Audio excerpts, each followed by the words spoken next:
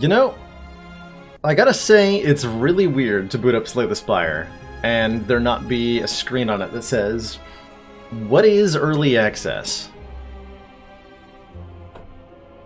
We've entered the brave new world of Slay the Spire 1.0. It's very, very similar to the world of previous Spire Slays, but minus one intro screen. Stream brought to you by Pancakes and Waffles. I just had breakfast with a friend, and we had bananas, strawberries, and kiwi slices dipped in peanut butter, yogurt, and chocolate, depending on our preference. It was like a fondue setup with breakfast. And there were no pancakes involved, but it was delicious. How's it going, Landis and Dragon Prime? Like everyone's favorite watermark. It's the tragedy. That long-ass build number that we used to have. It's all gone now. So we're starting a little bit early today, as you can probably tell. Hey, Jubba Dubba. I'm doing great today. I'm really excited. It is absolutely miserable weather outside, though. Dear God. Just looking out the window now. There's snow on the ground, but it's raining. And it's turning into like this kind of slushy quagmire. We had a huge snowstorm a couple days ago, and now there's just like slightly above freezing temperature rain falling everywhere. It's really horrible. It's so bad. So I'm happy to be inside where it's nice and warm. Hanging out with everybody here. Actually, also just realizing, like, I don't usually have the opportunity to look outside. It's usually dark when I'm streaming. So being able to look outside at the relatively bright sky experience, not bad. It's not too bad. And I am excited to be doing an early stream. I wonder if I should... Nah. Anyway, early stream. This makes me wish I had the opportunity to do it more often. This is a really good time of day for my own energy level. Let's jump on in to some Ascension 15 runs. With exclusively boss relic starts. Because that's the kind of fun I'm looking to have today. Give me those delicious, delicious boss relics. Okay, last run was Ironclad. What is the streak at? Is it correctly set? Yes. Oh, that's right. We beat the heart with Brimstone last time we played on A15. This good old Ironclad run that had 4 copies of Feel No Pain. And did some disgusting things. Is this the run where we let the heart go to like 31 times 15 damage? I feel like it is. It was a great experience. So let's hop on into some silent play here. Try for a heel hook infinite. I don't think I've ever managed a heel hook infinite in all the hours of this game I've played. It is so much harder to do on silent than it is to do with the dropkick infinite on Ironclad.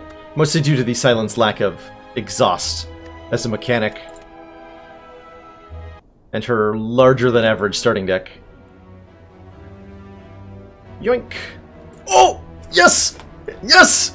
Yes! It finally happened! God, I've been waiting for Pandora's starts for so long. Oh boy. That's an exciting start. Oh man. Pandora's box has been opened. Shloop. So our deck is now this set of cards. And I can't help but notice the Concentrate and Eviscerate. And the Phantasmal Killer. Interesting. We have a surprisingly good physical damage output to start here. Don't know how I feel about the setup, but maybe I can set up Eviscerate sometimes. Certainly, we have actually surprisingly good damage output. We have surprisingly good blocking. This is a really solid Pandora's Box start. And makes me think I should be taking some elites here to leverage our powerful opening into an even more powerful rest of the run.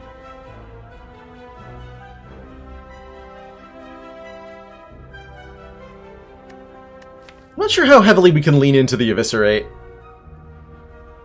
Certainly that I have an Afterimage and a Blade Dance together alone is really exciting. Like, we got a Pandora start that doesn't suffer for blocking. That's already something that's pretty good. So, in terms of pathing, how many elites and fires can we do here? I can do 4 fires, 2 elites, or 3 and 3 if I hit the Burning Elite, which I probably want to do. Again, given how strong we are to start, I kind of do want to hit the Store, which would lead me towards going 3 of each a little bit more. I think I can take on this elite. Otherwise, I'm not hitting a Store the entire act.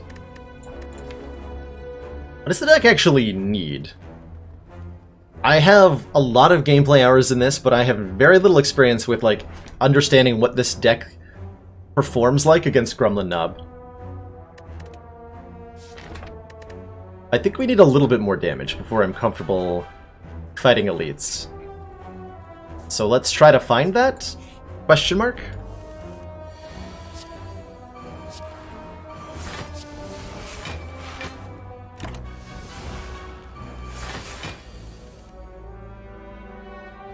Okay, so Afterimage alone is enough blocking here. Next turn I'm drawing Eviscerate, but I won't be able to play it. That's unfortunate. That is very unfortunate. So I think I just Blade Dance. I could set up the Concentrate so that I could play Eviscerate, which will get a kill, so I guess I should? Yeah, I should, right? Discard 3? Yeah, I can play Concentrate, Eviscerate? Okay. This is gonna have some weird plays. This deck. Wait, that's actually not a kill. Is it? It'd be 9 times 3. That won't kill. Well, whoops. Guess I did the math on that wrong.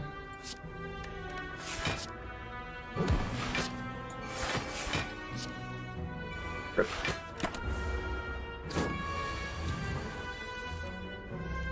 Which goes to show just how hard it is to use Eviscerate, I think. Having it in Concentrate in the... Well, no, we could play it, it just wasn't lethal. What am I talking about? Eviscerate's a tricky card. I have to sacrifice my entire hand, basically, just to play it one time. Oh yeah, that's what I was trying to communicate. I set up doing literally anything. We're going to probably get a lot of use out of that setup. I have to imagine it wouldn't even be the first card I would remove from this deck. Ooh. Ooh, these are interesting options. So Sucker Punch is just like another attack card, and for that reason alone is not bad. Calculated Gamble turns the Eviscerate into something I can play a lot more frequently. And another Dodge and Roll just gives us a little bit more block density, in a good way. And pairs really well with Blur. I'm gonna take... Yeah, Sucker Punch is not the kind of damage I'm really hopeful for at this exact moment. I think I want a Quick Slash. Or a Predator, more than anything else. So let's look for one of those two. If possible.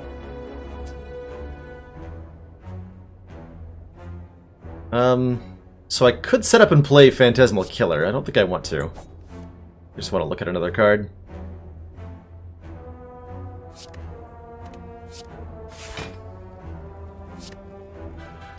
Set up our terror.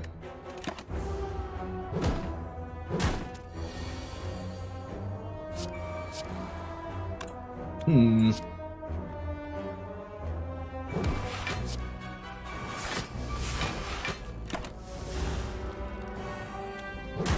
Rakazor, indeed it is! The legendary early baalorLord. Land set up on Eviscerate. Because that's how we do it. Here on Twitch.television.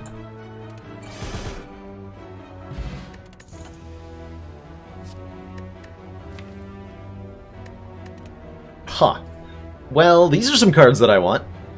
I would like all three of these, truthfully. Blade Dance is excellent with our Afterimage. Leg Sweep is just a great card.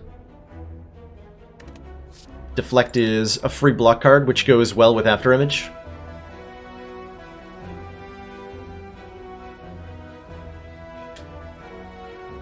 Right, Squidroll? This is a relatively coherent, decent early Pandora's box. We're gonna probably grab an attack at the store. I'll take a Leg Sweep. Although I feel like Deflect would be better in the short term. Definitely something I am going to do is prune a card out of this deck, which might have to be that Phantasmal Killer. As at the moment, we just don't have enough... Like, in the long term, Phantasmal Killer could be a good source of damage scaling, but only if we were able to retain our cards and draw more cards, basically. We are a long way from that being true.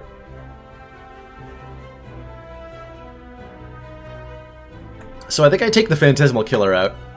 It's just not a card that's going to do anything in Act 1, and I want to be doing a lot of things this Act 1 by fighting 3 elites. So let's lose that unplayable card. Concentrate is actually another contender here. As without upgrading it, I just can't afford to play it. Like, I play Concentrate, I discard 3 cards, I have 1 card left in hand.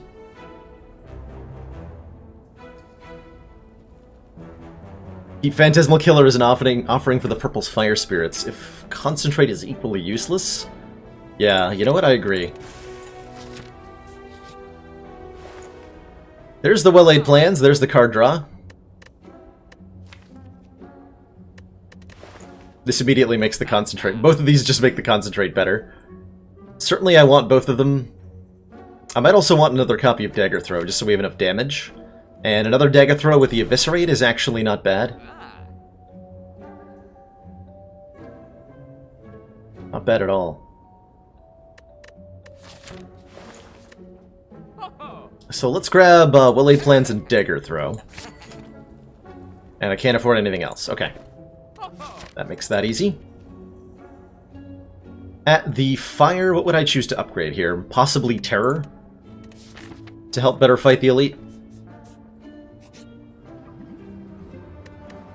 Use hit points, find a Relic. How much do I value my upgrades right now? This is essentially giving us the opportunity to trade the upgrade we're about to get for a Relic instead. So it's essentially giving us the option to dig at the campfire instead of upgrading, is another way we can look at it. This, do we want to have a shovel? For a hot minute here.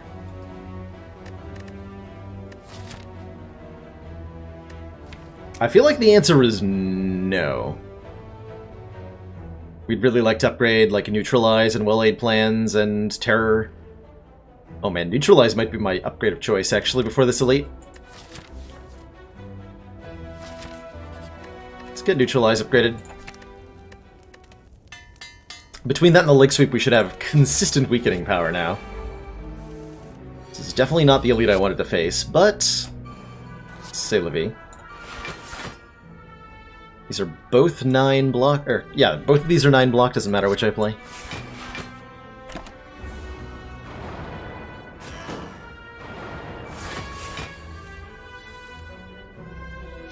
Okay, definitely want that in play. We're gonna take a little bit of damage here. I can neutralize Terror to get 1 vulnerable. Guess I'm gonna do that.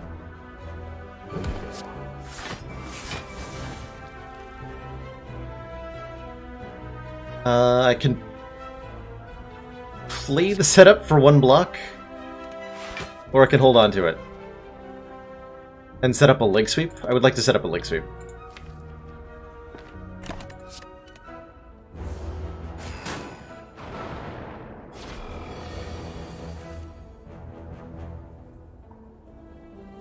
So 10 damage this turn.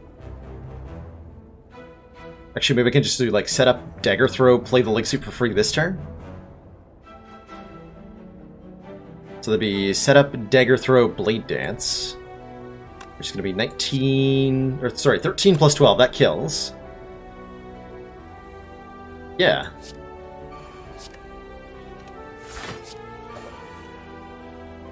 So we want to discard that.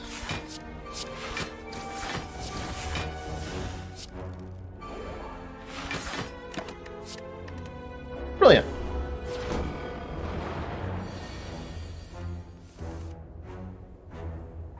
Not brilliant.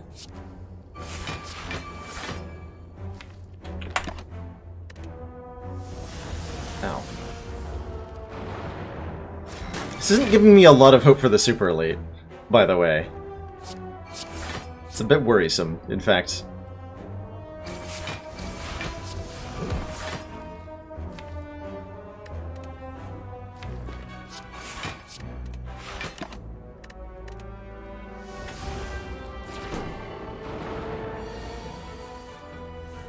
Okay, we drew lethal. Excellent. I can set that up if I hold on to it, so let's discard other stuff.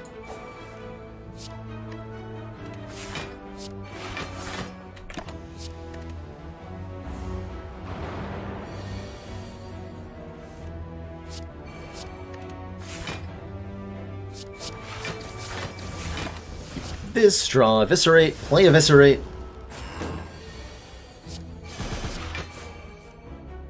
And wish desperately for a better attack card to drop.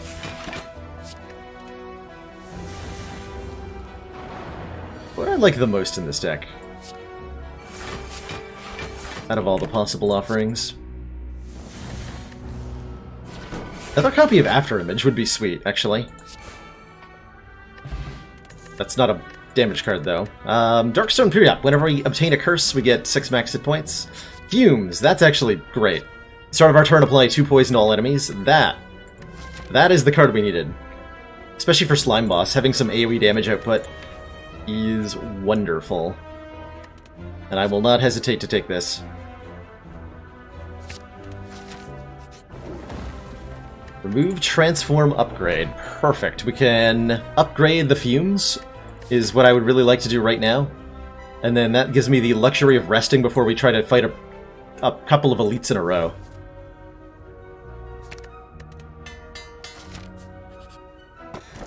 Bottled Lightning. Start with a particular skill card in our hand. We can bottle our terror. That's pretty useful in a lot of fights. That's extremely useful in a lot of fights. The other good option for bottling is Blur, so that we can retain our first turn block no matter what. I think especially for the elites we're about to fight, though, a Bottled Terror is super helpful. Against Knob, that's perfect. Against Slime Boss, that's perfect. I can also take the Sapphire Key. Bottle setup. Yeah. Without our starting 7-card opening hand that we usually have on Silent, bottling a card is less attractive than normal. Especially when we're bottling something that's not a block card. Exactly, Snakebird. There's so many things I'm less willing to bottle without the 7-card opening hand. I'm actually going to take the key here. And we're just going to rely on our draws to be good. It does feel very strange to pass on the Bottled Lightning. Let's set up and play the Phantasmal Killer. And hopefully that does something.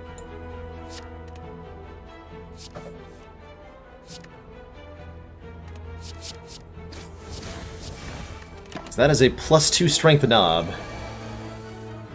Totally did not do anything. Dang it. Well, I think I should be leg sweeping this guy. Not having... We're in trouble here. I think I also need to terror him. Please have mercy, Mr. Knob.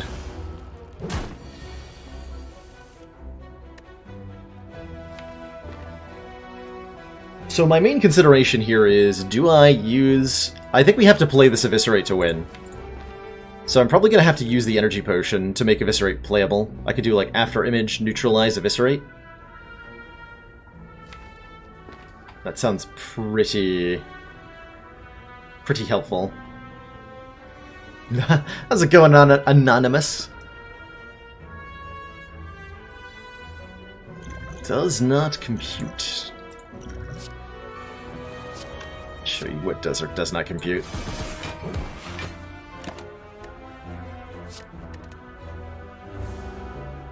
Ow.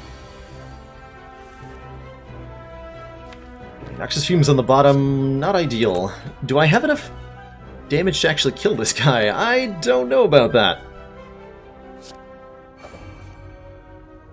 Certainly I need to play both dagger throws. Commander, we've just received the support of another council member. Zero Max, 1998, welcome to the council. Thanks so much for that tier 1 sub. Sup, indeed. How you doing? Let me update that sub goal. Getting a lot closer than we were a few days ago. That is super exciting. Okay, next turn I draw Neutralize Blade Dance, which is guaranteed to kill, so I don't need to play Fumes. We can play Survivor here.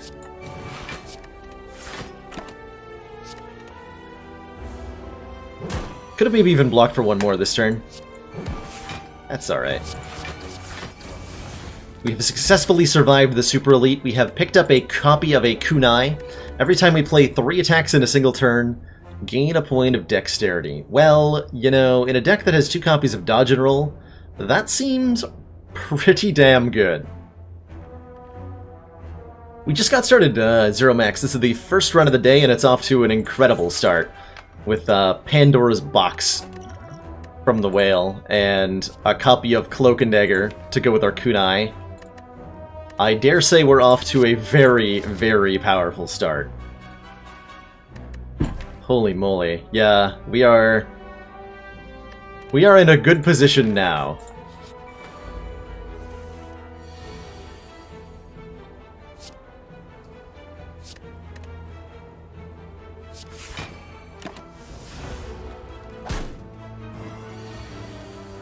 Let's see, so that's 12. That's not even a kill, but I can Terror one. Let's get the one that's got the strength buff, since he's the actually dangerous one.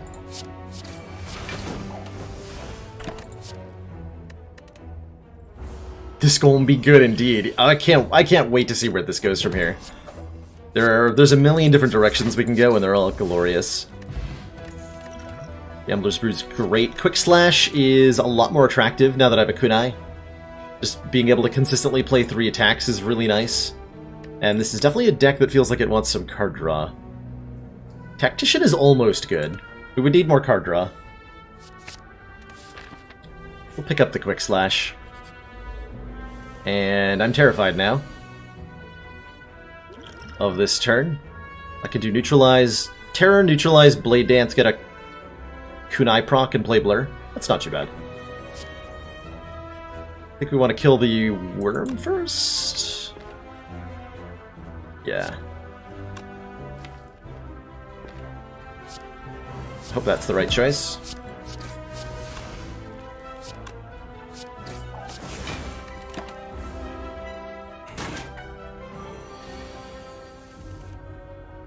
Good.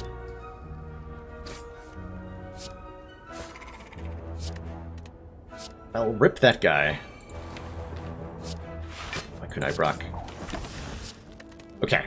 Yeah, we are very strong suddenly. It's like we have a footwork, but not.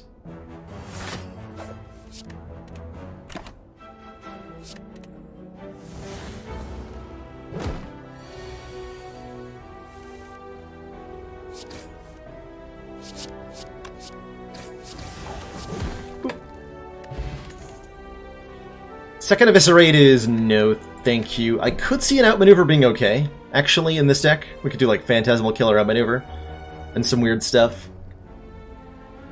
I'm not sure we want to, though. Just because we can doesn't mean we should, right? Maybe later. If I don't get a relic, energy relic from the boss, that would change things a bit. So after image will help me totally block, but will prevent me from getting a kunai proc. Actually, wait, that's not true. Because we can after image set. No, that still doesn't work.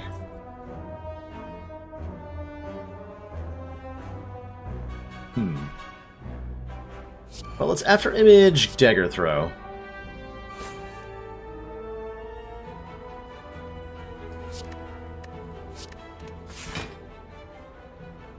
I want to dagger throw again. I'll take a lot of damage if I do. But if I don't, what is my plan for not taking a bunch of damage next turn? Cloak and dagger, leg sweep. It's pretty reasonable. Pretty reasonable. I would like to try to hold on to these hit points, but I feel like we're probably going to have to rest before slime boss. Yeah. Yes, I have a strong feeling like I'm going to need to rest before slime boss. Let's gamble away some of these cards here so I can maybe draw a blocking card. Fumes kind of has to get into play. And so does Plans, so let's gamble the rest. Good, leg sweep.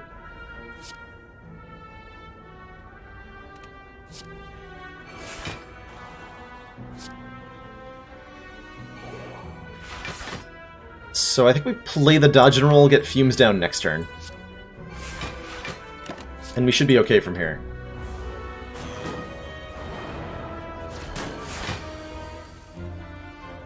Yeah, because now we can do Fumes, Blur, dodge and roll. I have a lot of blocks set up for next turn.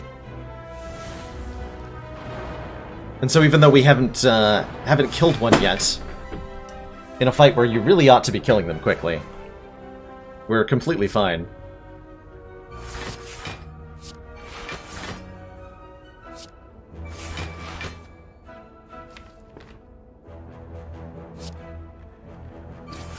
Still do want to kill one as quickly as possible, though.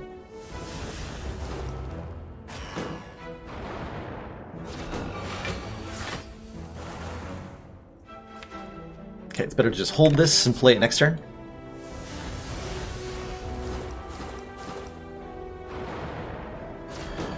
On your day off, Laramus? What fortune? That be the case. Lucky you, huh? So you have essentially, what, 8 health? 8 health, so Blade Dance does kill, so I can do Blade Dance Survivor? Good. Very good.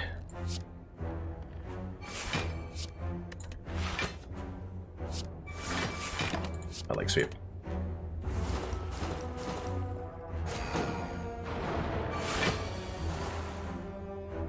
Someday I'll have an early stream on my day off. Wait.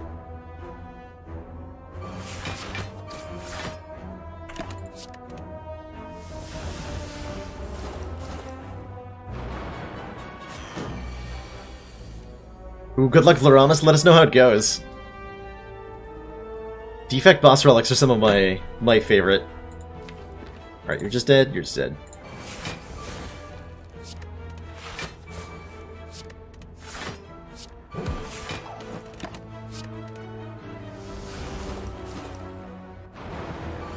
Hey, Cecil. How's it going?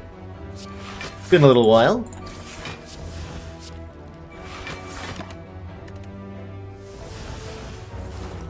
Thanks, Akudo. Another bottle is offered to us. This time I can't get a key for skipping it. I could bottle... Neutralize is not that good of a bottle, again, without the Ring of the Snake. Yeah, I'm mostly left feeling like, again, we don't want this.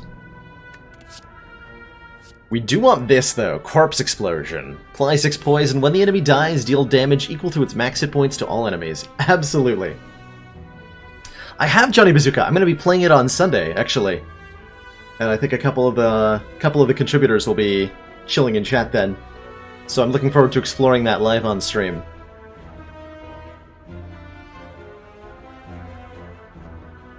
If the background music for the area isn't Welcome to the Jungle, I'll be sorely disappointed.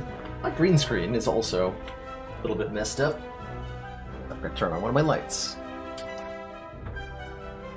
There we go. Yeah, this is... There's no way I don't take that. Now that I would bottle with Bottled Lightning. Unfortunately, the opportunity has passed. And as much as I want to upgrade our Well-Aid plans, I really don't think I can. Fight Slime Boss on 22 health and have it go well all of the time. It'll go well some of the time. But not all of the time. So, we're only leaving with 3 relics, because we skipped 2 of the relics we were offered in Act 1. Despite that, I still think this run is in great shape, given our deck. I'm immediately glad I rested. This is bad.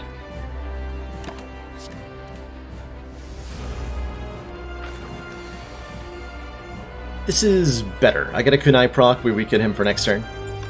We get After Image down. We get to hold on to Leg Sweep. Okay.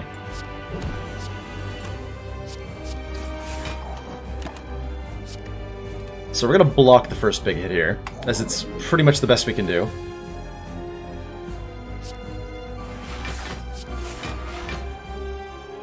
And I think we want to hold on to our Corpse Explosion?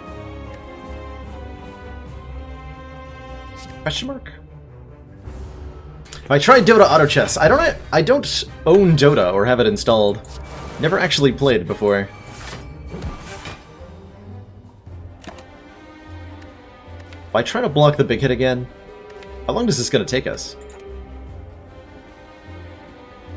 Let's just make sure I can if I have to.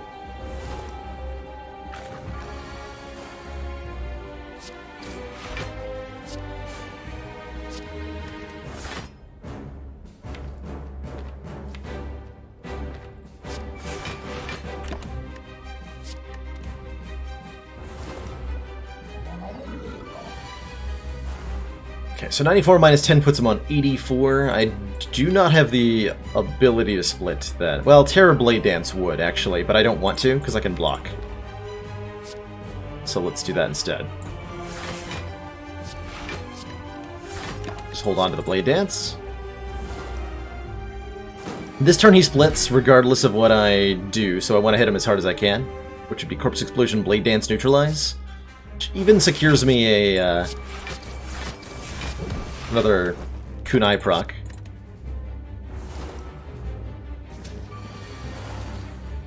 And here's the part of the fight where I'm glad that I rested before we went into this.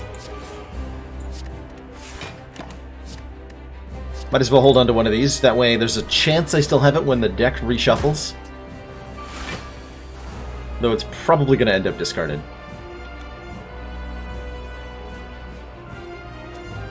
So with... You split at what, 27? Currently at 42 minus 5 is 37, so I can do up to 10 damage without splitting this turn, which I would like to do. So we'll spread the damage around. Score another proc of the Kunai.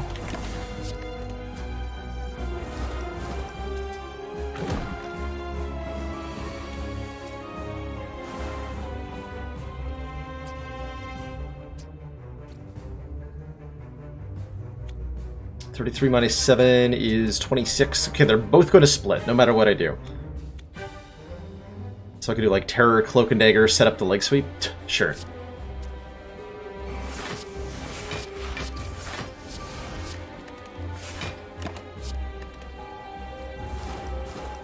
So at least we have a free leg sweep in case they're all attacking this turn. Which they are almost all doing. Is that enough for a kill? 9 plus 4 is 13. Yes, I can kill one of the green ones. So we're going to leg sweep this guy. Kill this one. Oh, excuse me, kill all of them with Corpse Explosion. Even better.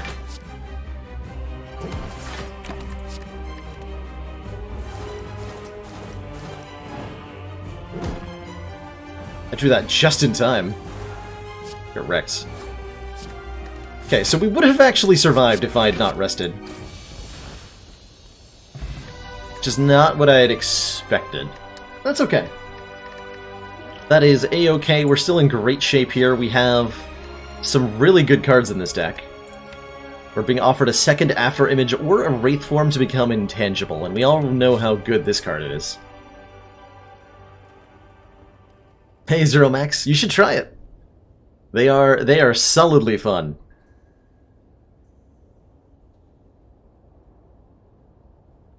Got your first heart win with a ridiculous deck on A18. That is a tough difficulty to try killing the heart for the first time on. Congratulations.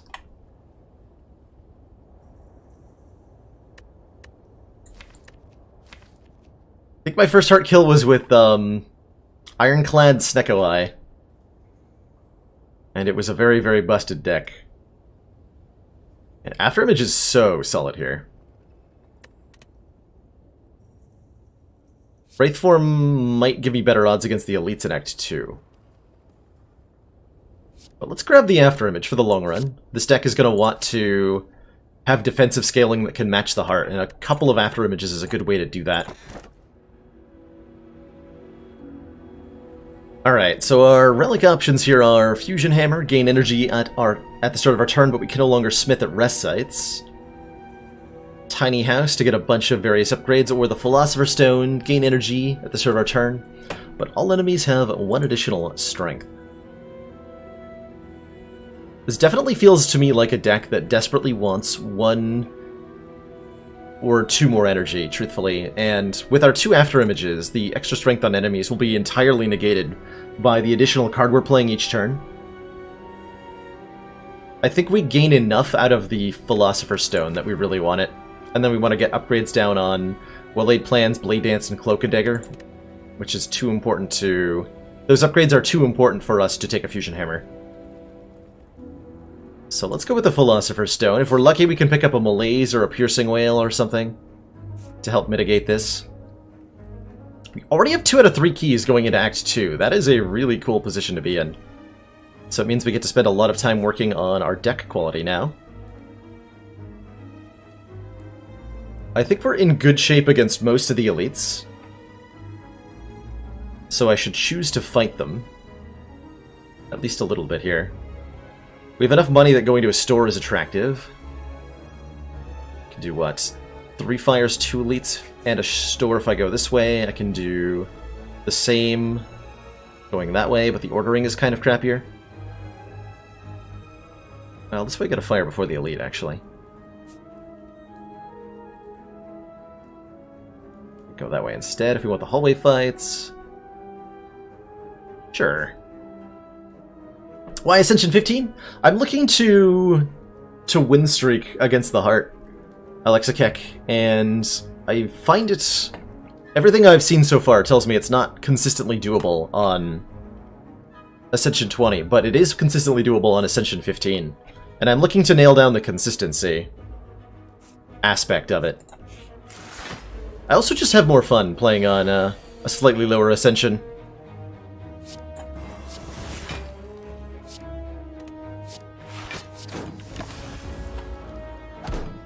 Best streak is 8-0. That's my best so far. Why Slay the Spire? Why male models?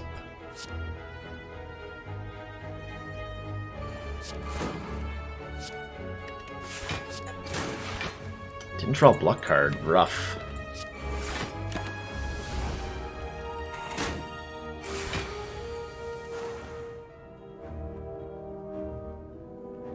Sincerely, though, I do think it plays into a slightly larger theme of mine, which is that it's important to, I think, experiment with all the different ways to play a particular game, and Slay the Spire has more ways to play it than I think than most games, especially with the mass variety that comes with custom modes.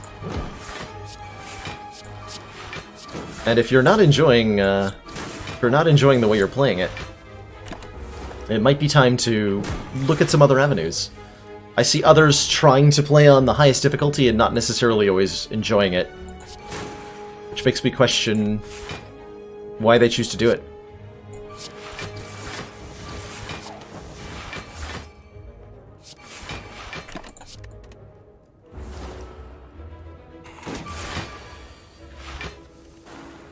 looks like we stabilized our block situation here a little bit.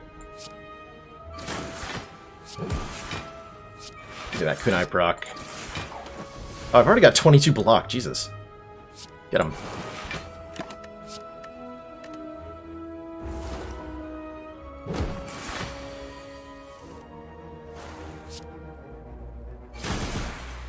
Yeah, exactly, Trueheart. It's definitely something that's great to be aware of on a personal level, like where that particular balance lies. Dagger Throw is okay. I'm more interested in more copies of Quick Slash. We really want more card draw, so I'm looking for stuff like Backflip, Acrobatics. I'm happy to take more copies of Cloak and Dagger and Blade Dance as well. But none of these are those. I think we're going to have a relatively small deck comparatively. We don't have a lot of incentive to add more cards to the deck. Normally the problem with keeping the deck small is that there's too many strikes and defends in the deck, and we don't have those. We don't have that at all. So we don't need to worry about it. Ooh. A man with an eye patch and a devilish grin strides up to you. Hey there, stranger. Interested in advancing science? Is heart kills 100% on Ascension 0 for top players? I don't think we know that. The answer to that question. That's an excellent question, Alexa Keck. None of the top players have even touched Ascension 0.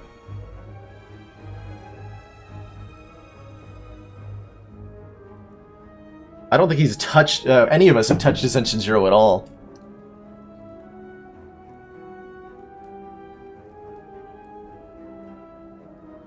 I know back when it was the top difficulty, Celerity showed that Ascension 0 was 100% winnable without the heart. And I imagine the heart is probably very close to 100% doable on A0. But we've never actually tried. Interesting that he feels that way, Trueheart. I haven't personally felt a massive difference in my own viewer numbers between A15 and A20. Though that could be that there's like some sort of like my viewer number was going up and that's hidden by the lower Ascension. I will be revisiting Ascension 20 at some extent, especially if I do achieve 10 wins in a row on A15, I'll probably feel like I've completed the thought. But maybe we never get there. Maybe we never get there.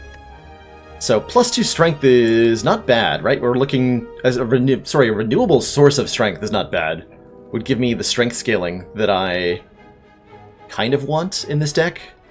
I am very much interested in transforming the worst cards in the deck, however. Now that we have 4 energy, setup is kind of terrible. Eviscerate is also pretty underwhelming, so I'm happy to get rid of both of those. Let's give him a transformation. We got the Wraith form after all, and a copy of Unload. Deal 14 damage, discard all non-attack cards in your hand. Hey! Very cool. Certainly an upgrade from what we had before.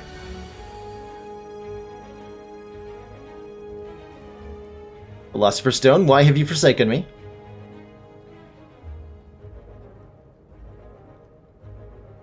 Well, I think I have to play the Wraith form here to save the 18 damage that we're about to take. Yeah. Neutralize shouldn't actually affect their damage because they're doing 2x6. Neutralize would lower that to 1x6, and then Intangible keeps it there. So this shouldn't... Yeah, it doesn't change the number. Please be buffing next turn or something. Ow. Okay, this guy's at least doing a thing. I can knock one of them out of the air with Dagger Throw Blade Dance. And we can block. Okay. All is well.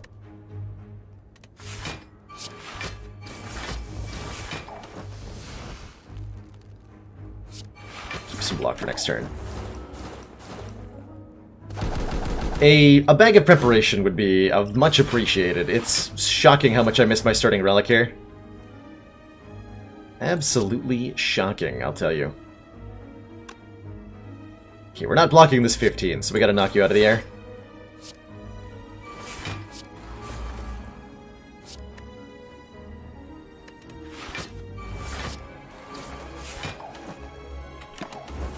See you later.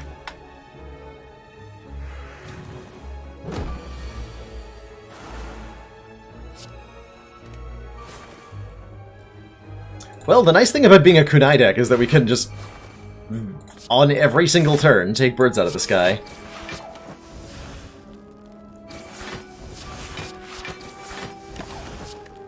We're grounding more flights than that volcano did in 2011 or whatever.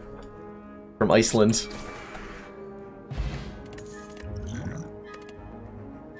Quick Slash Plus. Now that is definitely an attack I'm happy to add. Card draw. And it's upgraded. Give it a yoink here. How am I reevaluating my position now that we're on 30 health? I feel like I would like to rest before I fight an elite. Hopefully the elite won't drop a bottle that I don't want. Yeah, Paper Frog. I tried to come up with like a funny comparison. And my head was like, oh, it grounds more flights than the government shutdown might, or something. And I don't want to bring politics into it. So what else do I remember that's grounded flights? Oh, I don't know, something from like 9 goddamn years ago. That'll be topical. And will connect with my viewers in the way that I want it to. We still have the Phantasmal Killer! Yes! We can get rid of it here. See you later, Actually, yeah, Phantasmal Killer. We're still not. Still not. Get out of here. Give me 10 hit points. Thank you. Okay, now we get an upgrade. That is frickin' sweet.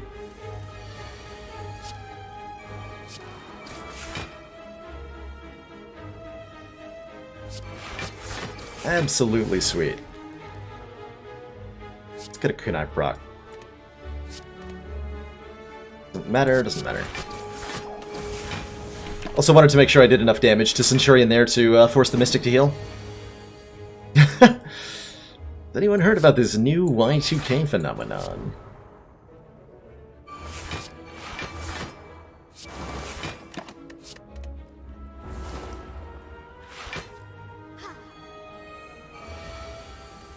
Oh god, I read all about that fiasco. Paper Frog. What a big pile of mess that was. I was all over the papers when I was visiting my father up for Christmas. I'm holding on to the unload here. You terror dodge and roll? Yeah.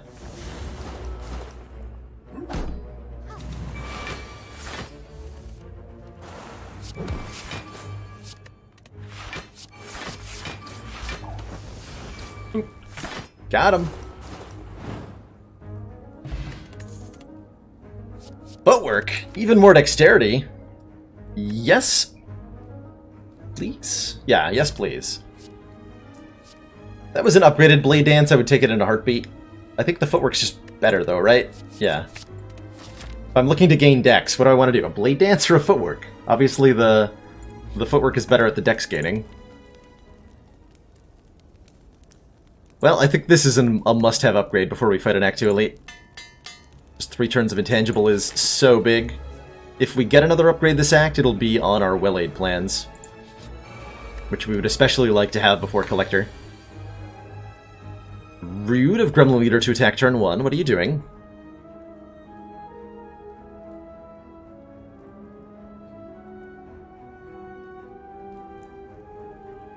We can quick slash the Sneaky Gremlin and kind of have some variability from there. Okay. Cloakadagger can kill him. I can do Footwork, Cloakadagger, Blur. We miss out on a Corpse Explosion if I choose to do that. Or I can Corpse Explosion the Sneaky Gremlin. Blur, Block Potion. Eh.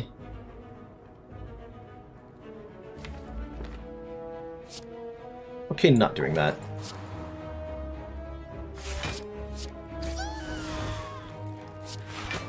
So that's 15 out of 21. We'll take a little bit, but not too much.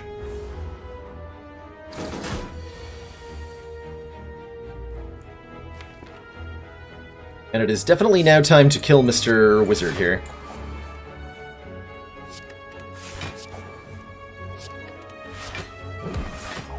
Might have even wanted to Fear Potion him. Hopefully I'm drawing damage this turn. Okay, good. Wasn't actually sure if I would.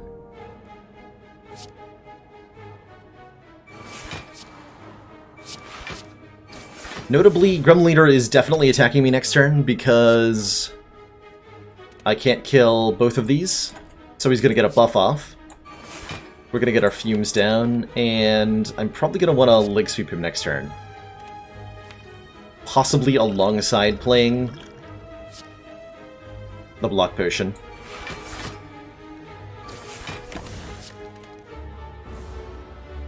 But I think we have enough block generation with 3 decks, our Weaken, and 2 copies of After Image that this is going to be fine.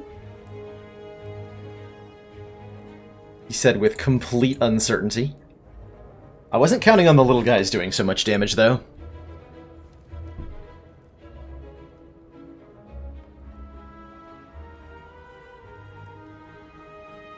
Oh no, Vlaramus!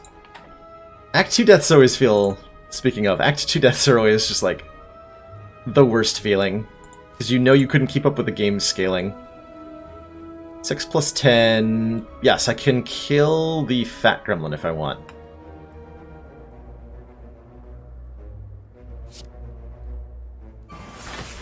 Which I think I would like to do.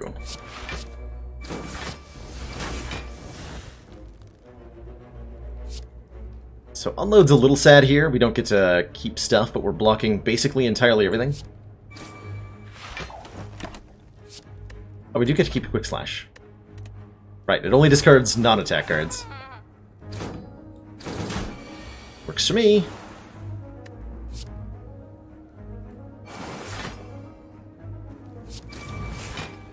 Okay, you're dead. You're gonna be continually weakened. That.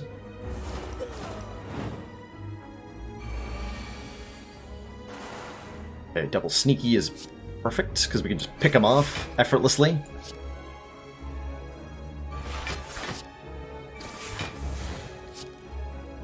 It's not a kill, so let's keep him weak. Let's blur some block.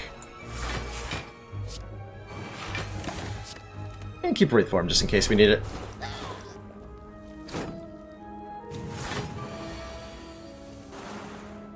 Have I heard of or played Eternal the card game? I have not, Sin of All Sins.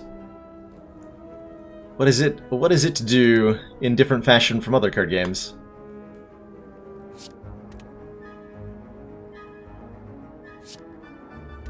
How do I want to play this turn? Could do like Blade Dance, Dodge and Roll, Corpse Explosion? That's probably not enough block, huh?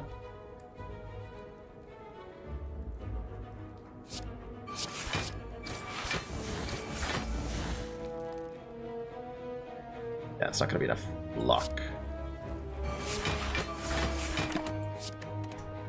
Just keep holding on to the Wraith Form then. This Fumes will put it in swift enough end to the fight.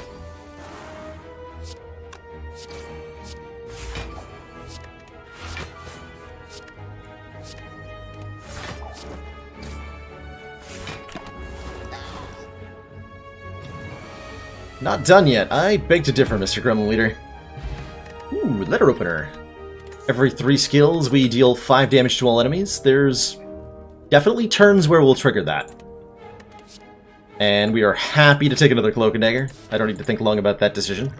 Makes the Letter Opener even better. I think over the Fear Potion, we're going to take this Power Potion. Because we have Terror after all. And a Power Potion against Collector might be a life-saving thing. Did we upgrade our Wraith Form? We did. Is this a double Wraith Form deck now? It is. Alright. Well. Okay. Let's go ahead and duplicate that. Easy. Easy choice. Another Fumes might be necessary at this point.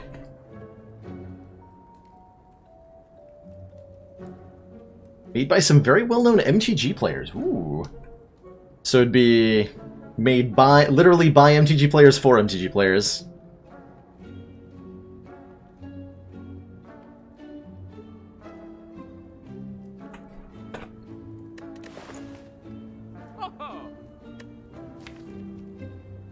I think I want another Noxious, right?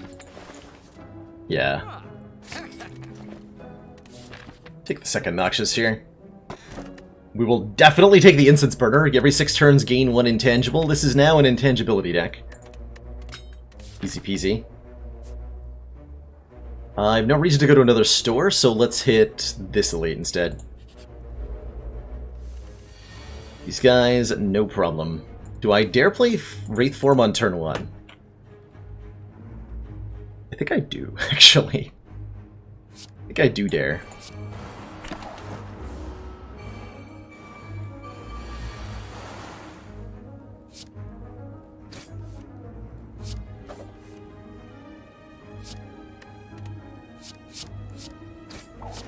Oh yeah, especially with the corpse explosion in the deck.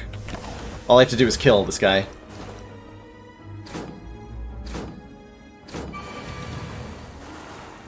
We mirrored the Wraith form.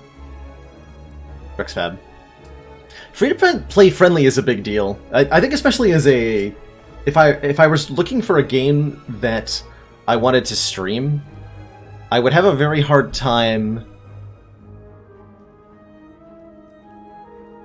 If, like, a free-to-play game that I was looking to stream, I would have a very hard time putting money into that, because I would want to show off, well, what the game is like to somebody who is jumping in and playing it as a free player.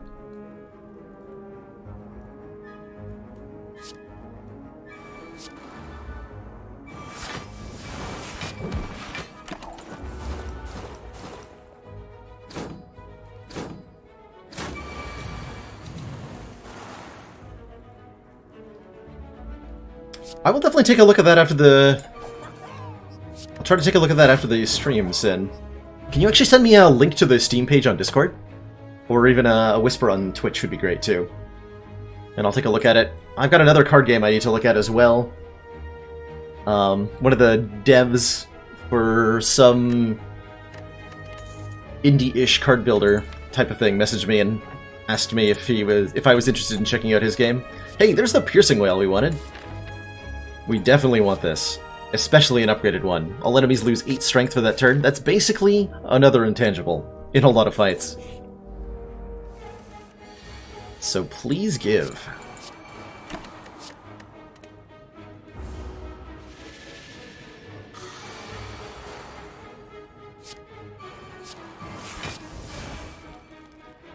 Free corpse explosion. Must be my birthday. Could have played Lake Sweep for free 5 damage that turn. Totally missed out the opportunity there.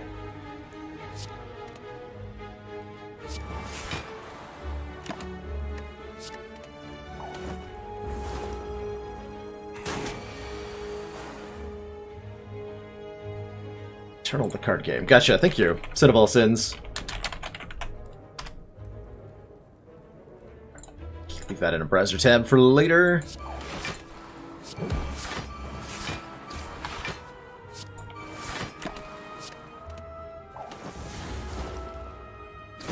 So are there any other... What other games are you guys looking forward to in 2019? Or what other games are you playing at the moment, chat? For those of you who have yourself finished with Slay the Spire, or like to play other things alongside Slay the Spire, what do you got fired up these days? Who's playing what in the background of the stream? And do I want to deflect? No, I definitely don't. I have 2 Wraith Farms. I definitely want to upgrade the Well-Aid plans. Back to Darkest Dungeon. Ooh, that is a game that can suck down a lot of time. Cyberpunk. What am I thinking of? Cyberpunk 2077? Is that out? No, it's not released yet. So what is Cyberpunk then? Onyx Shadow. Icelandic Volcano Simulator 2019. Topical. If I just play these, I'm not going to take as little damage as I will if I play the Wraith form, where I'll only take 1. I'll only take 1. Alright. Wraith form it is!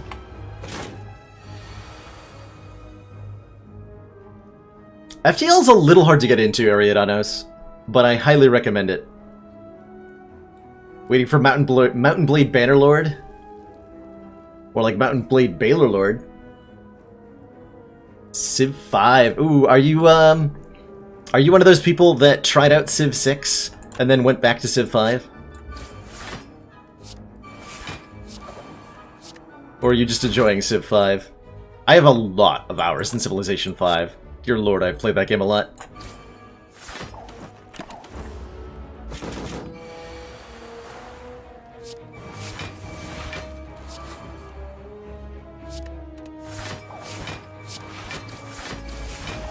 Interesting, despite the fact that we played a Wraith form, we're gaining dexterity over time. Trying to get through Skyrim again. I also have a lot of hours in Skyrim. Oh, that was a long time ago. Skyrim is for the nerds. You've not tried Civ 6. That's a super reasonable way to go about it. It seems... my experience with the Civilization series has been that,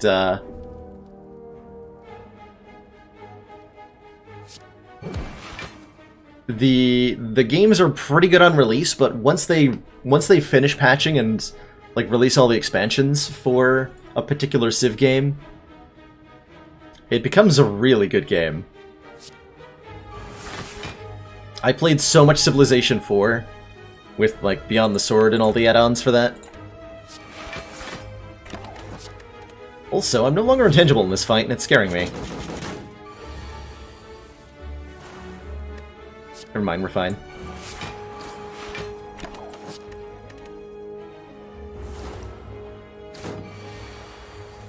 I did not see that paper frog that I got a shout out. That is super cool. I'll have to go take a look at that later. I saw the release trailer had Jorbs and Panstastic and I think Northern Lion and a couple others, notably no Munchdown. And none of yours truly in that trailer, but it was really cool to see streamers in general. We get a lot of shout outs from the devs. Oh no, Zero Max! Rip to Guardian on 1 health. The worst feeling. Just the worst. Pod Black Ops Zombies. Oh, you just reminded me. Back in my college days, I had a roommate named... not a roommate. A lab partner named Steven.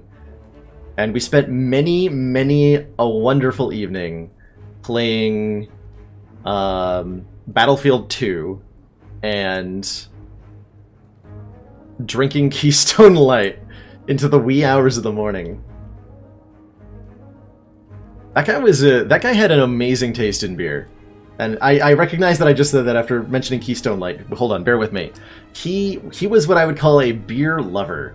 He loved beer no matter what kind. He would happily drink Keystone and light beer to get trashed, but he was also really into like high-end microbrews.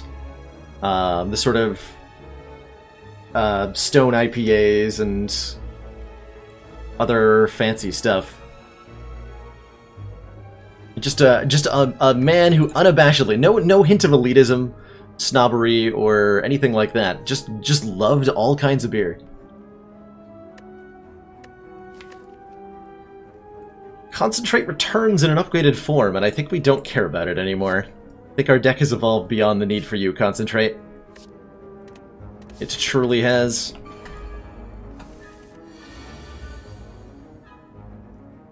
This is looking like our block potion. Dear lord, what is this? Well, I just play every card, right? There's not a lot of thought. We just play all the cards in the correct order. And we evaluate where our block ends up at. Find that it falls well short and desperately drink a potion. Alright, good talk. What about D2? Ooh, man, I love D2. You've tasted 1,800 unique types of beer. That's a different beer every day for over 5 years. That's a lot of beer, BB Tech. That's a lot of beer. Is that work related, or have you just pursued a hobby to the ends of the earth?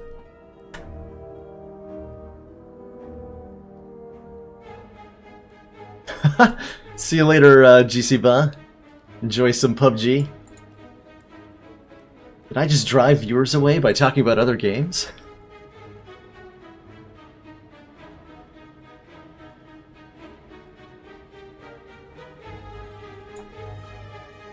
Okay, we do have well-laid plans, so we can hold on to this. Let's get Fumes down and hit him.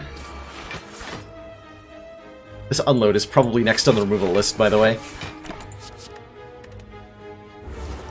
Unload and Wraith form are really not friends with each other in a deck that has well-laid plans.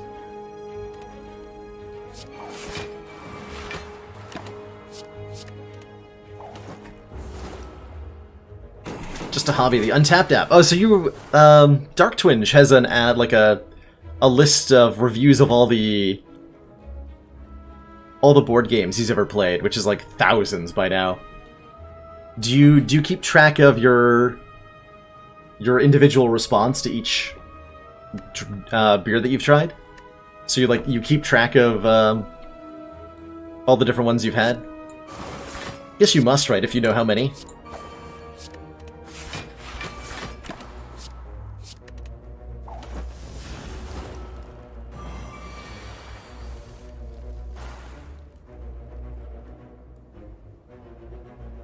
Yeah, keep notes, rate them, share with friends. That's a really awesome way to do it.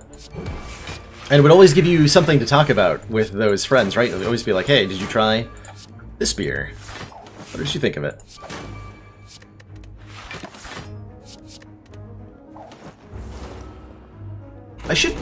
I feel like I should keep some sort of listing like that for something in my life. Just have a documentation of something that I do or try.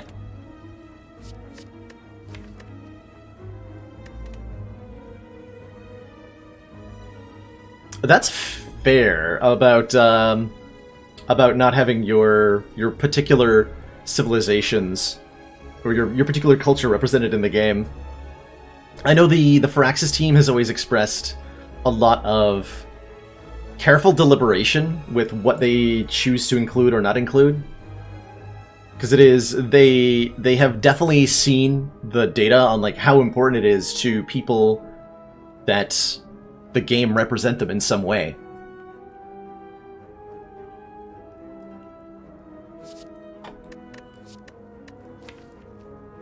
And when that doesn't happen,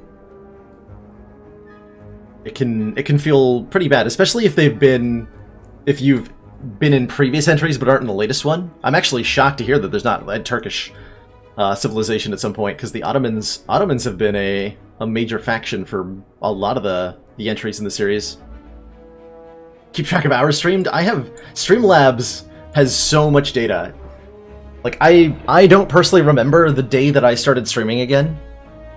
Like, the very first stream I held this year, but Streamlabs does. And so when the 1-year anniversary comes up, I'll know. Crippling Cloud. Is more AoE poison? Yeah, sure. Let's just take one and upgrade it, maybe? Or would I rather upgrade the other fumes? We'd do that. We have, again, 7-ish turns of intangible per fight. So our main strategy is, at this point, going to rely on abusing that as best we can. That was a really well lined up incense burner. I can't take credit, purely by accident. I don't think I'm playing Wraithform this turn, but I am playing the next one I draw. We also want a Corpse Explosion, a Torch Head to do some damage to Collector here. So let's do like After Image, Footwork, Corpse Explosion. Could have also maybe done After Image, Corpse Explosion, Unload, get some more damage down, but I'd rather have the Dexterity here.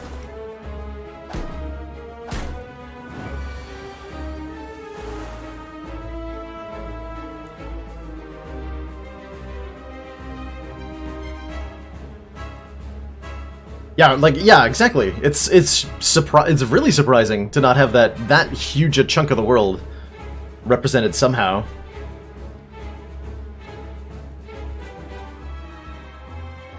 As somebody from Canada, I've always had that layer of disappointment in the Civ series, because my country has never been represented in Civ outside of a mod. Although I think I heard that there was Canada in Civ 6 or something, or coming up in Civ 6.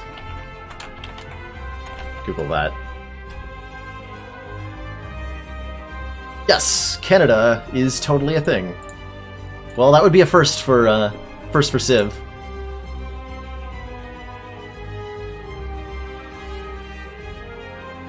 I was supposed to use my power potion in this fight. And I'm immediately realizing why. We're gonna drink it now. Let's go for 1,000... Well, Envenom's actually really good damage I put on Collector. Let's do that. I'm supposed to play After Image before I do that as well. Oh me, oh my. Screwing it all up.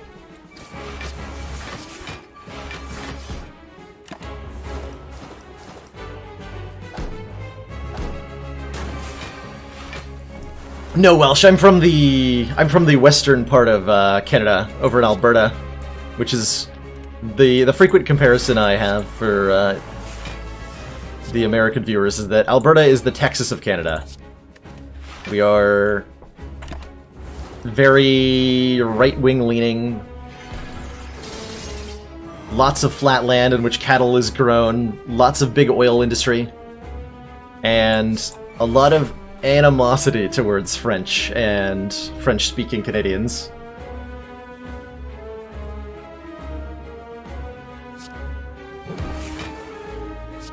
And most of my schooling was in the US, so I actually learned Spanish rather than French. I could say "Parlez-vous français?" "Bonjour," and that's about the limit. Baguette. Ho ho ho.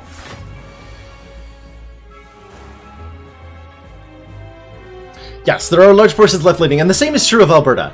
The same is absolutely true of Alberta. We have big city centers that are left-leaning. Although I think Edmonton and Calgary are probably not as left-leaning as Austin is, which I know is pretty dang liberal these days. But I think how big is Alberta actually?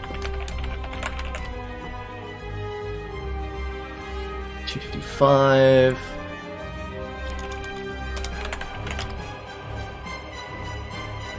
Alberta and Texas are almost exactly the same size, according to Google.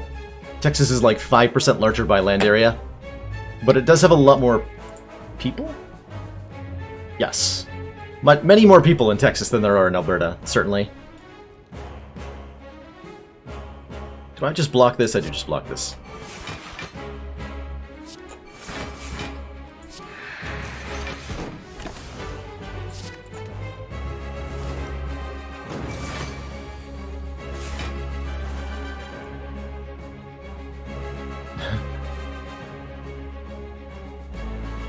Un poquito, Scipio. Very little has stuck around of my Spanish learning. I have had very little cause to practice it. The last time I was able to actually speak Spanish with anybody was... I took a trip to Peru back in around 2012.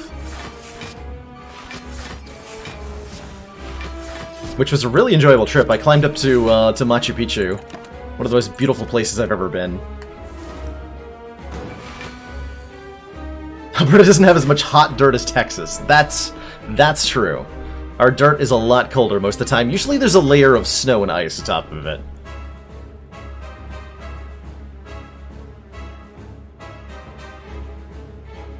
Je ne parle pas français and vous parlez anglais. Yeah. Can I talk to you in English instead of French? Is a great thing to be able to say in French. Well put, Koike. Very well put.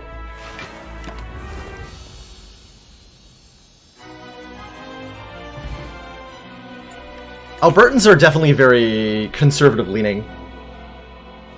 And there's usually an air of, when I visit Alberta and look at the news and dialogue, there's usually this air of, like, a very adversarial relationship with the left-leaning parts of the country, which is a view that the American southern states kind of parallel, from what I've seen.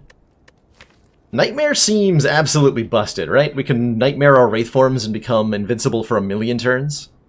We can Nightmare our Terror and make the heart vulnerable for 399 turns. Who'll be the true PM after Trudeau gets fired? I hope somebody decent.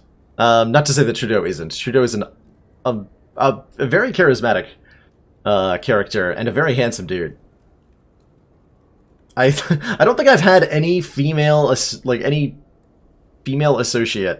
that I've talked to about Trudeau who hasn't gushed about his appearance in some capacity, which I find endlessly entertaining. It's easy to see why people like him. Well, these aren't energy relics, so that's okay because we're already on 4 here. Trudeau has definitely not ingratiated himself into the country of Canada lately.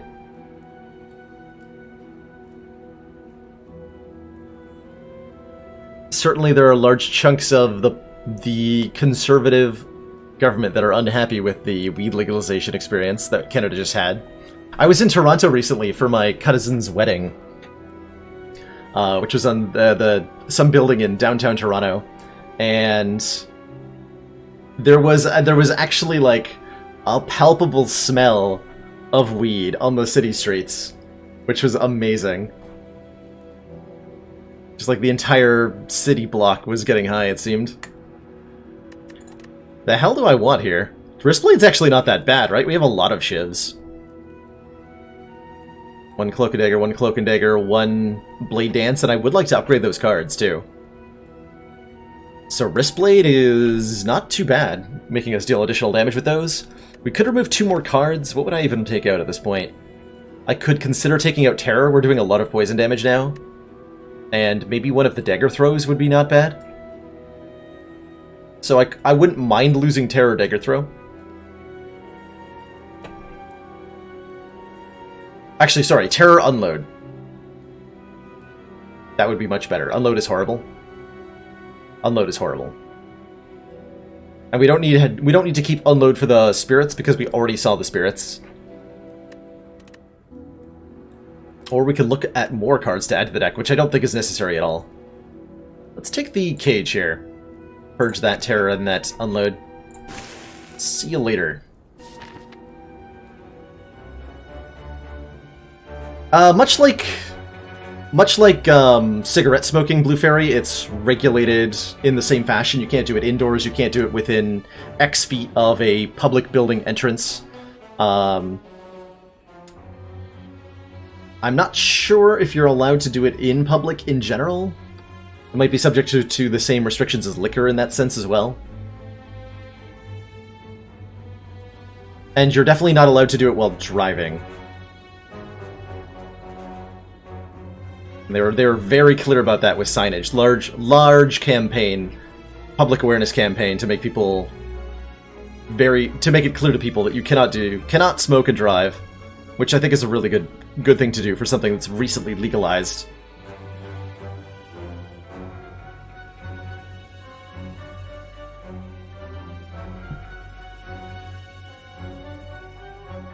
It was certainly amusing, although the feeling when it's on like a busy city street, it kind of is like, more man, like the city stanks. It's a stanky city. I definitely don't mind the smell myself. But if I did, I could see being pretty upset by recent developments. So I'm looking at this path that hits 5 frickin' fires and 2 elites. We certainly have plenty of upgrades we'd like to do. We want to upgrade both Cloak and Daggers and the Blade Dance, possibly the Wraith Form, probably the Clipring Cloud. We've got Footwork that wants an upgrade. I would actually consider taking Upgrade All from Mind Bloom. I would strongly consider taking Upgrade All from Mind Bloom. I might even path away from this elite to get 2 more chances to look at it, specifically so that I can get Upgrade All from Mind Bloom. Because Upgrade All would be absolutely nuts. Well, Upgrade All would mean that we draw 2 after images on turn 1 every fight. Is that a good thing? Maybe? Maybe.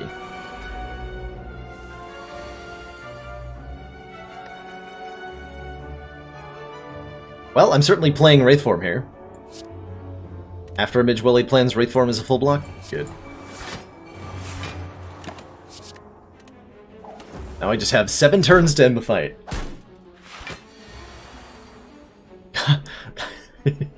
Yeah, that's a good point, Dollar Cave Schlub. I hadn't thought about it. As I haven't been in Toronto, like, normally for a baseline comparison, but maybe it smells better than usual. It's a sobering thought.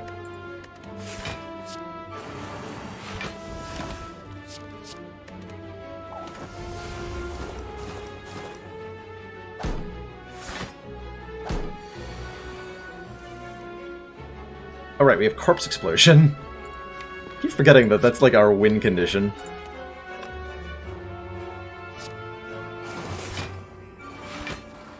Looking for... not so.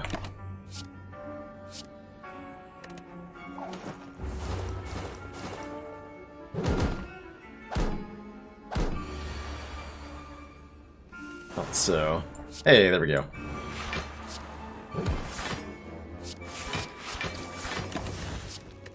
Oh man, Wristblade would have boosted Neutralize too. What states have I been to or visited? I have been to just about everywhere in the Northeast. Connecticut, not New Hampshire, but I've been to Rhode Island, Vermont, Maine, Connecticut, New York, Massachusetts. So everywhere in the Northeast, basically. I've been to Florida a couple of times. My grandparents used to have a dwelling down there that I would see them at. Trying to remember where else I've been. I've been to Washington, D.C. a couple of times. Specifically because you live there, Yake. I'm avoiding you. It's awkward to meet viewers in public, don't you know? Second piercing whale seems completely legitimate. Let's grab that. I have landed in a variety of states for flights, but I don't think that counts. Really? I don't think I've been anywhere west. I've been out of the country a number of times, too. I've been to Peru, I've been to the Bahamas. I've not been overseas to Europe, ever. Which I think would be cool. Let's add some colorless cards. Can afford the hit points right now. Finesse is exactly the kind of card this deck wants. We have 2 copies of Afterimage and Dexterity. So 0 cost draw card is great. Maybe Panacea. Maybe Panache, but possibly just another copy of Finesse. Yeah, let's just grab another copy of Finesse. 2 copies of Finesse sounds great to me. Going this way. Yep.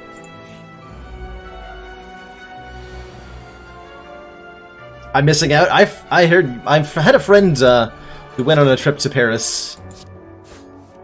He actually went all over Europe very recently. And he said it was the most amazing thingest ever. And invited me to come along, but I had streaming duties. Plus no money to travel with at the moment.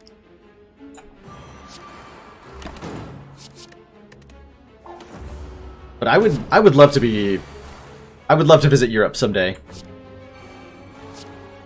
Absolutely love to do that.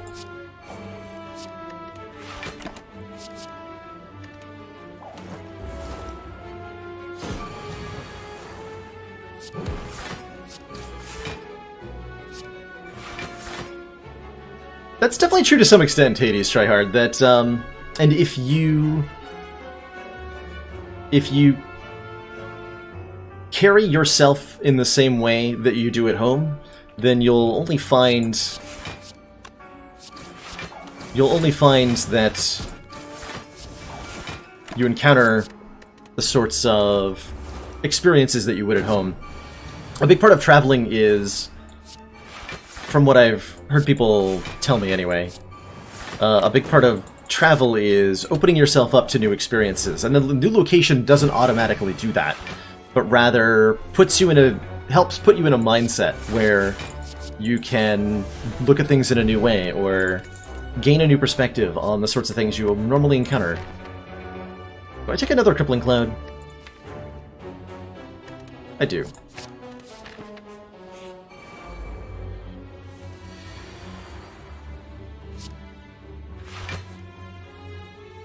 Okay, corpse explosion on... Actually, this guy will probably kill.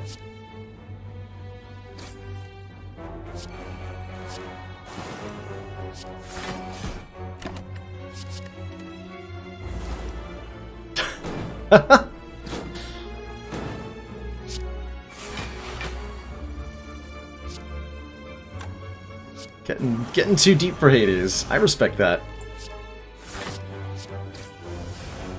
Sometimes you just want to sit back and relax.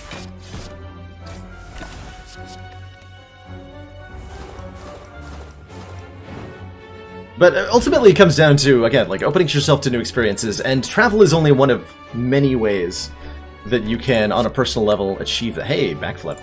We've not been offered a backflip this entire run, I feel like.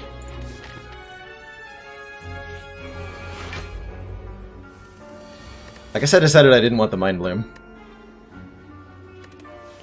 So I'm going this way now.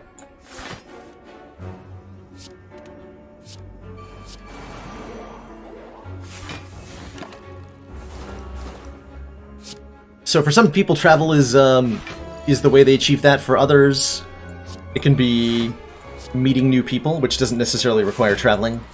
It can be picking up new hobbies all the time. Taking new classes all the time.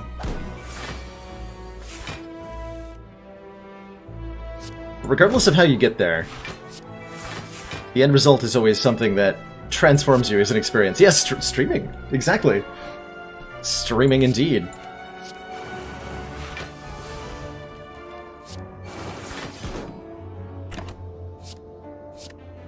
We're keeping these. Streaming has definitely transformed the way I look at playing a video game. It's made me reevaluate why I do certain things. Like the minutiae of playing the game, as well as be able to, since I'm trying to share what I'm enjoying about the game, it gives me a better idea of what I'm enjoying as well. And what I haven't done enough of since I started streaming is playing games off stream.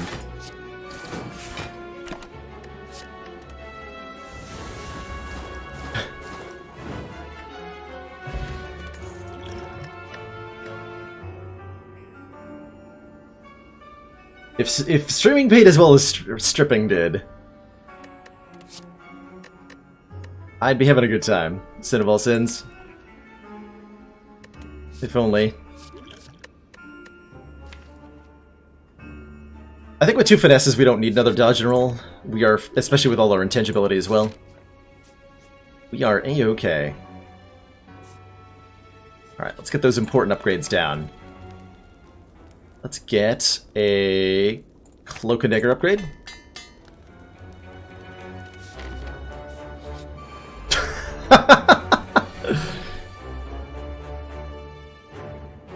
Good to see you, by the way, Painstill. Let's give a quick shout out to Painstill here in chat.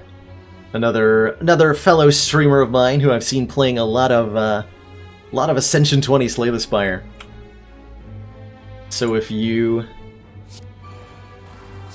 are interested in more of that nonsense, I'd say check him out. Am I killing you? Maybe? Maybe.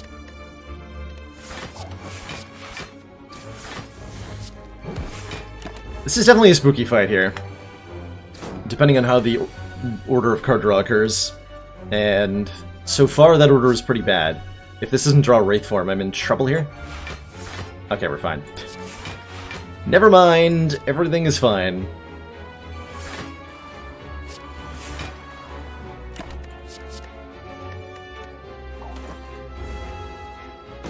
Good morning, Chronometrics. The early stream is brought on by a terminal case of friend is having a birthday, and I'd like to spend the evening celebrating with them. So I'm shifting the stream early, a couple of hours, in order to be able to do that. Do I just nightmare noxious fumes? I think I do.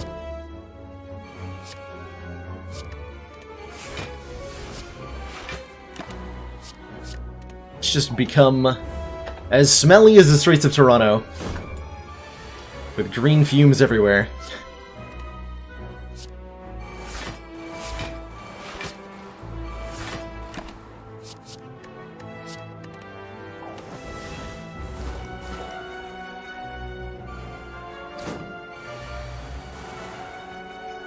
I appreciate those condolences, Chrono.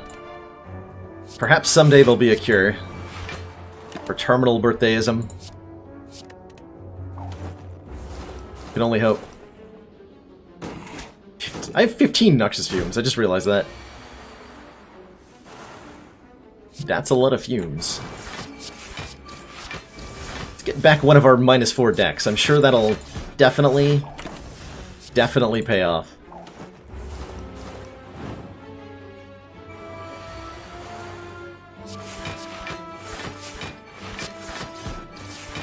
Well, when I picked up the 2 copies of Finesse, I didn't even think about the letter opener, by the way.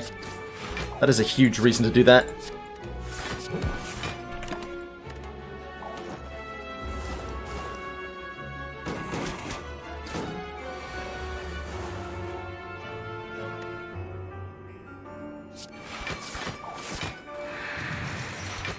I've been seeing a lot of people join F2K lately, Pain Still. Have you found that joining that group has been beneficial for your stream? As a tiny getting your legs under you streamer? Not to imply that that's a bad thing, but you're still getting started. And I'm curious if it's been helpful. Do I want a second corpse explosion? Not really. I could take another backstab. We are extremely impressed. Anawab coming in with the tier 1 sub mid-sentence. Thanks for those 4 months of extremely impressed council support. How are you doing today? Good to see so many people turning in for the early stream. Having a great time. Let's take another backflip. We want to draw into our well-laid plans kind of as quickly as possible. Okay, I think we're going to recall here. Actually, wait, where am I going? 3 fires, 1 elite, or 2 fires, 2 elites? 3 fires, 1 elite. Yeah. Bird-faced Urn whenever we play a power heal too. Well, that makes Upgrade All from Mind Bloom a lot less attractive. We have a lot of powers in the deck, and the ability to duplicate them with Nightmare. Excuse me. Ooh, double Kunai proc. It's a good start.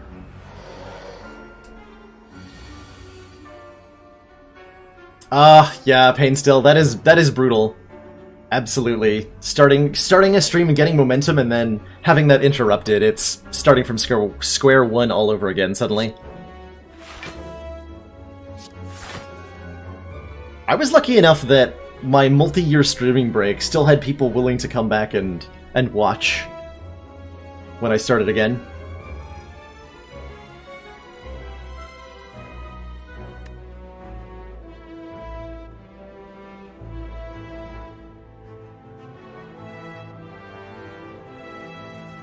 Survivor Whale is the way to block the most. I probably just want to take some damage on purpose. We can heal it up. We have a bird-faced turn. Let's get some powers in play here. I have so many powers I can play.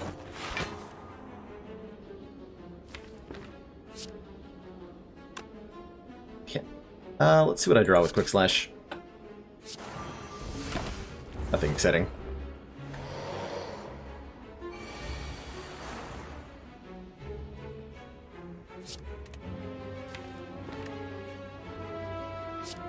Go after Image Wraith Form. Here. Hey, Weed Man! How's it going? We were just talking about you earlier, kind of. We were talking about Toronto and how it smells like weed. Or did last time I was there.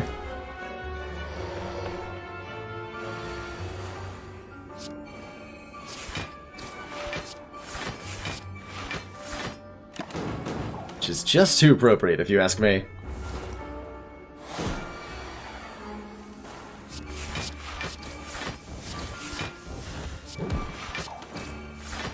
Kill him!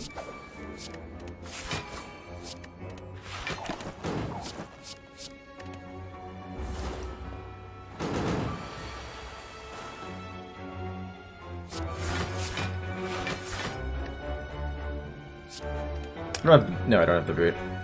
That is a lot of incoming damage. Let's fix that.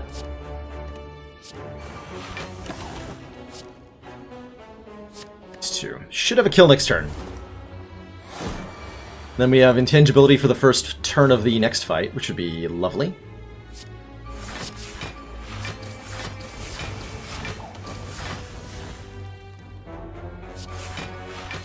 Letter opener makes a difference. Perfect.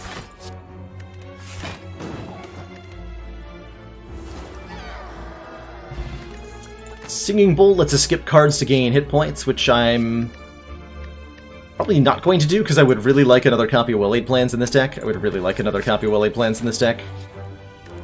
That way I'm guaranteed to draw it into it. Well, not guaranteed, but I'm more likely to draw into it quickly. And it's additional healing with the Birdface turn besides.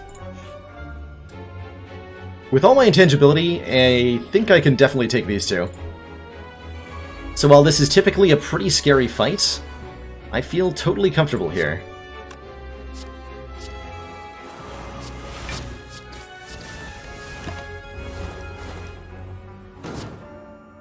We might have one bad turn, right here. Oh, looks like this turned out alright. Well enough anyway, taking 2, 3, 3.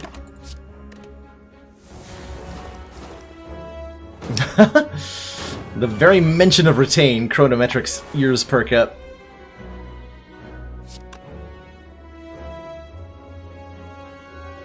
Okay, looks like we're not playing the footwork here. I might be using my block potion now.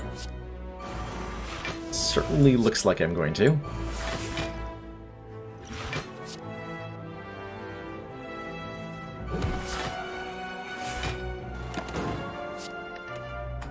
And if I don't draw into a Wraith form this turn, we are in big trouble.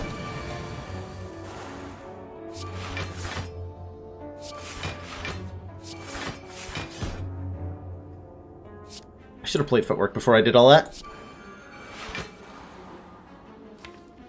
That was a bit of a mistake.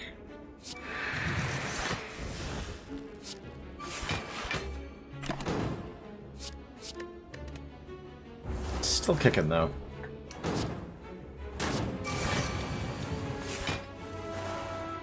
There we go, Wraith form. About time. About time. I think I'm going to spend the rest of this fight trying to heal off of powers. As best I can. So we're going to Nightmare one of the fumes I draw. So I can heal with the Birdface turn.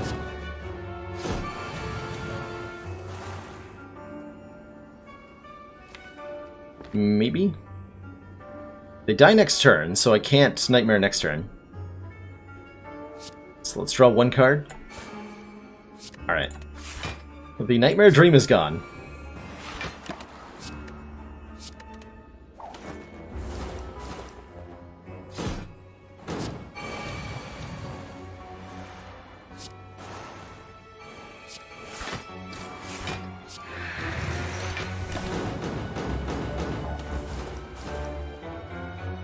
We're at high enough health. Dubu Doll gives us +1 strength, and more if we find any curses, which is impossible. So, +1 strength. It's a Vajra.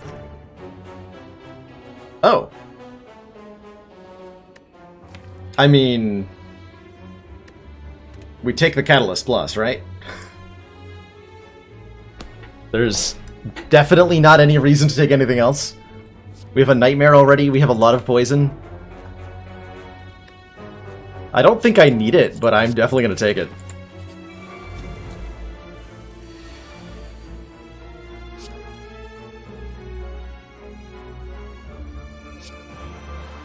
Yeah, I got a Wraith Form there. Might have actually been better to just play the Fumes. Oh, either way.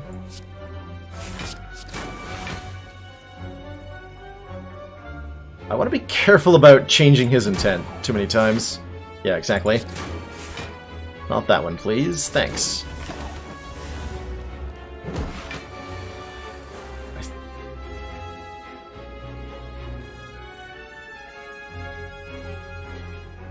Well, I guess I'm gaining a point of strength with the Duvu doll. Because I can't bust that shield open. Actually, wait, no, I can with the steroid potion, right? Because that would be 9 and 9. Yes, okay, I can use a steroid potion to not get a curse here. But actually, wait. I have Darkstone Periapt and Duvu doll? Maybe I want this.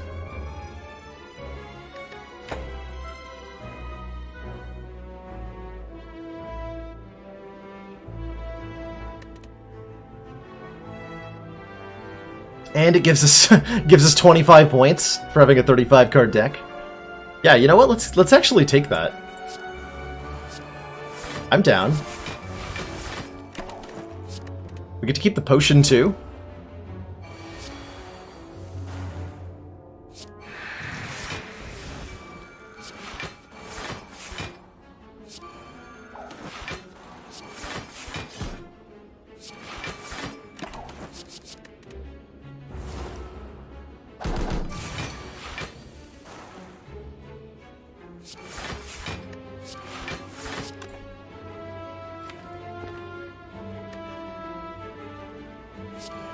Copy the afterimage, I guess.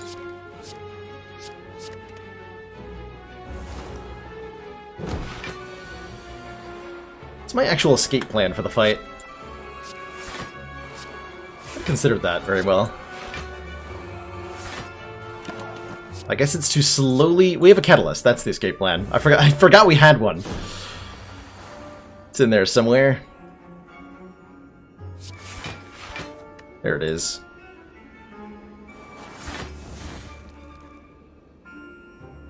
I get 5 block every time I play a card. That is kind of disgusting.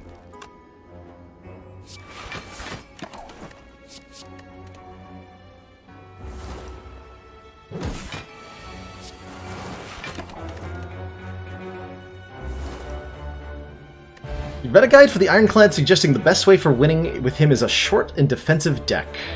That's from April 2018. That is not still true, Scipio, no. That was written before Ascension came along. And while it still applies at low Ascension, if you start climbing the game's difficulty levels, you'll find that that guide does not offer advice that will help you for that. So, yes-ish? It certainly won't help if you're looking to beat the heart, as well. What am I upgrading here? Nightmare's not bad, Footwork's pretty good. Footwork's pretty good. Get that extra point of dexterity. Hopefully I draw my Corpse Explosion a little bit early here. I play Footwork before I play these 2 finesses. That just seems logical. Okay, turn 1 Wraith Form is not the turn 1 card I was looking for. Tragically. We'll go like that. Certainly not my ideal turn 1. Well-Laid Plans Whale is great here, though.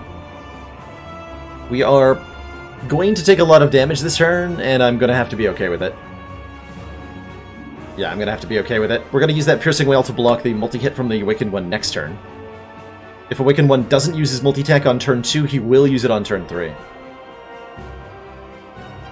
If you're interested, Scipio, I've got a guide aimed specifically at helping new players get some wins.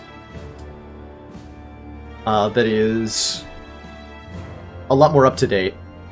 and tries to offer, rather than like particular decks that you should do, tries to offer a style of thinking so that A, it should be timeless, ideally, and B, means that as your playstyle adapts, those way of thinking will still apply no matter what you're attempting to do in the game.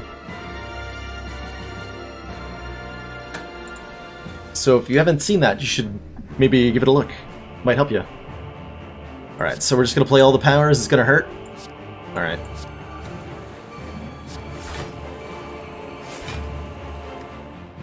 And you definitely need to stay weakened. So, ouch. Ouch, but 84 health. Is my ultimate answer here.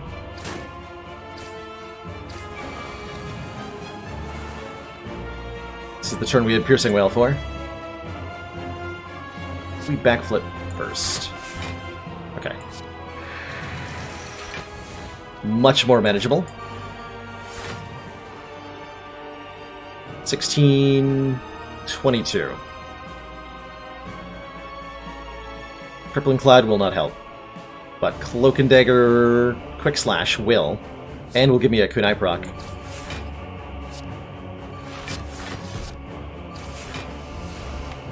Gonna hopefully get a Corpse Explosion kill really quickly here.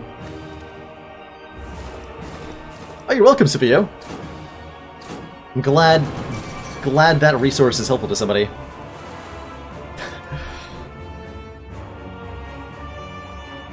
Oh, I agree it's the best meta, Passy. I just don't think it's the meta that will help you win the highest percentage of the time. But best? Oh, definitely. Most definitely that. Let's look at one card here. Let's look at more than one card here. Okay. I'll settle for another Kunai proc. And that is fine.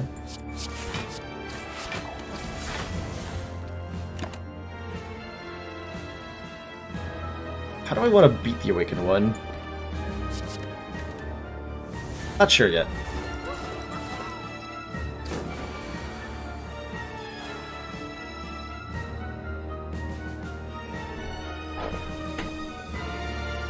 Mirror Mist event in Replay the Spire. I did not encounter that one myself, but sounds like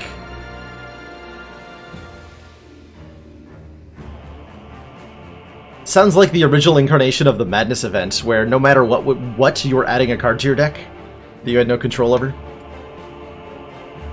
The original Madness event in Act 3, you either had to add 2 Madnesses or a Curse, and there was no third option to lose the max hit points. And people complained about it so much it was eventually changed.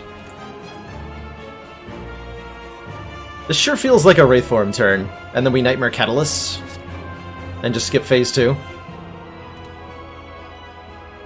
Otherwise, this is a lot of damage. This is way too much damage.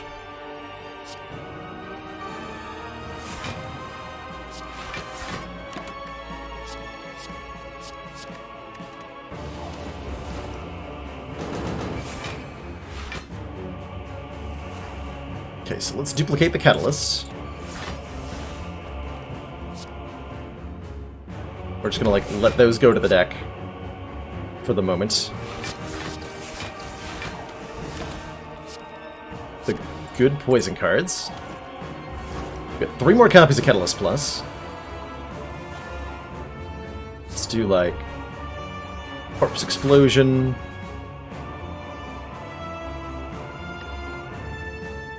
Continue to gain Dex to counteract our Wraithform.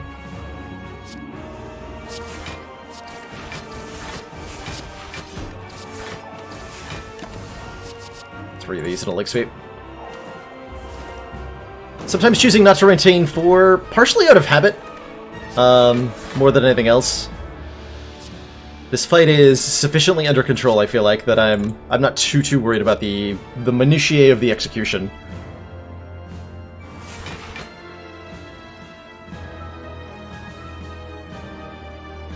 Keep that poison going. Okay, so we're intangible for... We're not intangible anymore. Alright, good talk. Let's keep 3. I really only want to use 1 or 2 to kill this first phase. Which means I'd better come up with an answer to next turn.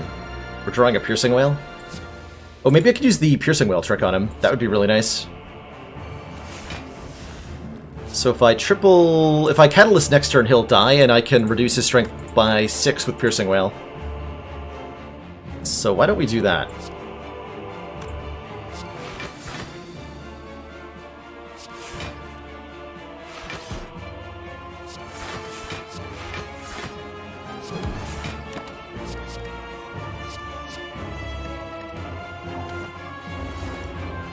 Hey, Ryan Hunter, how's it going? Early strim indeed. So we'll Catalyst Piercing Whale to cheese this guy. And let's get a Kunai proc. Hold on to these 4. All the juicy stuff.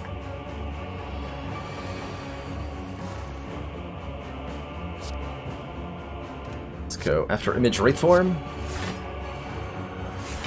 Keep all the poison. Now we're losing 2 decks per turn. It's a little bit iffy.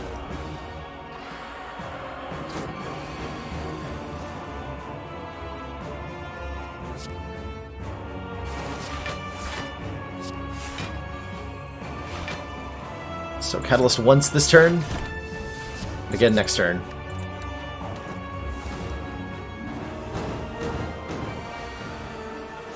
Yeah, it started out with a Pandora's box from Niao, as you could probably tell, which gave us a really good set of block cards, and we'd been able to evolve and prune the deck over the course of the game in a really effective way. To be able to stay completely on top of stuff.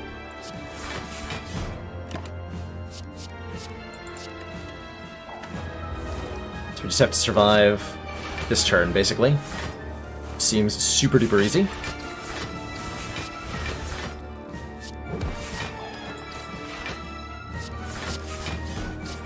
Or we can just kill him, even better. Which means our Incense Burner is successfully set up for the elites before the heart. Which I'd love to say I did intentionally, but I can't take that credit. 2 thump, 2 thump. GG, Mr. Awakened One.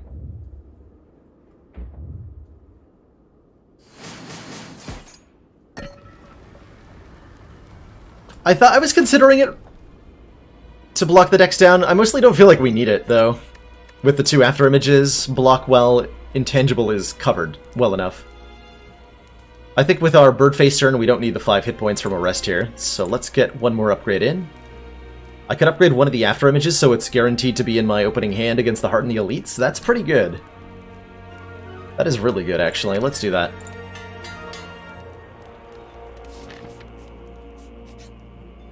Need 57 gold. Another copy of Wraithform is perhaps excessive. There's a Panacea now if we still want it. It's actually not bad with these potions. It's actually really good with these potions to have an artifact on demand. On demand, quote unquote. As that's 5 permanent strength or 5 permanent dex in any combat. That's kind of a big deal.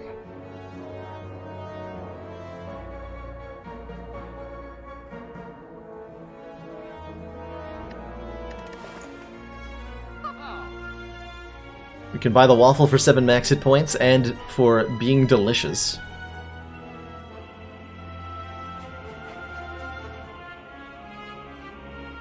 Fan is a consideration. Certainly it would trigger a lot of the time, giving us a little bit of extra block. Which is pretty exciting. Thinking about removing a card, but I don't truly know what I'd remove, and if I take out the Ornamental Fan, I really don't know what I would remove. Or if I add an Ornamental Fan, I really don't know what I would want to remove. If I take the fan, I can still... Wait. No, I'm 1 gold away from being able to afford the fan and the Panacea. That's upsetting. I would definitely agree that fan is better than waffle. How good is Panacea is the main question. think it's good enough. 1 gold short. Rip. Wasn't to be. So then, Waffle, another copy of Wraithform. What would I like? Another copy of Wraithform seems probably the correct answer if I want to win.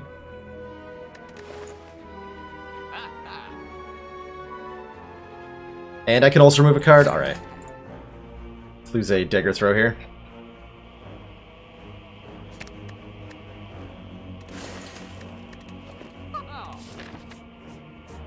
Alright, bring it on, Elite Boys! They're doing... This is the bad pattern for us, because we have the Instance Burner set up for next turn. We really don't want to be hit this turn, but oh well. Such is life.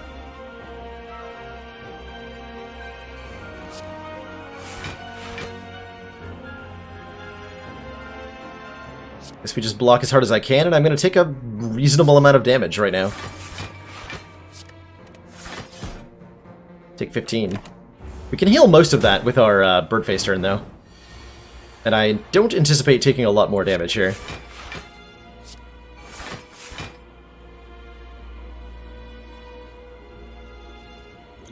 Okay, there's our Panacea. Do I want to use that with the Steroid Potion in this fight? I think I do.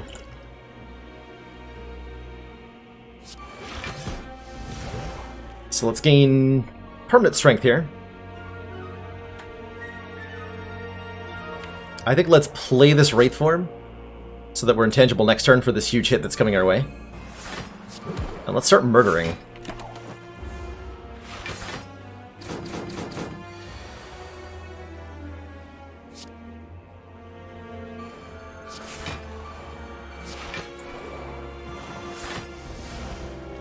Doesn't actually do any damage, so I have no reason to play it. Alright.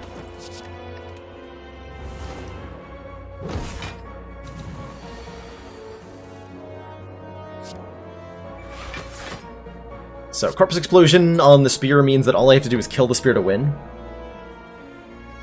We're intangible next turn, we have another copy of Wraithform in hand. Okay. Just get some damage down.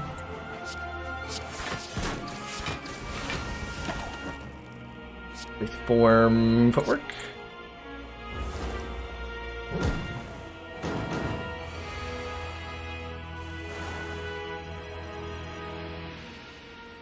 I've actually had the same idea as that, Ryan. Like, if I was to design my own class, that's something I would consider. Is a character who has, like, cards that just, like, unplayable, while in your deck, gain 1 strength or something like that. I think that'd be cool. But my second thought upon thinking of that was, like, do we actually... Is it fun to introduce a character who has a... Or to introduce a mechanic in a card game that's themed around not playing cards? Is that actually enjoyable? And the answer to that is, I have no idea. Might not be.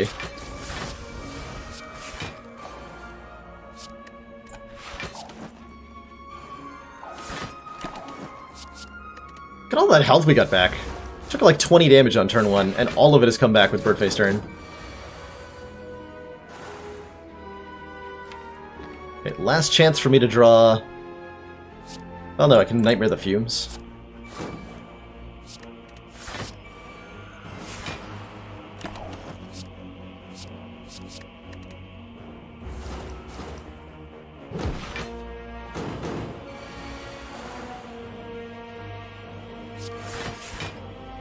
No sign of Nightmare. I guess we'll have to settle with only 82 health. Or I can play the other Wraithform. If I draw into that next turn.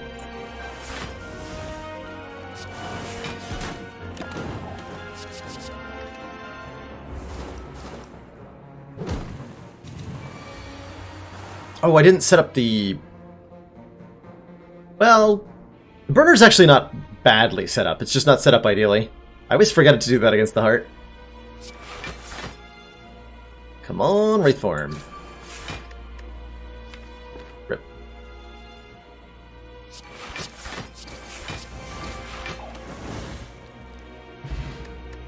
Warpaint will upgrade 2 random skills. Let's grab a couple hit points.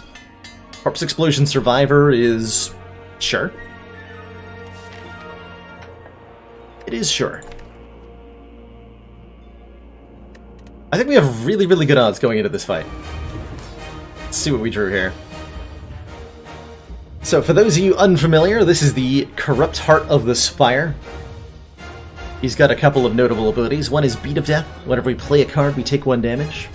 And the other is that he can only take 300 damage per turn on this difficulty level. So no matter how much poison we stack on him, we can't exceed 300 damage. That damage every time we play a card means I probably want to play Finesse first. I think I'm going to be Nightmaring my Afterimage and playing a bunch of that next turn. So take 1 here. Definitely not the turn 1 I was looking for, but with a bunch of copies of Wraithform or Afterimage entering my hands, I think we'll be okay. We get to Panacea Speed Potion, which is exciting. So I get 5 permanent decks for the fight now. Or I could use it on a Wraithform, but I think I'd rather just use it right now. We could do like Backflip Survivor here. How many of these Afterimages am I actually going to play?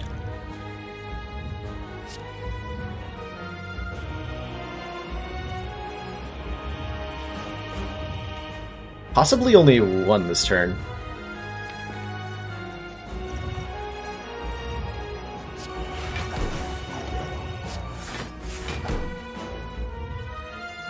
Okay, 2 of them is the answer. Block as best we can, which is not nearly enough. We're taking 60 damage here. Ouch.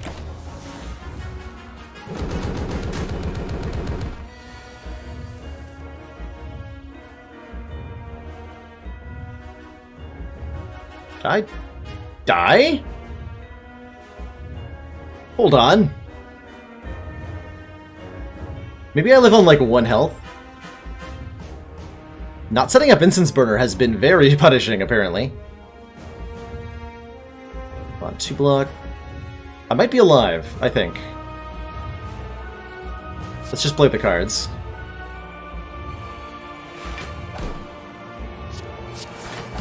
Because a beat of Afterimages, I think, saved me here. Let's see, 16, that's 70. I live on 1.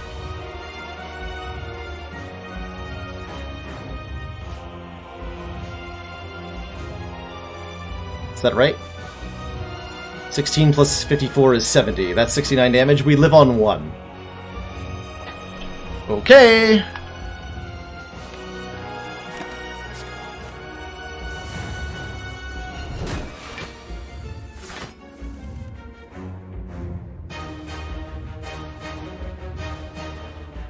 That's scary.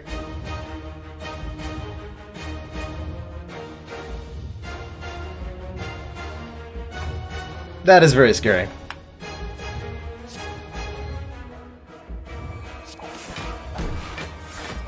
Okay, there's the other well-laid plans. We can hold on to a lot of intangibility. And now our bad draw order shows the other half. We survived getting through all the bad cards. Now all the good cards are left, and we should be completely fine. Right?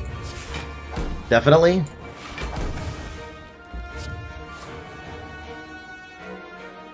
Oh, I shouldn't have done that.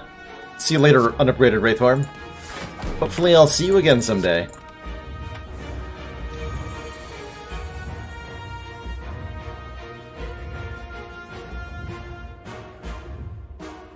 Can I block this normally? I don't think so. I think we have to play the Wraithform here. And that's okay. Do Wraithform, Noxious Fumes, Neutralize?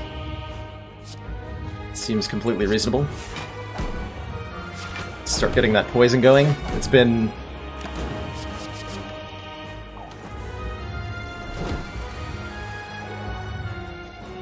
good. More poison. Just play more poison cards? Well, I need to block for at least 15, so I'm probably playing a Cloak and Dagger here. Probably both of them, in fact.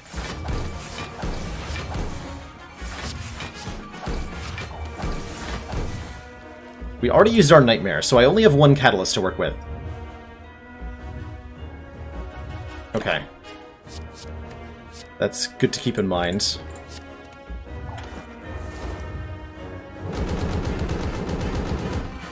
Which means I really need to play it soon. I want to shuffle the deck without these cards in it. Most of them exhaust, so yes. Maybe I play the Blur first and then Finesse, but I think I'm playing After Image Fumes Crippling Cloud this turn. I am. Let's just shuffle here. Okay, it's fine. We play this Catalyst probably next turn. If I had to guess. Back up to 13 health, by the way. So, Catalyst now puts him at 60 poison, and then it's just a game of how long can we live?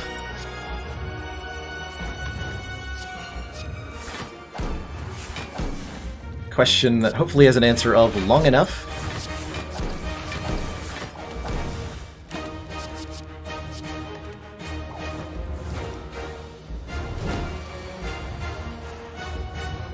Seven times 15. Piercing Wail prevents me from having to play a Wraith form early here, which saves us essentially 2 turns of Intangible.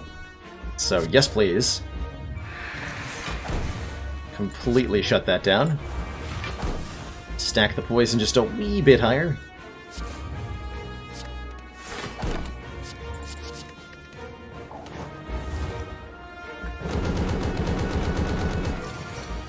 Lose -1 hit point, deal 20 damage.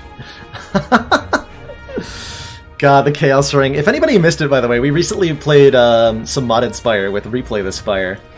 And I managed to, because of unintended Relic interactions, we were using multiple mods at once. Unintended Relic interactions led me to having a 1-card infinite combo with the Unceasing Top. I had a 0-cost card that was modified to be 0 cost because of a relic from Replay the Spire that puts itself back on top of the deck. So I play it for 0 cost, it goes back on top of the deck, Unceasing Top draws it because it was the only card in my hand, and I just do that endlessly. It was an incredible experience that I would recommend to everyone of all ages.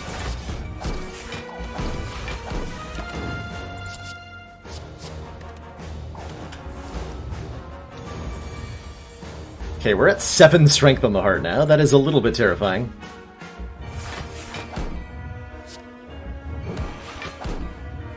Can I actually just, like, block this the normal way? Yes, I can!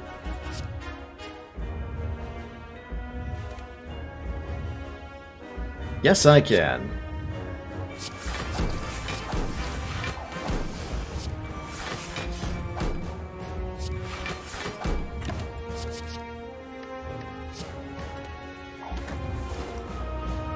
Good indication that we didn't need the extra copies of Wraith form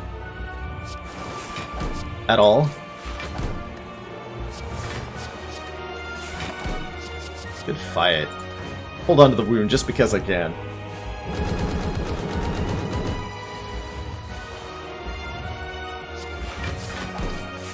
Oh yeah, if you want a more difficult run, there are definitely mods that add all sorts of nonsense to the game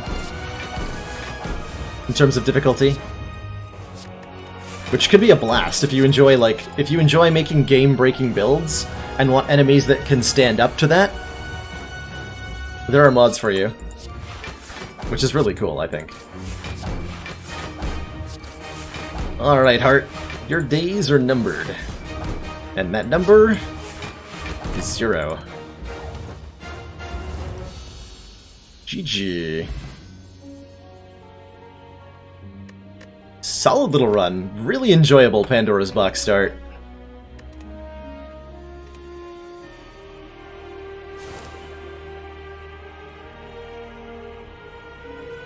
Oh yeah. Ring it. That is tragic, Anonymous. We've just received the support of another council member. Pain Still. Thanks so much for that Twitch Prime sub. Welcome to the council. Appreciate that support, man. +1 to sub goal. If I can find the notepad, there it is.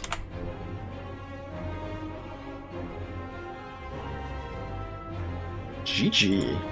So what is our defect starting relic going to be, I wonder?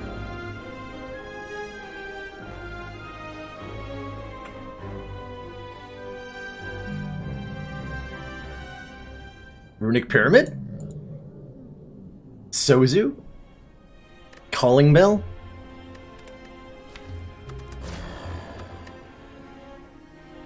Let's update that streak, by the way.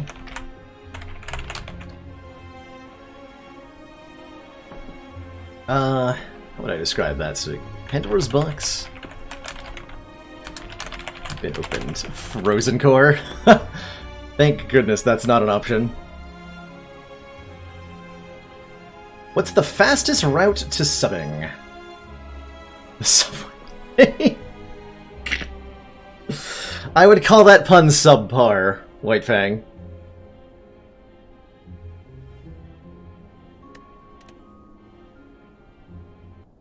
What do we get? Battery! Man, battery would be an upgrade. Ooh, Cursed Key. Gain energy, but also get cursed whenever we open a chest. Early Cursed Key is definitely up my alley. Not up my alley is this route. This is possibly one of the best boss relics to start with. Okay, I like this late fire, elite fire. I like this early-ish fire, elite fire, so we could do 4 fires, 2 elites. That's pretty good. No stores involved. Is there a route that I could do that has a store? Yes, but we miss out on either a fire or an elite if I do that. Let's see how we feel when I get to this question mark. Because no matter which way we go, we have to do 2 hallway fights in a row. Ouch.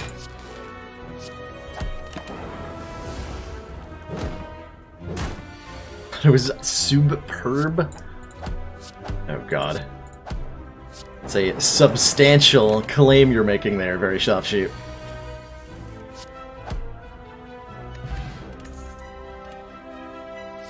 Charge battery, rebound, hologram. I actually do kind of like an early rebound as a damage dealing mechanism. It's just a solid attack at 9 damage, kind of like dagger throw is for silent. Or twin strike is for iron, or pommel strike actually for ironclad is the best comparison. Also a good 9 damage hit. That lets us get back relevant cards at relevant times. Hologram is also really good on 4 energy. Hologram is exceptionally good on 4 energy. Let's actually take that instead. Look for a better attack, like a Ball Lightning or Cold Snap or something. Zap Dual Cast has a chance of letting me kill both of them if it hits each of them one time.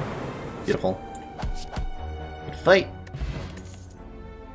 There's a better attack card, Streamline. Deal 15 damage, reduce this card's cost by 1, and we have a hologram to go with it. So we can pull it back and do 20 damage again. Perfect. And that makes me comfortable fighting this elite. Just having the Streamline in the deck is fine. If we get it upgraded at the fire, then all will be well.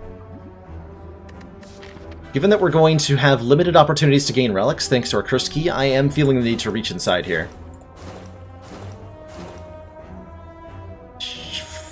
Oh no! Oh no! I have made a mistake.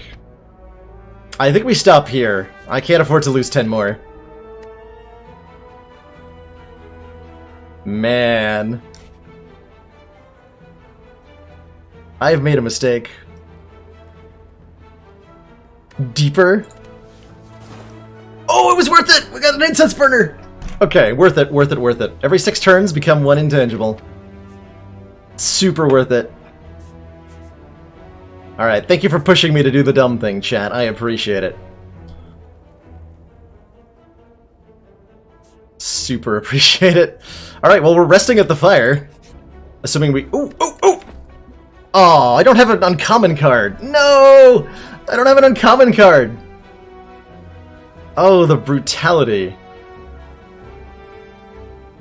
If I had something I could sacrifice for full health, that would have been a million times worth it. As it is, I think I'm going to lose the dual cast. Because we don't have a starting orb.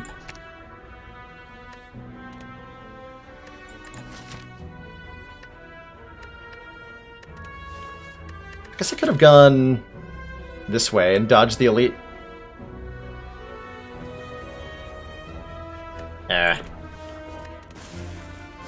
Disappointing.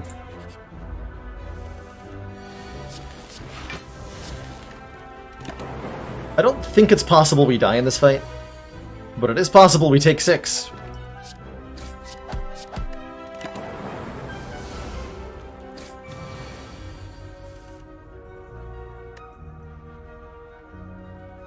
Turn... I want this on 4, right? So that I have second turn invulnerability against the elite? Yes, I do want it on 6. Or on 4, excuse me. So we want to prolong this for a turn.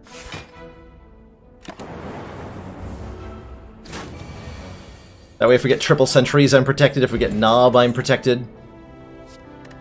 Sweeping Beam is a great card on 4 energy, and a great card against the Slime Boss. Recycle would be nice in the long run, but right now we just need cards that get me past the elite.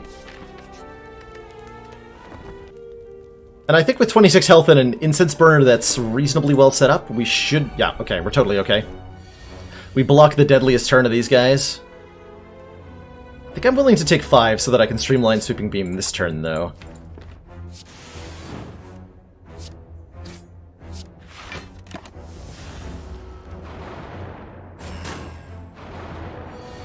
But this turn not being bad is amazing. Although we had a kill, actually. Might as well, right?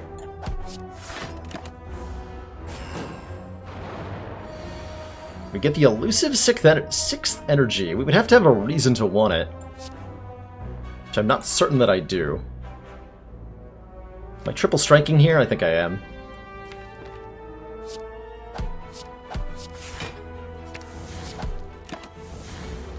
Getting us close to a streamline kill here.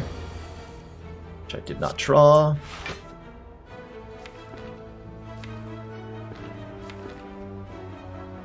Might actually die next turn. Probably not, though.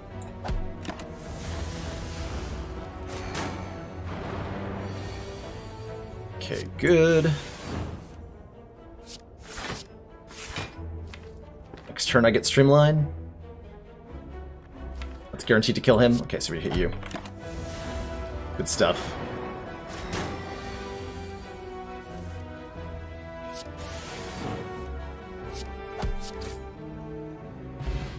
Ooh, meat on the bone. If our hit points are at or below half after a fight, heal 12.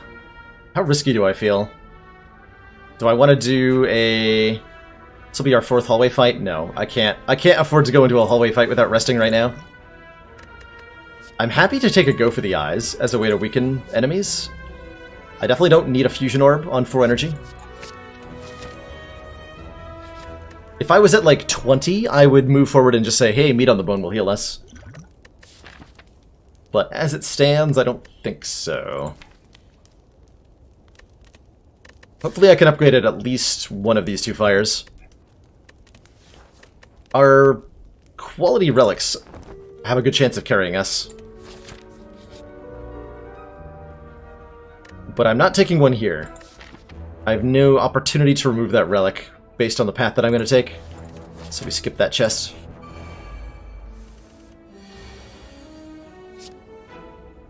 This might have been a fight we could have handled. But we could have also gotten, like, Slaver Slime and died on turn 1 with this opening hand. So that's something worth considering.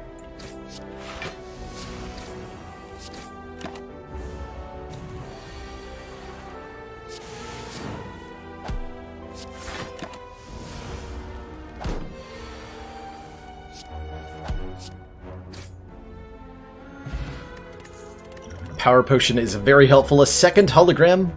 Absolutely. This feels like a deck that loves more copies of that card. To get back our Streamline, to get back our Go for the Eyes.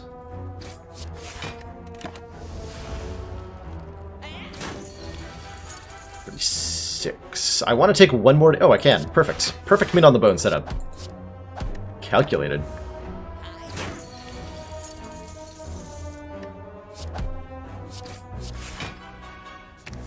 Those eyes.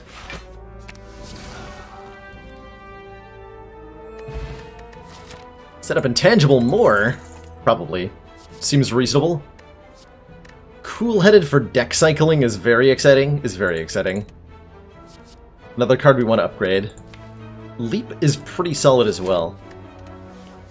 Let's grab the cool-headed, though.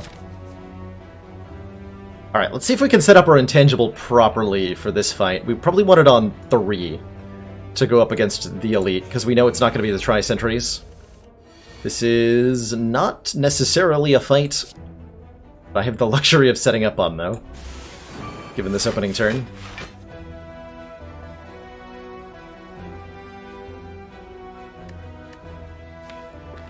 Hologram Sweeping Beam again would let me kill this guy with a strike.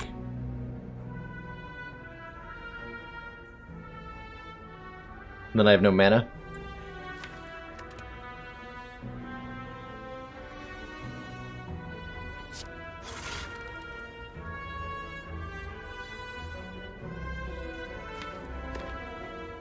Don't know that I made the correct call on this turn. Can I set up my meat on the bone? How much damage are we actually taking? If I could take exactly 12, that's fine, actually. Because that'd be the same as taking none, hilariously. So we're taking 16, 22. And I'm currently blocking for 2. So if I can block 8 more, which I can easily do, then we will take the exact amount of damage we want to take. Then we block for 10 out of 22, take 12. Cool. That means not playing Go for the Eyes, though. Which is fine, because they have block anyway.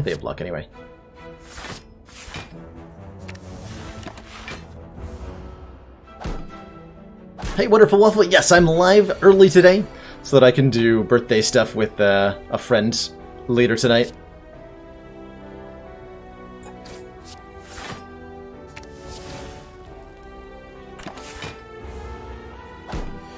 Which I am excited for. Okay, now the goal is to kill him when this says 3. But I get 4, 5, 6. Yeah, kill him when it says 3.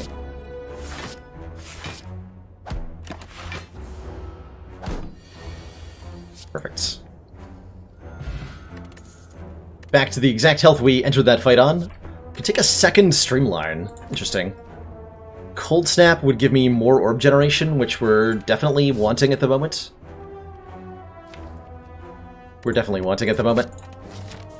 Okay, let's finally upgrade our Streamline, because we're playing it a lot with the 2 holograms.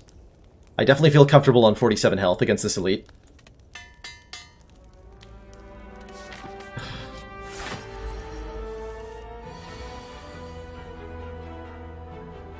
I can Cold Snap and just get a free orb here. We want to wake up Lagavulin next turn so that we're intangible for the first turn. This is also a fight that's really benefited by a power potion. And I would say Buffer is excellent at it. So now we really are invincible here.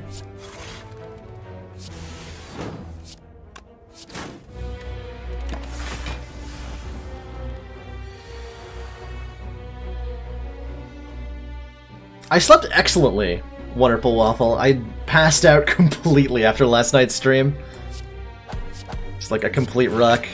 Got up today, had breakfast, and turned on the stream, so here we are.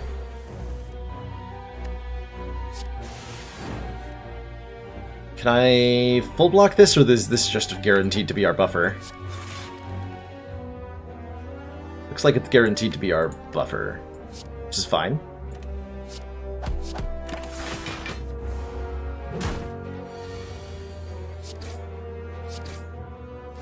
Next turn, we're drawing Hologram at a bad time. Oh well. Oh well, how was your evening? After I signed off, Mr. Wonderful.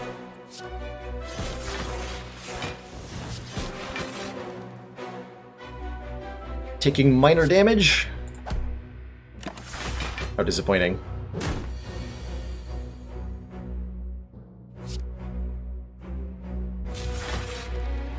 Can I set up the Incense Burner against Slime Boss? I want to end on a turn that says 3. That seems pretty unlikely to be possible.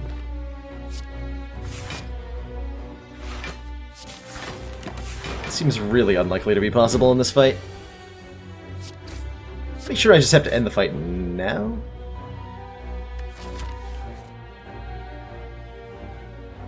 Yeah, this is only going to get worse. So do I want him dead this turn or next turn? It's a better question. 1, 2, 3. I would block the second big slam if I kill him this turn.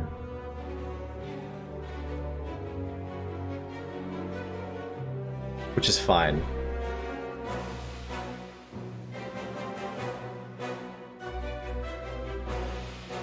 Sorry, no. If I kill him next turn. He's 1, 2, 3, 4, 5, 0. Yeah, next turn. Okay. To double check my math there. Calipers on defect. Oh man, I don't find this often. Start of our turn, lose 15 block rather than all of our block. If we end up finding a really block-heavy build, and I really like a machine learning here, by the way, to cycle our deck and get that streamline into play more often. Okay, I want to upgrade a hologram. The sweeping beam upgrade's fine too. But being able to repeatedly play streamline is kind of important to the deck's function at the moment.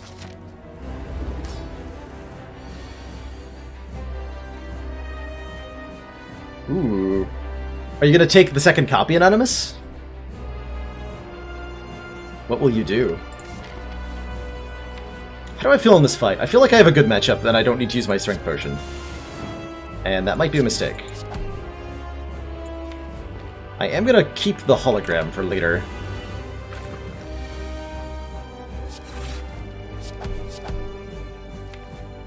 Ow.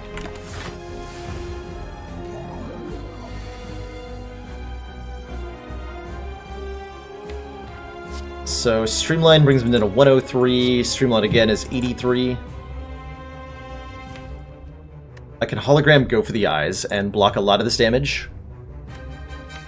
That seems super reasonable. We're taking a ton.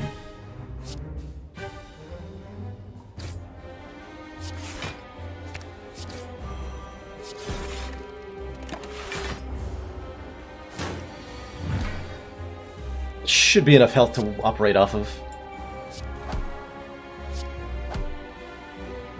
6 brings to 76, which is just perfectly not split. So we can maybe set up a really good split here. With some patience.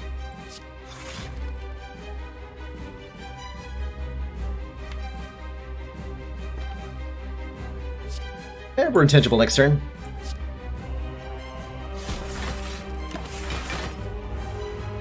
I forgot I had an extra energy left over there. My brain said that my Streamline cost 2, so that's why I didn't play a card there at the end. Other options were Runic Dome and Choker. Well, that seems valid. That definitely seems valid. Okay, hologram to get back Streamline. 20 damage would split one of them. And it's okay, because I'd really rather not be weakened here. Actually remember to play that.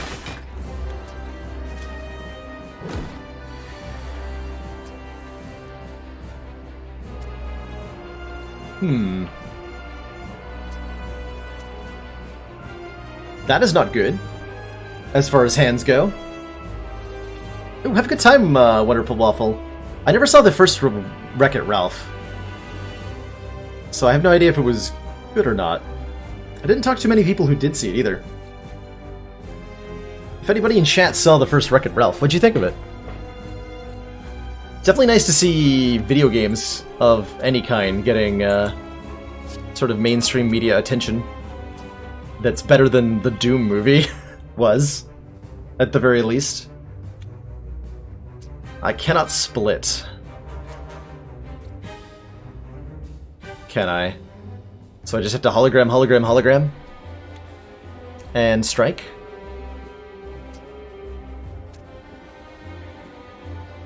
Or I could use a strength potion to kill one of them this turn. Which is actually probably a really good idea, now that the math is very favorable on that. So we hologram, get strike back, then we have 1 mana left. We're blocking 11. It's fine.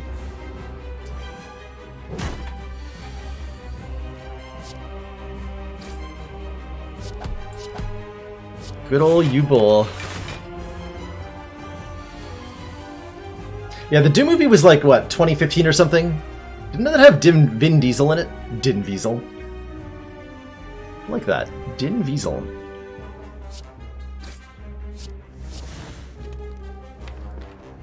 Let's try to split him next turn. Maybe. Yeah.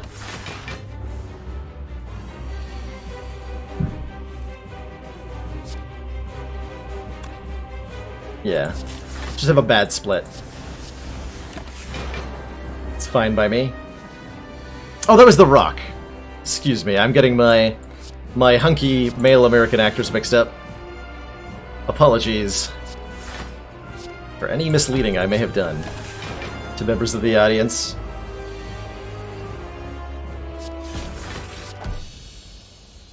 It was 2005? What?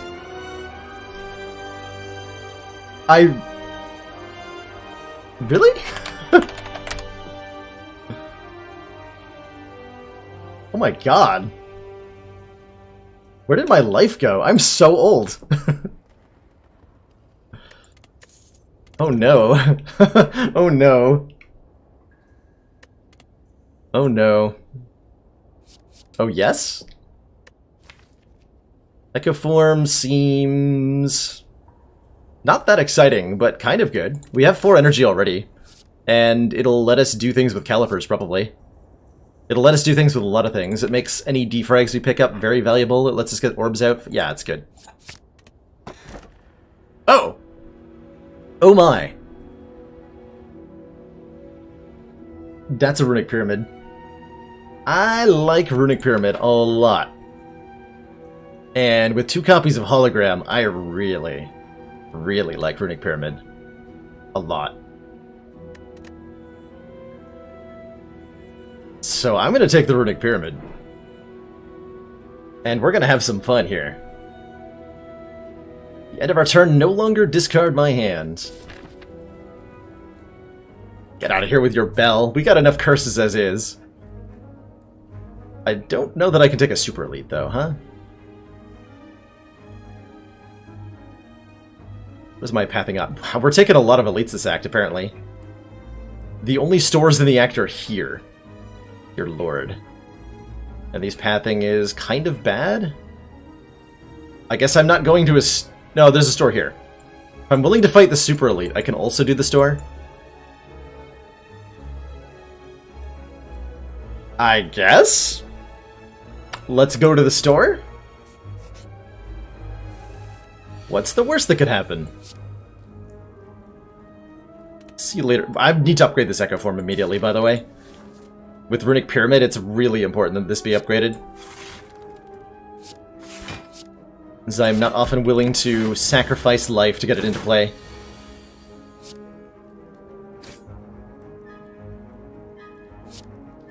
Orbs.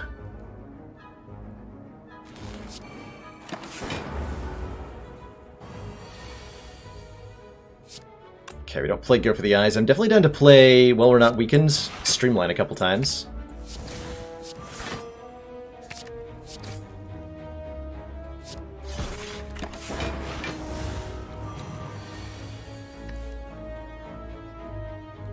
Nine times 2? Well, I have bad news for you, Chosen. Wait, do I? Oh, yeah, I do. Okay, you're dead.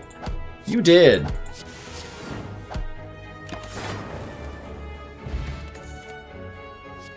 With Runic Pyramid, a Sunder is a very valuable attack, as is a Leap in terms of blocking. Our blocking is a little lackluster, so is our damage.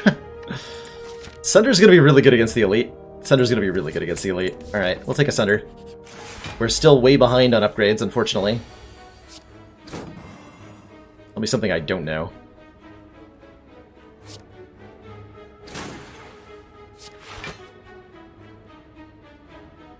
Get that back.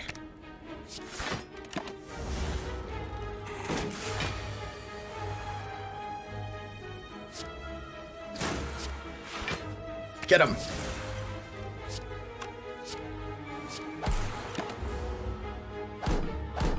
So this could be our last fight before the Elite, which means I really, really want to set up my Incense Burner in this fight.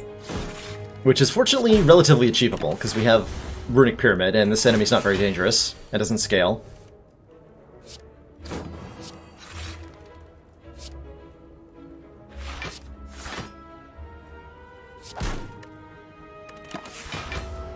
So what would I want it on? Turn 1 against the Slavers is super scary. Turn 2 against Gremlin Leader is potentially scary.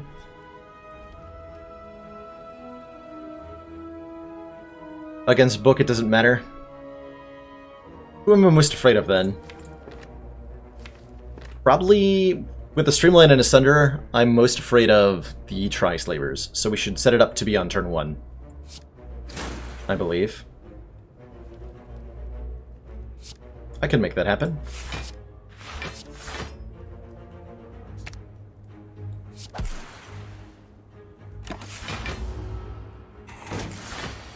So we kill him not this turn, but next.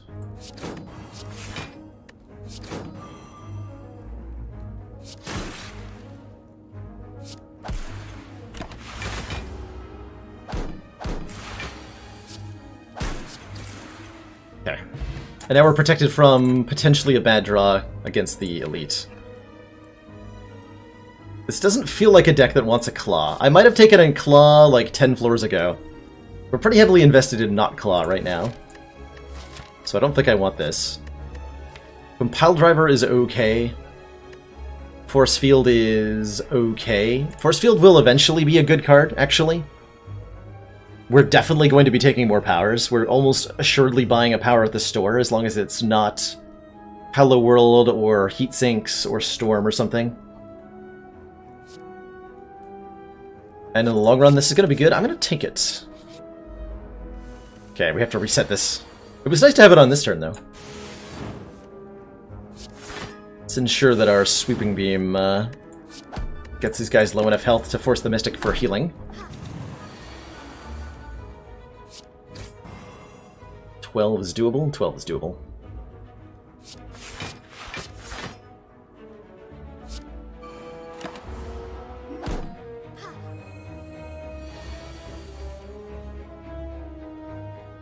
Okay, 12.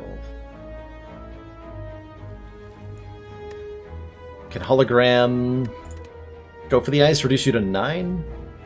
Nah. Since when is Claw bad? Since I have a 21 card deck and limited ability to cycle it because of the Pyramid. Mainly. I know you said that with a Kappa, but I answered you straight. You also just Force Field and play a 1-mana card, like Zap. That's terrible. That's terrible. Is there any reasonable way for me to block and deal enough damage that the Mystic won't attack me next turn? Not really? Gross.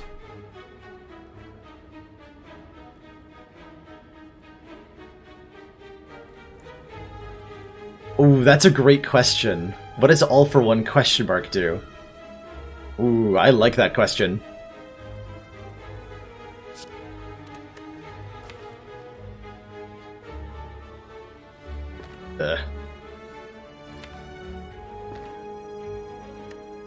We have to hologram Sweeping Beam here. Cold Snap is certainly appreciated. And that should be enough blocking. There, now she's healing this turn. I can actually play my Echo Form, and now we should be fine.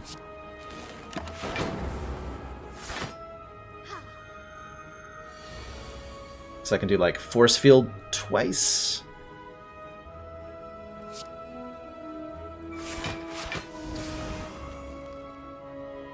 So we're at 20 block out of 24. 22, full block.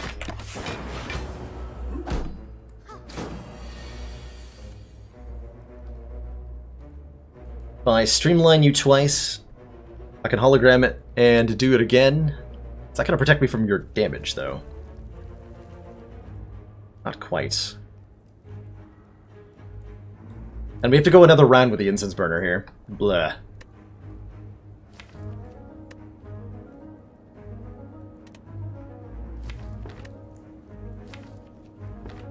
hologram twice.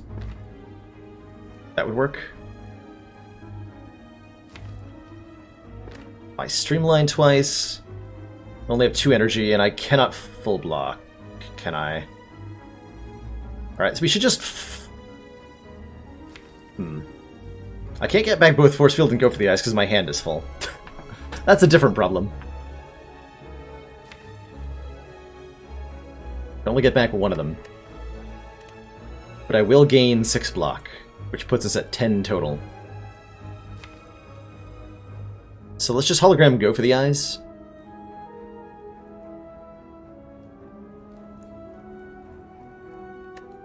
Which will reduce you to, what, 13 damage? 13 damage. No, 12 damage?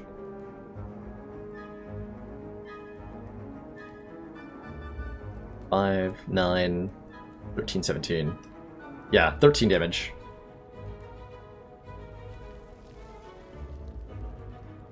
You were 25 when that movie came out. I'm so sorry to hear that. Yes, Recycle would be amazing in this deck, and we definitely regret not picking up the one we saw earlier. I should maybe start thinking about just grabbing Recycle more often. I like it a lot as a card. And it fits so well into stuff. 12, just like I said. Definitely the number I quoted. Okay, so we streamline one time? We do.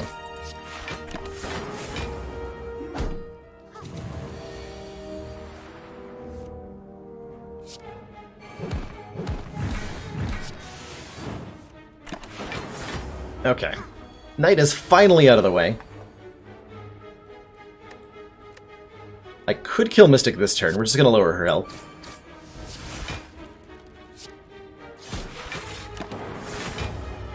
And we want to set up Incense Burner again for turn 1 invincibility against the Elite.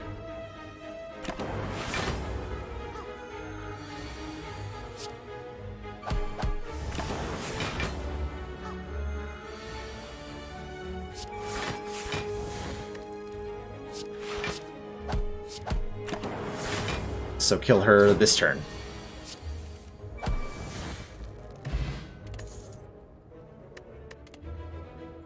Chill. Channel 1 Frost for each enemy in combat. That's a really... Oh, actually, hold on. Turbo's even better here. Gain 2 energy, add a void to our discard pile. That makes Echo Form a lot more playable. It helps us get cards out of the hand. It's really, really nice.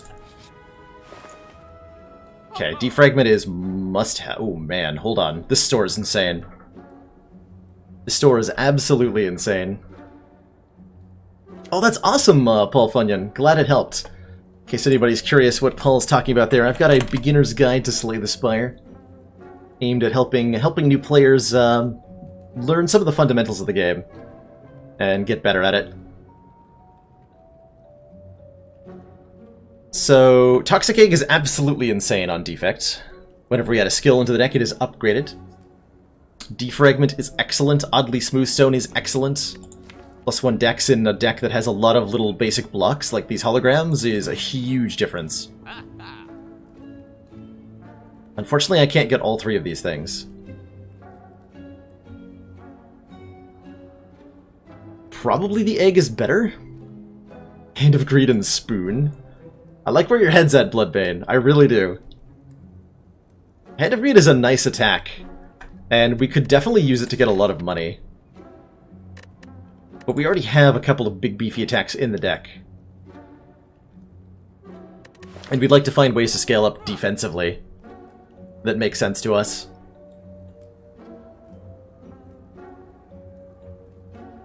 Egg Defrag is definitely partly where I'm leaning here. I would also like to remove a strike. I could do Defrag, Oddly Smoothstone, remove a strike. We're not getting another store this act, man. Having 4 strikes is pretty bad. This far in. But I can't not take the Toxic Egg, I don't think. And I can't not take a Defragment. I can definitely take a Charge Battery Plus now, though. That seems good. That seems excellent, in fact. Read a book? You better believe I'll read a book. All three of the books are very, very potent for this deck. Enchiridion. Start of each combat, add a random power card into our hand. It costs 0 for the turn. That is going to be super duper helpful.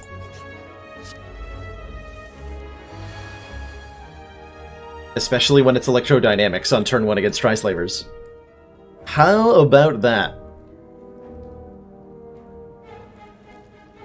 And we get to play Echo Form, thanks to the Incense Burner being set up. Good job, us. So I think I'm going to hold on to that Charge Battery Plus and play it twice next turn. So my turn now is going to be Defend, Echo Form, Electrodynamics.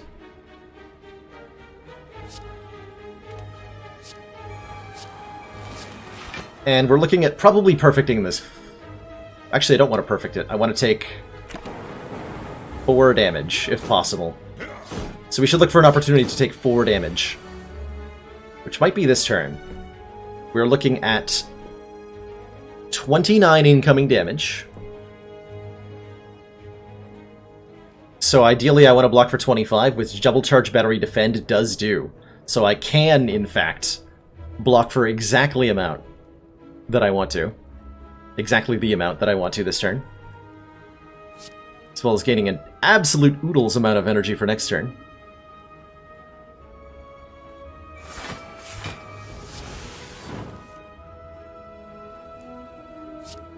So we just want to defend, strike.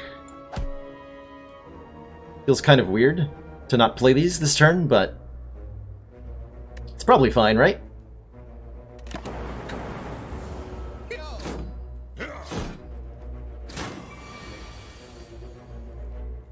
Okay, the first card I play is getting played twice. So if we play Streamline on this Slaver, he will die. And it will become free in the discard pile, so I can hologram it and play it again.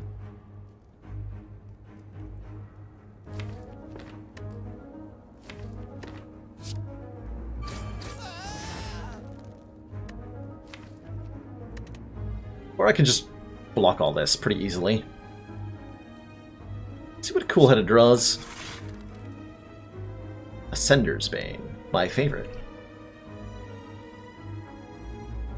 So I think that means we're hologramming our charge battery here.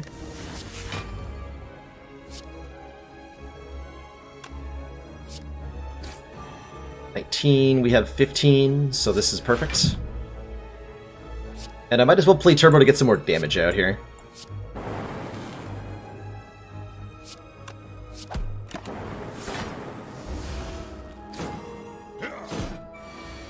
Beautiful.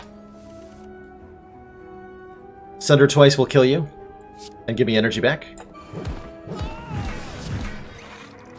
Can even sunder it. I can even hologram it and do it again if I want to. Let's get back the Streamline instead. That's a full block. Good. Is that what I want the Incense Burner on? Actually, yes it is. Turn 2 invincibility against the next elite is ideal. So this is also now set up for the next fight. Glorious. Mawbank, gain 12 gold whenever we climb a floor. There's no shops in sight, so this is actually really nice to have. Really nice to have. Upgraded Leap is a very strong block card. Might be at peak having strong block cards, though.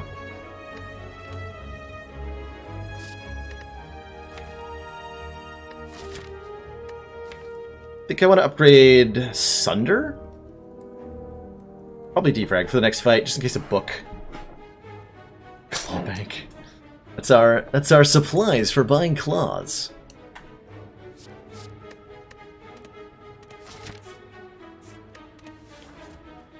I feel weird passing on that choice, but I'm going to do it. Let's get our defrag upgraded. Echo Form's another high priority upgrade. Not book, not book. Thank you for not being the book. So we don't mind taking a hit here, realistically. Preheat sinks is not the power I was looking for, but okay. Don't want to play Sweeping Beam because I'll give these guys a bunch of damage. Let's just get our important stuff in play here. Take 10. We're invincible for the Gremlin Leader's attack next turn.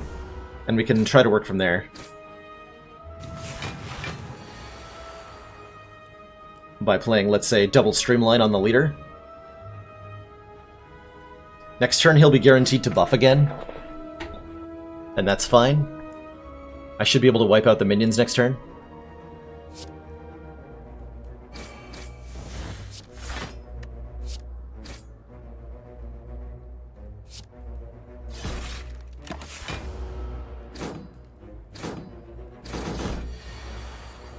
I need to take a little bit more damage, actually. Can I manage that?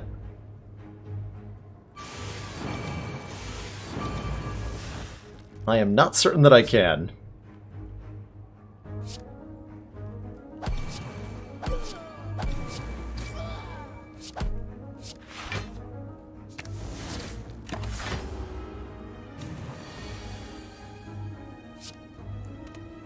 Okay, this will just kill. If I can take some damage, that would be better. But as long as I have Sunder in my hand, I always have the ability to kill Gremlin Leader at the start of the turn. So I should wait a little bit here.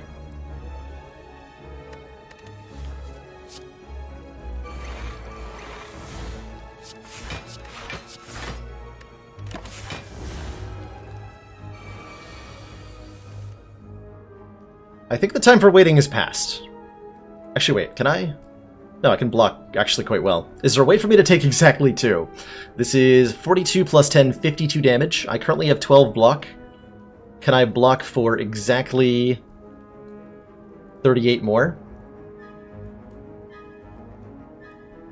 This would be 24, which means I would need, what, 14 more? Oh, hold on, I can actually, like, do that. At the very minimum, I can take 4. Which would be a net gain with the meat on the bone here. So we definitely want to do that. If I double charge battery, that would put us up to 32. This would then be 44, 49. So I would take 1 more.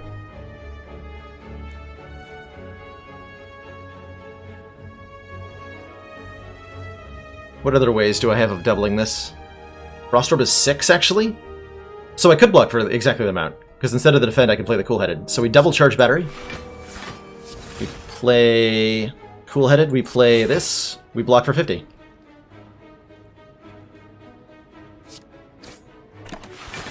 Hopefully I did the math right. Perfect.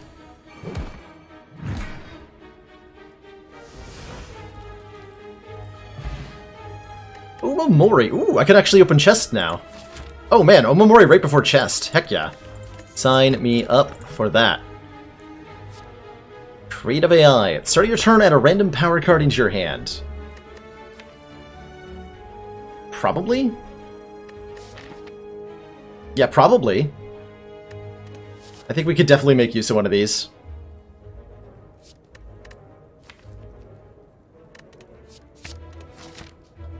Okay. Do I like a campfire or another elite more right now? Honestly, I think I like the Relic. Let's crack this chest open here. Art of War. Oh man. I have to take that. If we don't play any attacks during our turn, gain an extra energy. One of the best relics in my opinion with Runic Pyramid, letting us generate energy on a lot of turns. On a lot of turns. Okay, we're intangible the second turn, not the first here.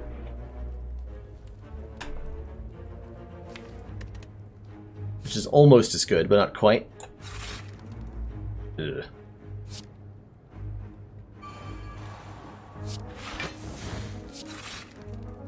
Okay, that worked out reasonably well. Taking a chunk. Taking 13, so our meat on the bone is active now. We're intangible this turn. Echo Form Sunder will kill this guy next turn, although we will be vulnerable. I can't kill him this turn, so what does it matter? It does not matter. I'm not going to play this strike, because I don't want to turn off Art of War for next turn.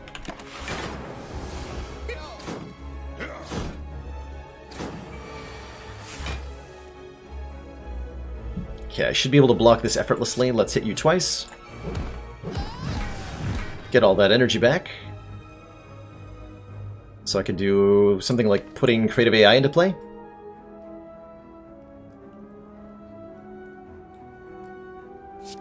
Let's draw a card first. So that's what? Exactly enough block? Alright.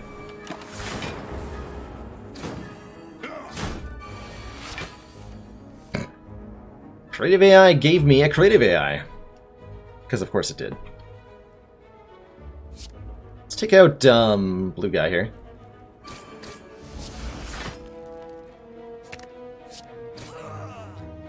Rip. And now I'm actually invincible. This guy can't hurt me. I don't really care what the incense burner's on. So let's kill him.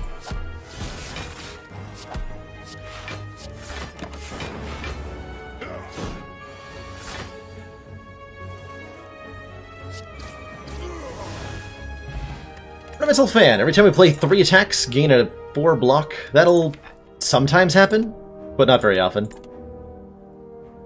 Reinforced Body is really nice block, as is Stack. Do we need more better blocks? I don't particularly feel like we do. I do not particularly feel like we do.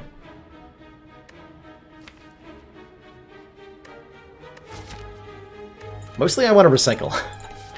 Recycle, please.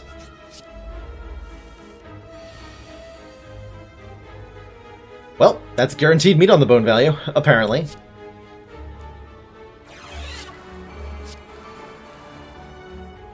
Ow.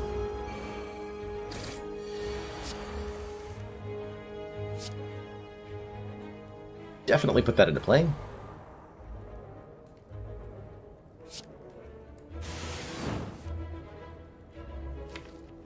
Hologram that? Sure. Cool. An orb. Just what I wanted.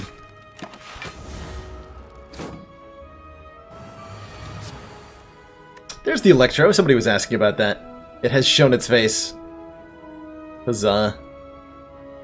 Not shown its face is good block, though. Double Sunder will kill the Cultist, leaving me to block reasonably well. Alright. Rip.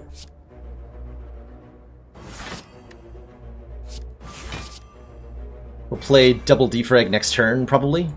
Probably. Oh, I keep forgetting I have calipers. I should be taking more block. You're right. I should absolutely be taking more block. There's absolutely no harm in having way too much of it.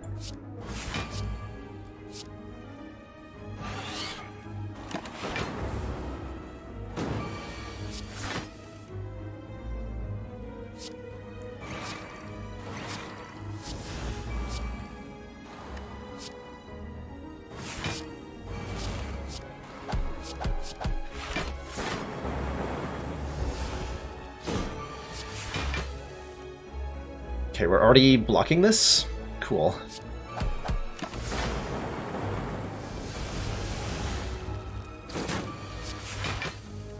Oh, good luck, Bartholomew. Ascension 20 is not an easy win. Hey, Kanjara, Sneaky Teak led you to me. Sneaky Teak is an awesome streamer. I will give a quick shout out, too.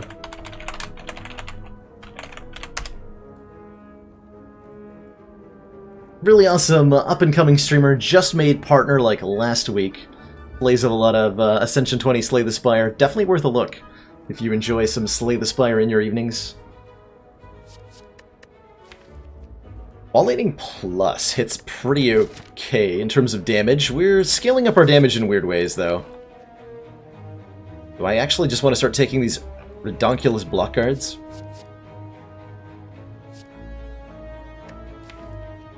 How do I feel about Skim? Not that excited. Take a stack. Gonna hold on to these double poison potions, because it'll be particularly helpful against Book of Stabbing if we encounter him.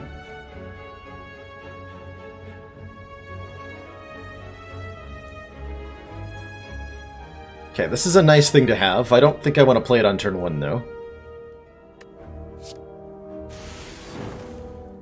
Can knock this bird out of the air, and I should.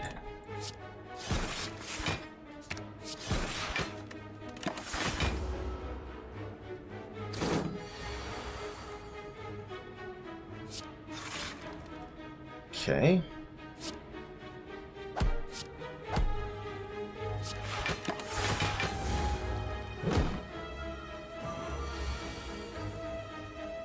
No sign of Echo Form yet, so I'm kind of unsure if I should play the Defragment. Let's take that for a free kill. Get chosen with Streamline, just make room in hand. I am going to add Dazes by making room in hand, which feels weird, but alright.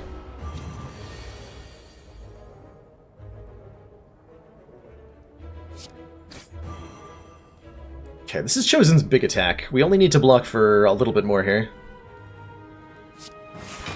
Let's actually keep him weak for next turn, too.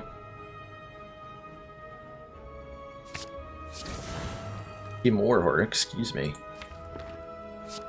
And we'll do the Defrag now, because if I find my Echo Form, I'm going to double the Bias Cognition anyway. Like so.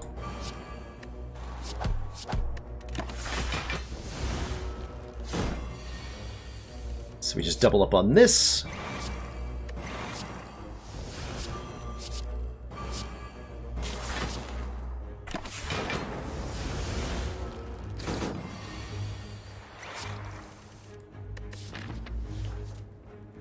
Double up on this. And this.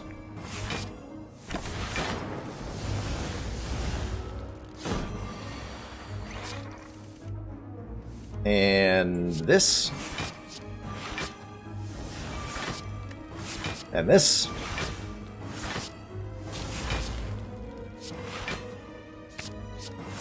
Do we have enough block yet?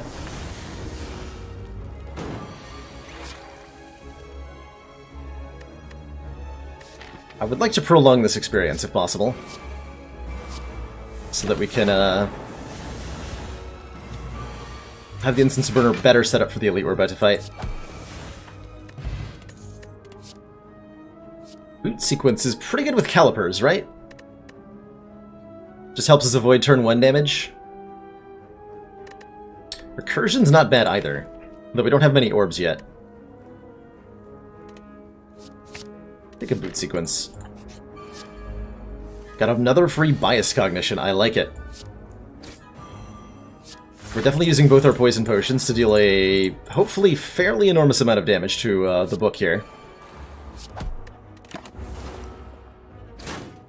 Jeez, Baron, we have the Calipers, which lets us retain block from turn to turn. That combined with the shenanigans that is Echo Form. It's pretty good there. We're gonna play... No, we can't play Echo Form next turn. That's not how this works. Either do or do not play the Echo Form. I think the answer is do, and I set up meat on the bone. So we're at 41, we want to be at 35, that means taking 6 if possible. Which means blocking for 8. Yeah, we want to block for 8. So stack is pretty good. Hologram, go for the eyes would be too much. Alright, we'll take stack. Let's take the extra damage. Almost a perfect block. We want to get some orbs in play here.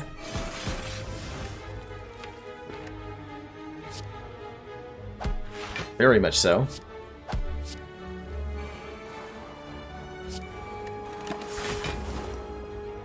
Hey, Schwartz! How you doing? Okay, we double cast the first thing we play. Zap? Just do some damage. Don't really care what it looks like. Just do it.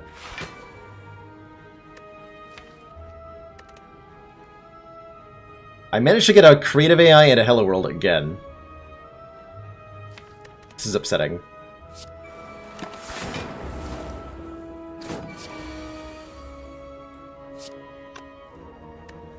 Double Sunder does not kill.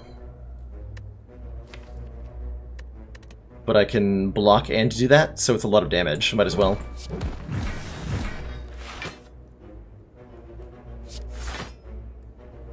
I don't think I can kill him now, right? 29? No.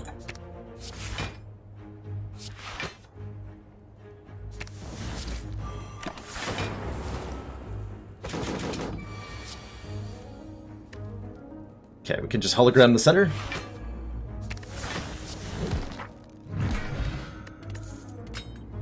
Hourglass is appreciated for the extra damage from turn to turn. I can actually see reprogram being very helpful in this deck. Really, really helpful. I'm going to take that. Being able to control what we're drawing in a deck that doesn't have the ability to actually play all the cards in its hand sometimes could be really nice. Easiest to win A20 with, I would probably say Silent, but follow me. Silent and lots of copies of Wraithform. Speaking of lots of copies, we have lots of copies of Strike and Defend, and getting them all upgraded here is incredibly valuable for our combat performance. So I am super happy to do that. And we can finally upgrade our Echo form, so that we don't necessarily have to play it on the turn we draw it. And it means we can never fail to play it, either. Which is kind of important.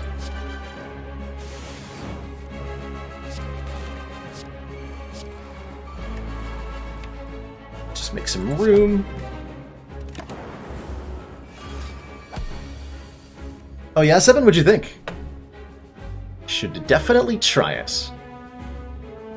Alrighty then. I will have to, take a look. Check out somebody who's streaming it, I think, is what I'll do. Okay, so we don't want to draw basic stuff. Streamline's good, charge battery's good, everything else can go straight into the discard pile.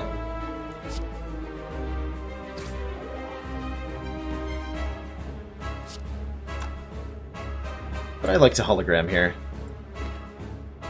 Almost want to hologram reprogram and dig through the deck further so we can find our powers to put into play. Let's do that. There's Echo form. So we're not going to want Sunder. We will want Stack. Okay, I'm fine with these being the cards we draw.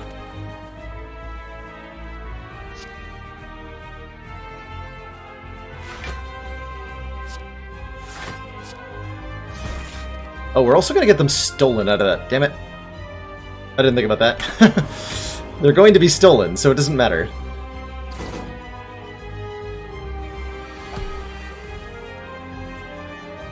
Well, in that case, we're going to try to kill you.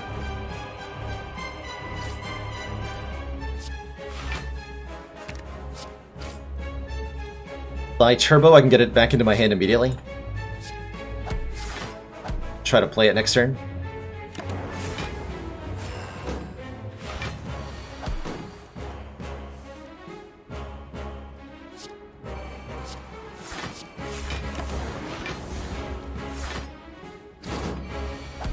Good. So now first card gets doubled. We're going to definitely double our defrag. Get some Frost Orbs going here. Because we have a big ol' Hyper Beam coming next turn.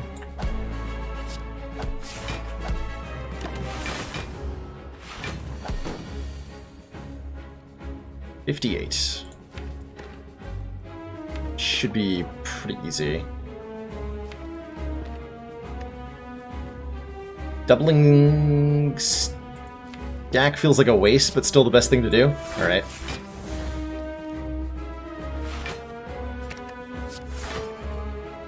Okay, that's exactly 58? Yes. We can put that Void directly into the discard pile. No need to draw it. I like that. I like that a lot. Just make hand space? Alright. So now we can put 2 creative AIs into play.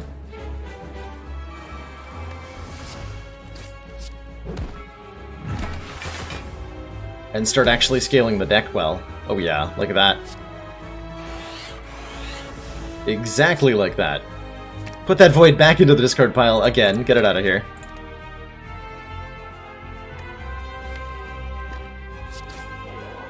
It is not welcome.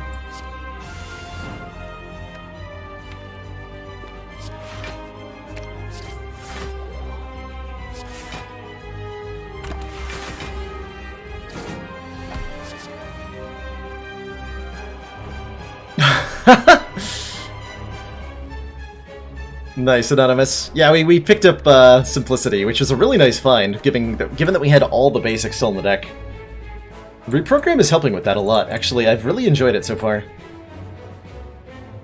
Okay, this seems like we're going to start gaining a lot of Caliper's value here. Mainly the impression I've been given.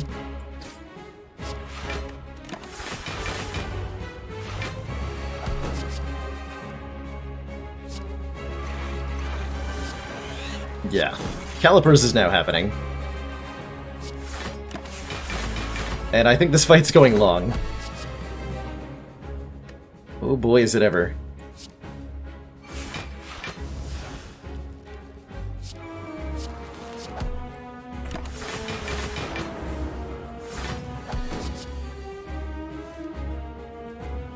Sure.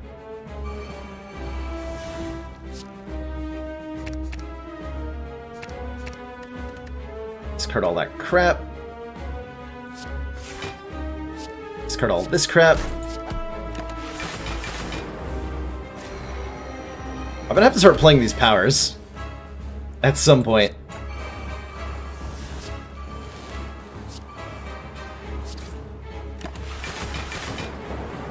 I should just be playing this when I draw it. We have Calipers, we get to keep them. Oh, how many copies of Defragment? Oh my lord, yes, please. All the defrags.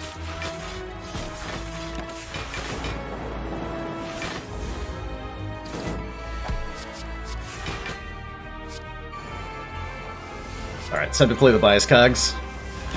The time has come.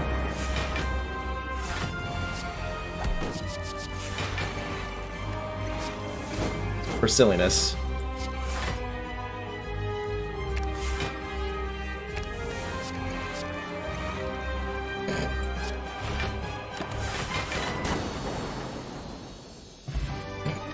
GG. Feeling pretty powerful after that fight. Ooh. Meteor Strike.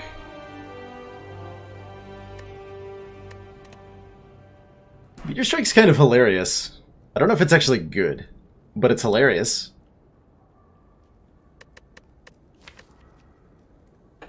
All for One would get back a couple of things. Nothing really exciting. Turbo, Force Field, go for the eyes. It would potentially give me infinites I could do with Hologram. If I get the Madness event. But that seems like so much work to set up in a deck that really doesn't need to do anything other than play a lot of good powers.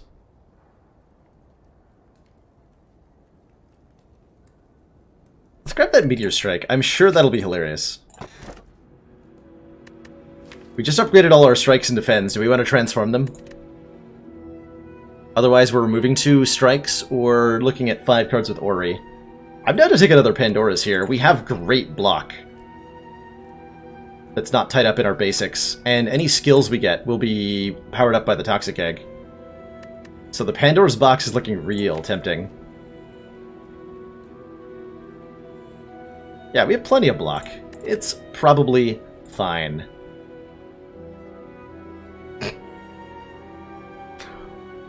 Oh. Oh my.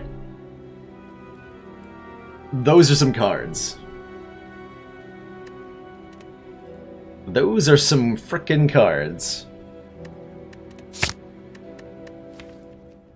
And the skills were even upgraded. Leap plus, Force Field plus, Recursion plus. And now... the Devastation.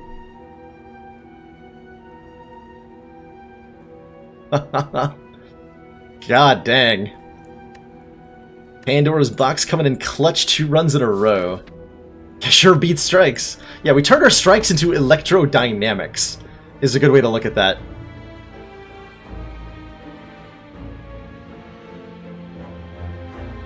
So our Omamori charge is going to be used to get our blue key here. What does our pathing look like? It would sure like to go to a store. It would sure like to do that. Start here. Figure it out. Hi. I brought double electrodynamics to this fight. What did you guys bring?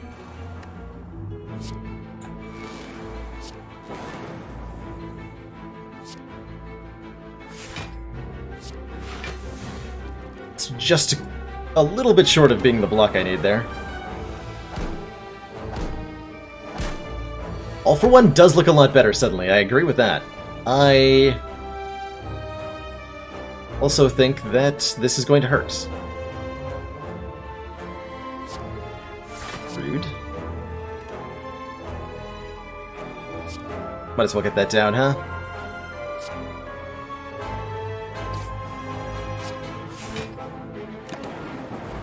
Whatever, we got a meat on the bone.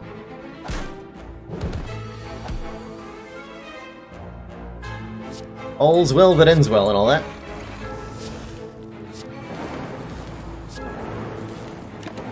Rip. Consume. Don't have any way to gain orb slots, but I do like it. A lot.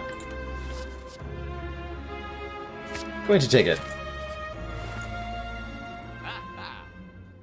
We have a loop after all. Ooh, Dark Shackles Plus. Enemy loses 15 strength this turn. Exhaust is an incredible card. An absolutely incredible card. Removing a card is an incredible card. If I was going to remove a card, it would most likely be probably the second Streamline. Or Zap. Although with 2 Electro, Zap is better than a Streamline, I think. So let's get rid of these unupgraded Streamline.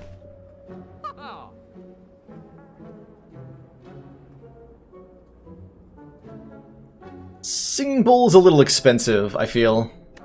We could be going to this store, potentially. I'm down to just hold on to the bulk of our money here. I'm definitely going to buy the Dark Shackles, though. Rip Mawbank. We're definitely going to remove this Streamline. Equilibrium to retain our hand. I did look at it and was like, oh, I want that. For a solid second. A Focus Potion is also pretty incredible here, by the way.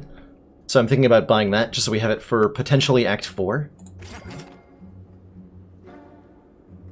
I don't think I'll get the chance to upgrade this loop, and we already have one that wants an upgrade, so I'm not going to take it.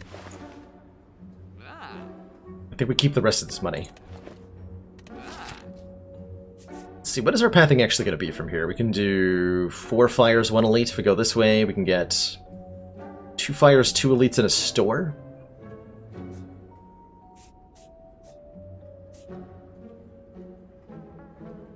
We can get... I like the 4 fires path. We'd like to upgrade our loop. We would like to upgrade...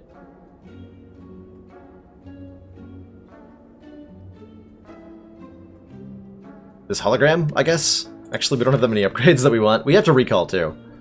And we might need to rest once. Double Orb Walkers. This is a scary fight. Very potentially risky. If we cannot kill them quickly enough. But I'm gonna fight them. Because we have double electrodynamics and we have Incense Burner set up. And I have a free Echo Form on turn 1. Okay. Well, that helps. A lot.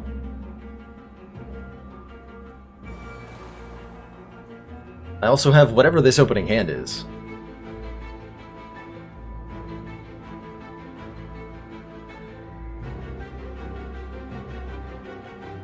What an interesting opening hand this is.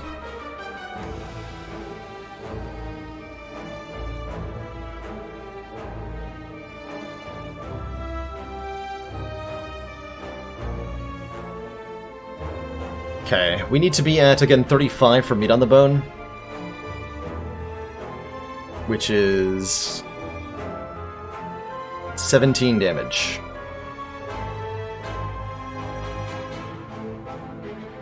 I'm gonna do some weird stuff next turn. I think we just play the boot sequence and take our hit.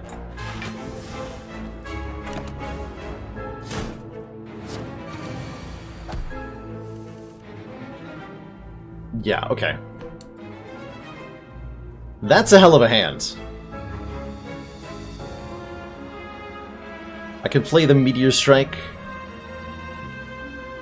and then get a bunch of energy. I can play the Meteor Strike multiple times. Actually, I can play the Meteor Strike multiple times this turn, if I want to.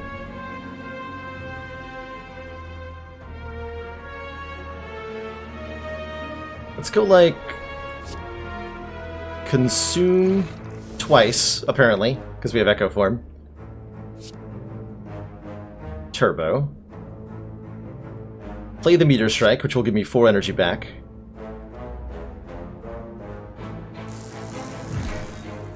Use Recursion to gain even more energy. Hologram the Meteor Strike. Play it again. Hologram the Meteor Strike. Play it again.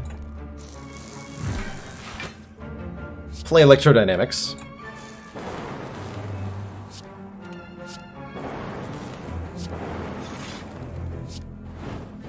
Yeah. Like that. Or something.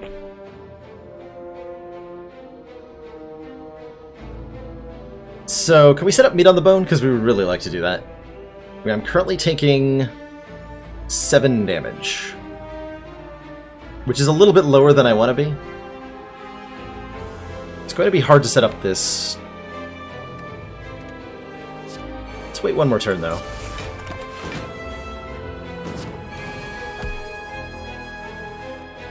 So I need to take, what, 3?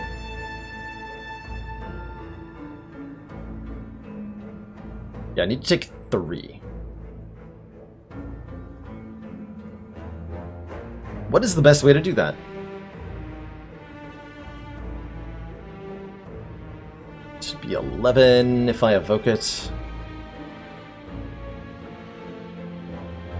Stack is 16. Hard to block for so little.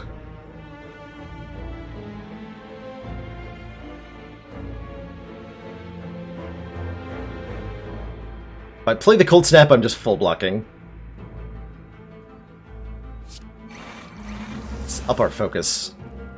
Only taking 8, that's not ideal. We don't want to do that. I don't have any defense to draw into.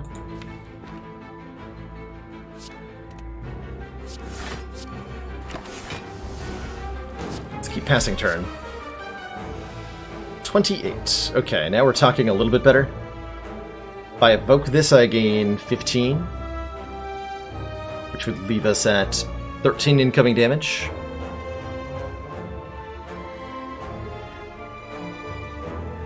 Oh, we have 2 burns, excuse me. So this is 32 incoming damage.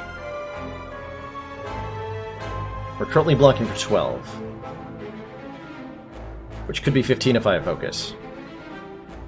Also, I can't play an attack first because that would kill him. That complicates the matters quite a bit. Because I was thinking, I could just Sunder twice and then single play defend, but if I Sunder twice, he's going to die. Which is a slight issue here. Does Electro twice kill him? Yes, we have 10 focus. Electro twice will definitely kill him. Double Shackles just full blocks. I mean, we can just let him get stronger and stronger, right? There's absolutely no problem with this.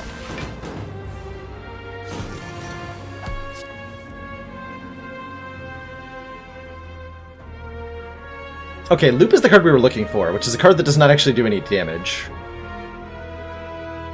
So, 26, 12, 14 block.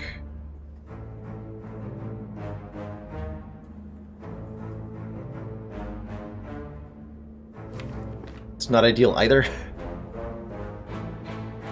I don't want to play this loop right now. Okay, let's just block again.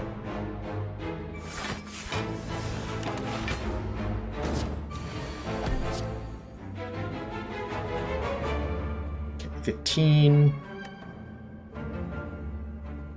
This doesn't work either. Now we're intangible.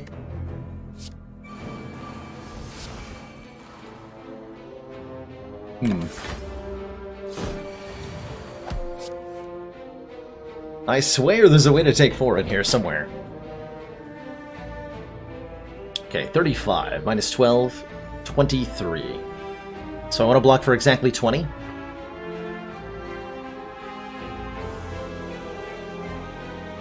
This is plus 15.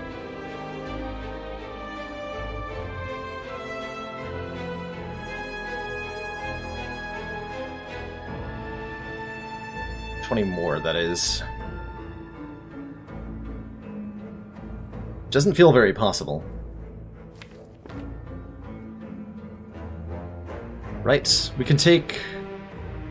If I just double loop a leap, we'll be at what? 24 block? So I would take 11, which is still a net gain, so that's better than not doing it. It's only a net gain of 1 health, though. So it doesn't seem particularly worthwhile. What are my other options? If I cold snap 1 time, we'll have 27 block. That'd be better.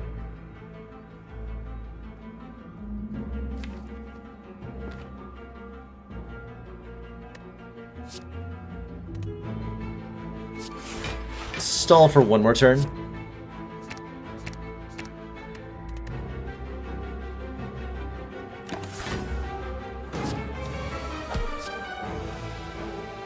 Okay, 43. I can probably work with this. I'm sure there's a way, right?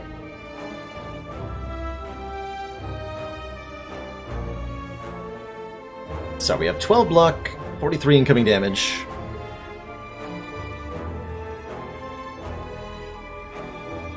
Which means we want to block for 28 more.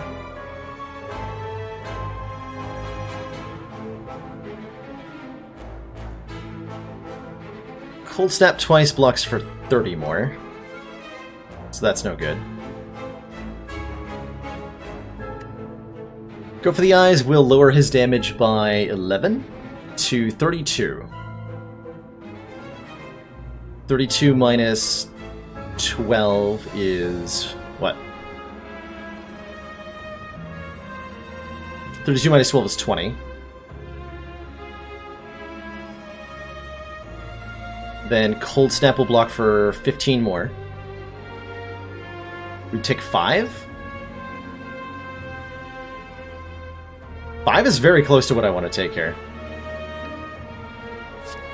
So we want to Machine Learning twice first.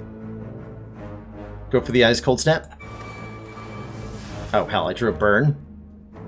Was not expecting to draw a burn there. So 2732, yeah, that's as good as we're gonna get.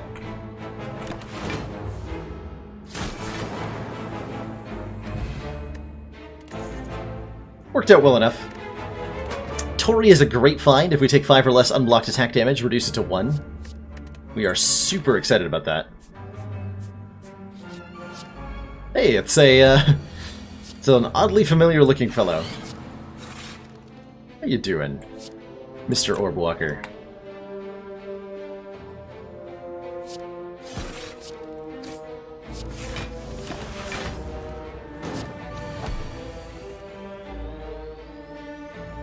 This looks like a really good consume.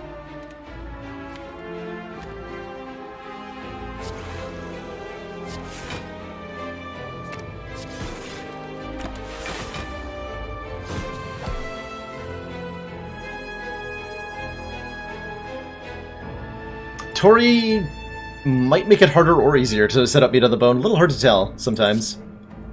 Okay, we don't need that. Or these.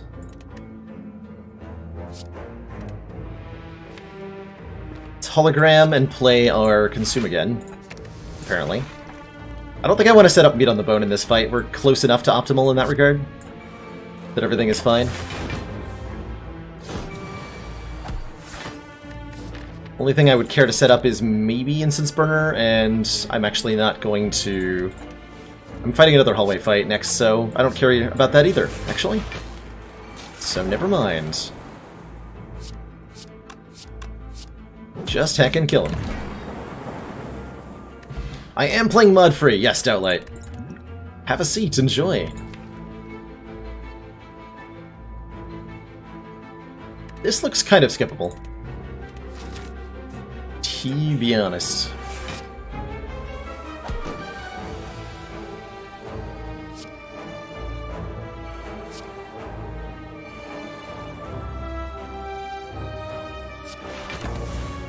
Block like so.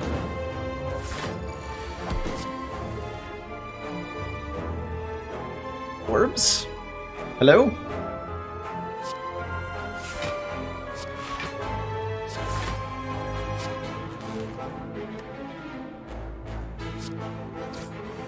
Let's see, 19. This is enough to play Sweeping Beam. Good.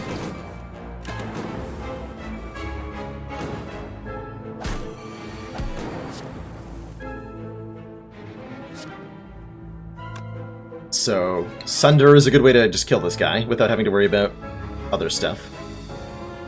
I could maybe play the Electro. Can I fully block this 11 times 2? Force field is 12. Hologram? Yes, I can. Okay. Even Electro twice? Yes.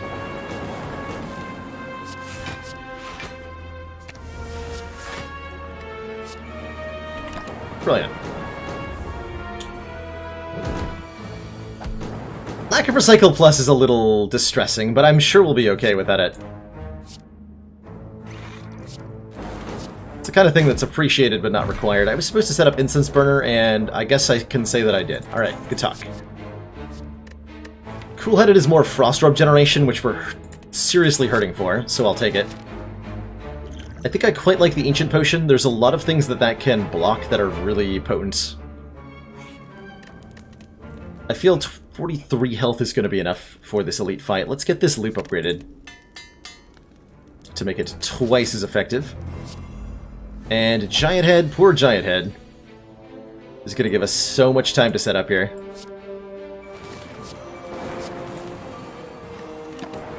By the time this guy starts attacking, we'll probably have a lot of Calipers block set up. If I had to guess.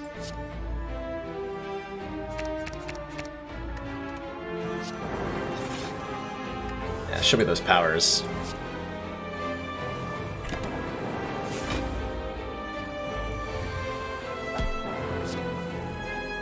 Heat sinks. Alright.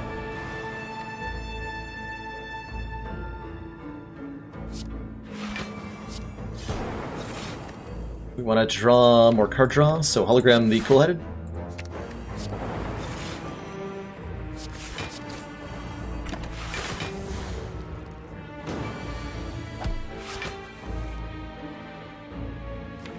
Echo Form at the bottom is a little upsetting. But only a little bit. There it is. So now we can double up this loop, which is why I've been holding on to that. Might as well make room in the hand. We've got Calipers to hold on to the block after all. And in a second we're going to be passively gaining block. Double the loop. Single play the Consume.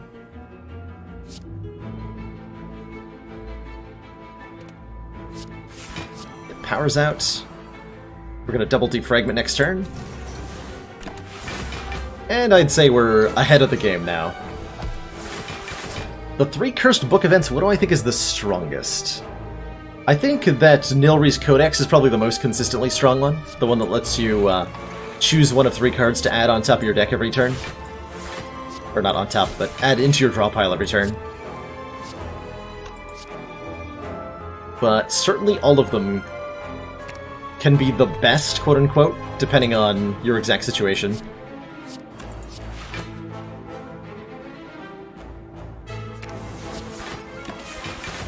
Should play that.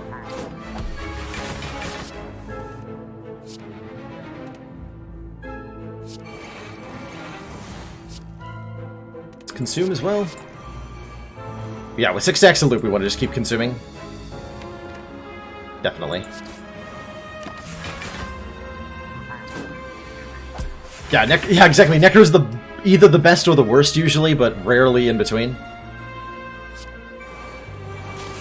Alright, Storm is now happening. Storm is now happening.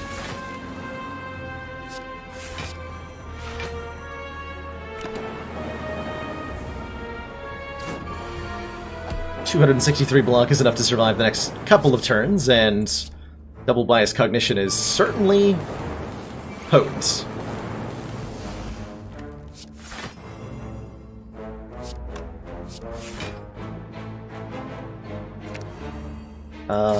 Yeah, that, whatever.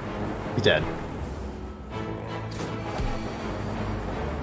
Yeah, if Novice is directly on top of the deck, dear lord. I don't want to imagine. Question card. More cards to look at is great. More holograms is less appealing now. Still pretty appealing, just a little bit less, though. I think I take one more. And that's the last one. Let's get a recall out of the way before I forget about it. This is our last Omamori charge to get the Sapphire Key. Losing out on Bega Prep does hurt, but Act 4 is where we gotta go, right?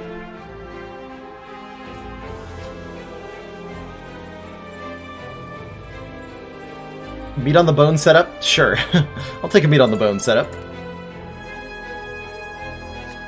Especially take meat on the bone setup that is pretty nice. Could get double bandage up plus? Huh. Do I want that?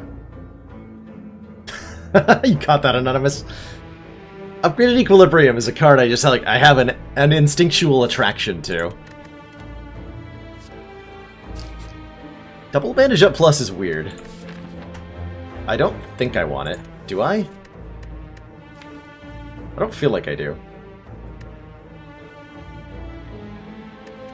Secret weapon is kind of blah. Lets me pull an attack card out of the draw pile. Hold snap. Sometimes. Ooh, Foresight, you're right. Foresight is interesting here. Forethought. It's rare that I say Forethought is a card I want, ever. But it lets me, like, rearrange cards of the deck, kind of.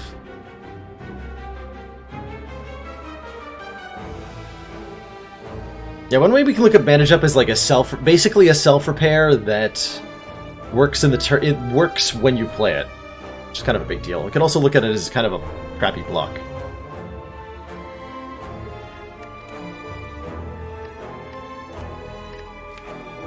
I think there are enough attacks in this deck that Impatience is not good.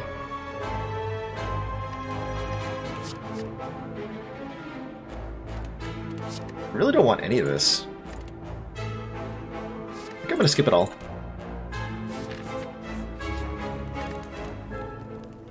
Easiest skip. Get the last hologram upgraded. Might want to upgrade the Zap too. Lose Cool-Headed, lose Echo Form, lose Meteor Strike. Huh. Does Foresight reprogram a Synergy? Not really. Foresight lets you put them on the bottom of the deck and then reprogram will let you discard them. Flash of Steel, not quite super free, Sabin, and the main reason not to take Flash of Steel is Art of War here. Because playing the Flash of Steel will prevent me from gaining extra energy the following turn. It's nice with the Ornamental Fan, though.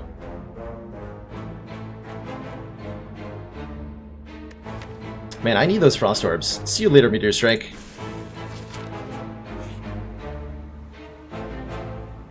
And see you later, 4 maximum hit points. Actually, wait, Madnesses?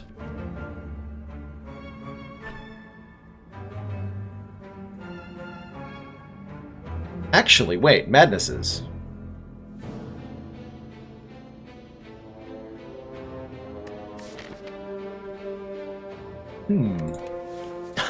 Exactly, Cryo-G. The dreaded early Baalor.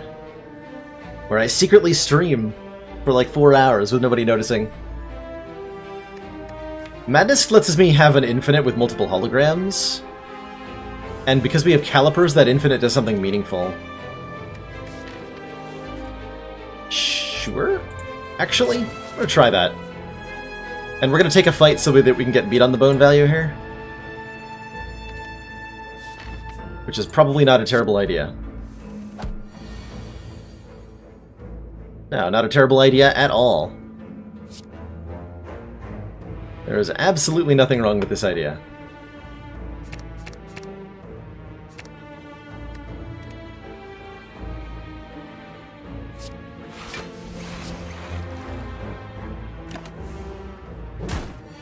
Thank you, Tori, for having my back.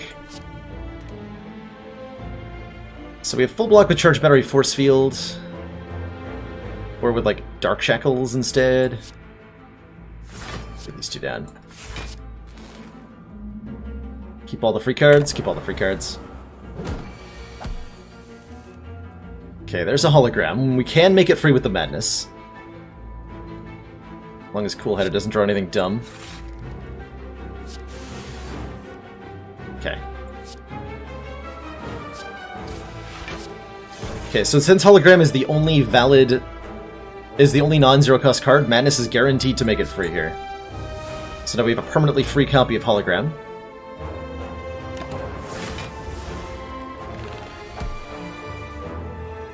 There's 2 more copies. The other Madness is in the discard pile. So I should be able to get this to work. I'm pretty sure.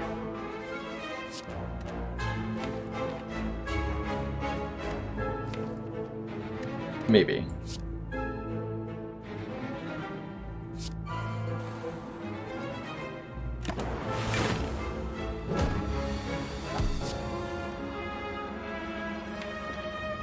It's gonna be a little tricky, because I need to free up the hand a lot here. Which I can do with the turbos, right? Okay, hold on.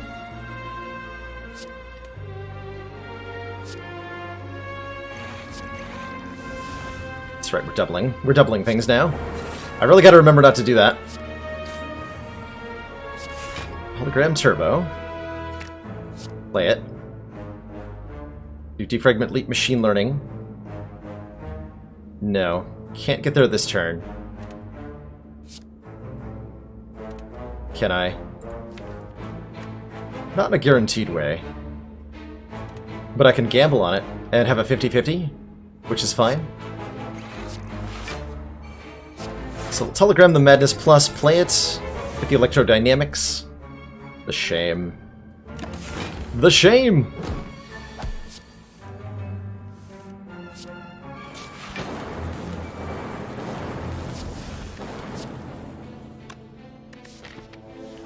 Should maybe have considered what I wanted to have the Incense Burner on for the Awakened One fight here.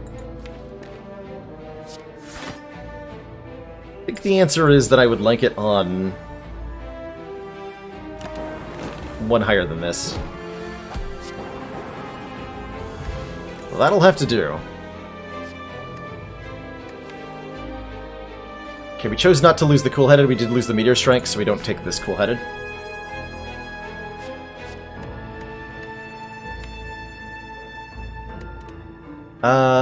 Leap? Leap would be very helpful for the Awakened One fight. Leap is just really good. Alright. What are my upgrade options? I think I would like to upgrade the turbo, actually. Get extra power out of it. I think we're relatively comfortable in this fight, and I know that sounds weird. But especially with this opening hand, I feel pretty good here. Turn 1 free Echo Form. Thanks, Enchiridion. Given that we're on Ascension 15, an Awakened One only gains 1 strength per card we play. Or per power we play, more accurately. I'm a lot less afraid of it than normal.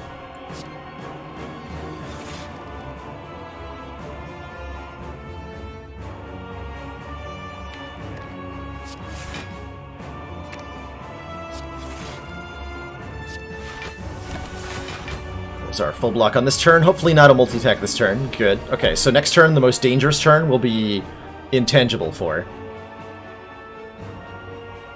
Which is excellent.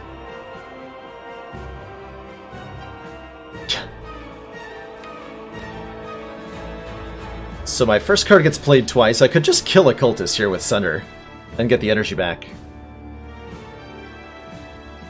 Which might save me from having to play Electrodynamics.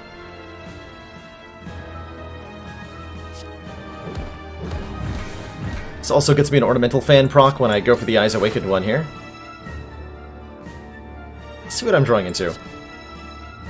Don't need that, that, or that. Just a couple leaps, please, thank you.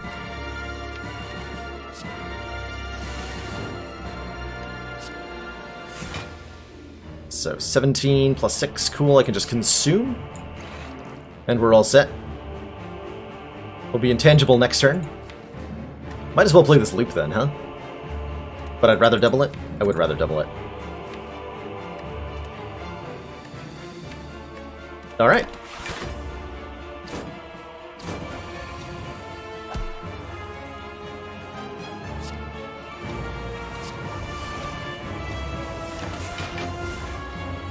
Good turn. Now I'm invincible.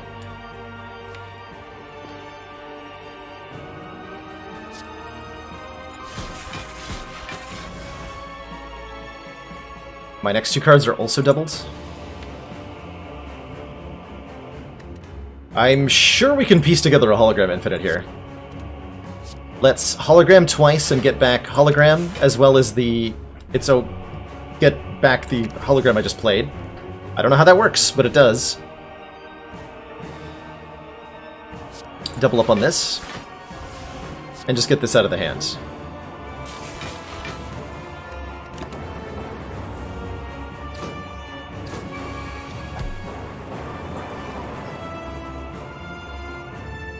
Okay, perfect. So again, the first 3 cards I play will be doubled.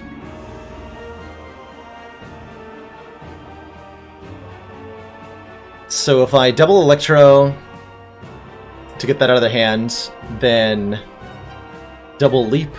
When I double Madness, I'll hit at least one of the holograms. Possibly both of them.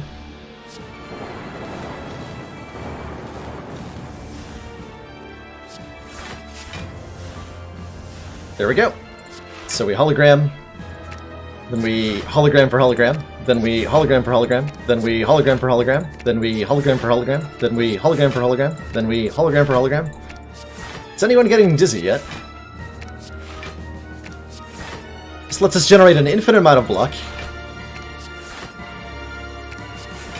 that we get to carry over from turn to turn with our calipers here.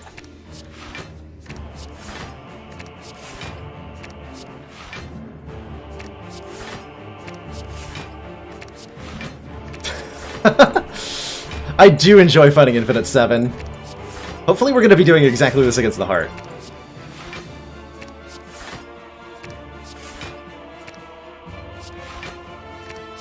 Game is struggling a little bit with what I'm doing to it.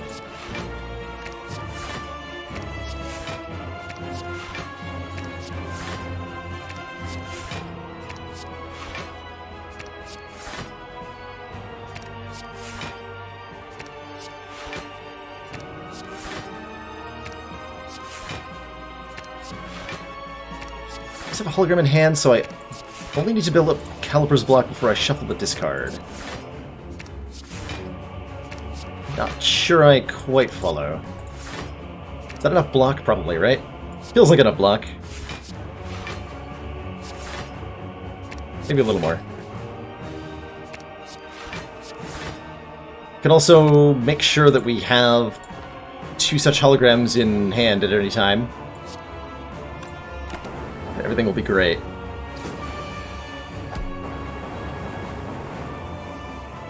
So if I double hologram, I can get back 2 holograms. I definitely want to double the defrag just for the damage output, if nothing else. Let's make sure I have 2 zero-cost holograms in hand at any given moment. The wrong one. Still have 1 more card to double, right? Let's double Recursion. And just use that to get back the actual zero-cost one. So we can always do now.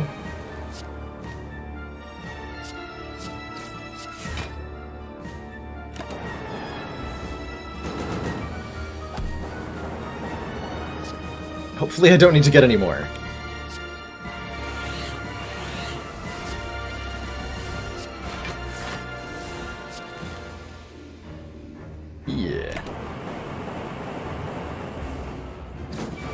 And having infinite block like this means we get to devote every orb slot to damage, which is really significant.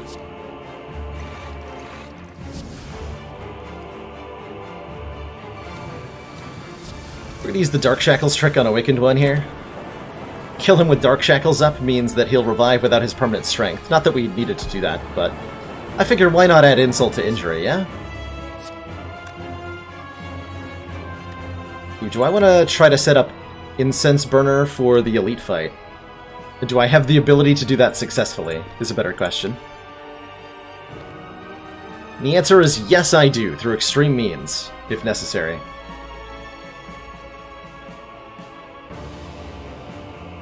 So I will try to set up the Incense Burner.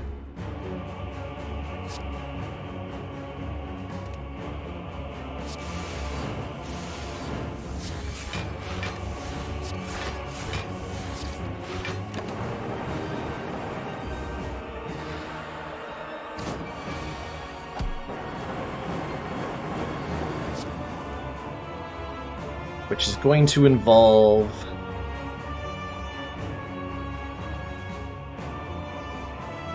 what exactly? Turbo twice, hologram to get consume and turbo.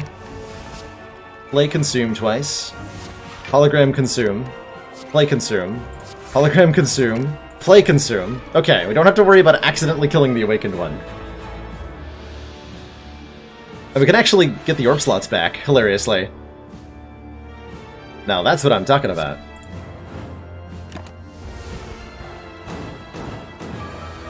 So we want to kill Awakened One on a turn that says 4. So that we have intangibility on turn 2 of the Elite fight.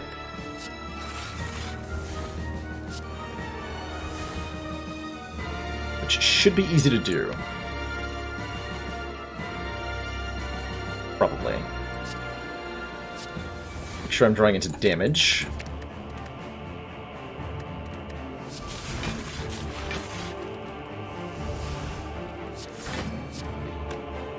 Yeah, now we're fine. Good. Hey, Ryan Hunter. I'm deliberate. I had to decrease my orbs so that I could avoid killing Awakened One for Instance Burner setup here.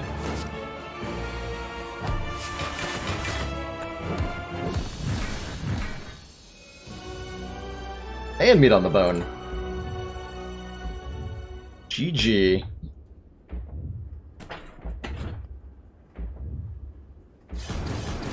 $15-14.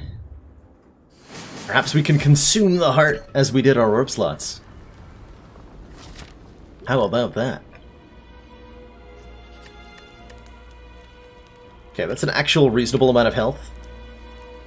What are my upgrades? Go for the eyes ain't bad. Sunder's not bad. Sunder's not bad. Zap's not bad either. Although I might just remove Zap. I'll probably remove Zap at the store. Let's upgrade our Sunder.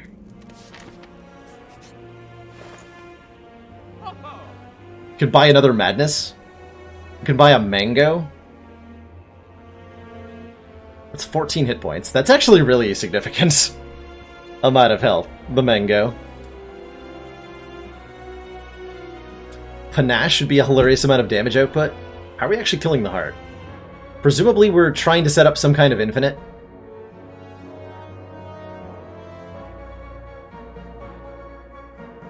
I mean, we don't need to do that, but we should. I like it. Okay, so I'm gonna grab this Madness and we're going to beat the heart with an infinite. Never seen 3 Madness in a deck before? Did you see what... No, you missed what we did against the Awakened One. I will show you exactly what we did against the Awakened One, Ryan.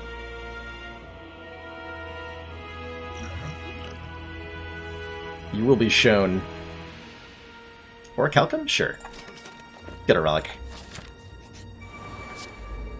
Thanks for the free defrag. Hee hee. Well, this turn sucks. Ow. Okay, Force Field, Sunder... These are all scary things to draw next... I'll be intangible next turn, hold on. I'll be intangible next turn, so I can do, like, Electrodynamics Consume, and that's fine. That is fine. So we just play all the powers. And Decry. Actually, wait, I can hologram the Force Field and play it. Ooh, I didn't think about that. Hello. Nice reprogram.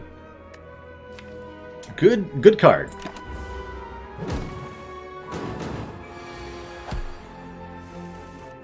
Very good card.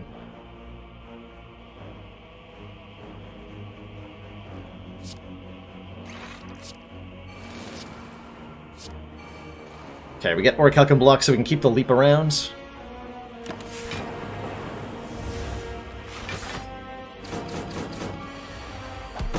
This turn's terrifying.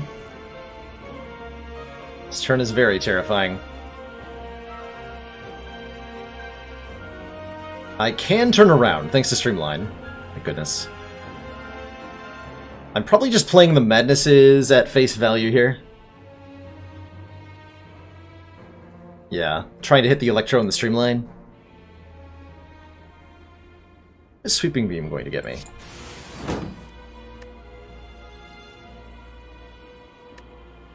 Does not help. Very much.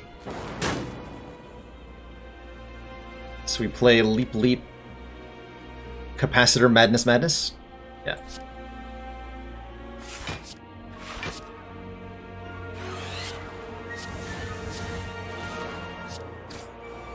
Okay, we take more damage than I would have liked.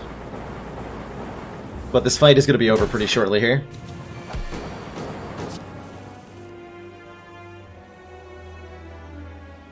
Still no Echo Form. Okay, we can go for the Eyes Dark Shackles, the Spire Spear. We're actually going to be close to having Incense Burner set up perfectly for the heart, which gives me a lot of hope for our current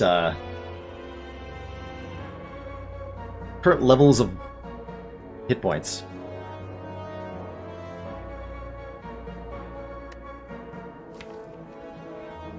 It wasn't actually obvious to me, Joppo. I kind of stumbled into that play, I won't lie. I didn't realize that the Force Field was low enough mana to be playable until I looked at it in the discard pile. So I wasn't accounting for all the powers in my hand. Ooh. Oh, I can hologram the Go for the Ice back and turn around again? Yeah, okay. Yeah, this will work well. Give him the Shackling.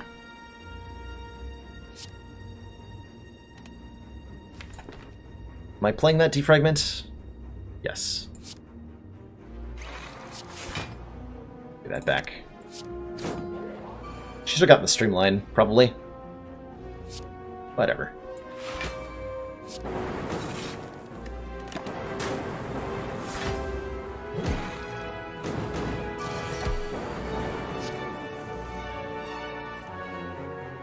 Okay, so this is almost perfect setup. Almost perfect setup for the heart. If I can survive this turn, that'd be great.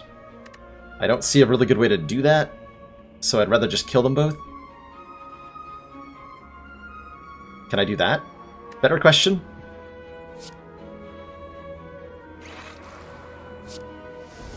Restack, oh boy. Actually, maybe I can survive this turn. Yeah, I bet I totally can. Okay, so we're gonna do that then.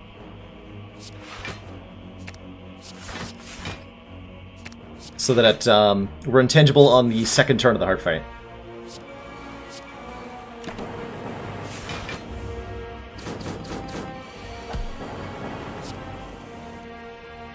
Beautiful. Unceasing Top. Whenever we have no cards in hand, draw a card. Interest.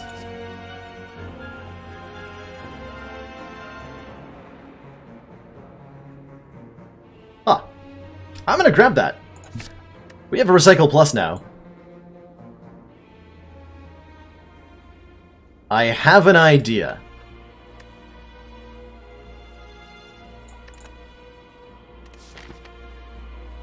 I'm just gonna leave it at that. I have an idea. I download the Jackbox Party Packs. I have not, last minute. I did not know that it was free at any point. I've had a lot of fun with that game from other people's streams. Oh, hell no, I'm not playing you. You're gonna pollute my deck. And I'm looking to do stupid things. We're gonna chug our Focus Potion. I think I want to use my Ancient Potion to block the Vulnerable here. We could also try to save it for a Bias Cognition, but eh.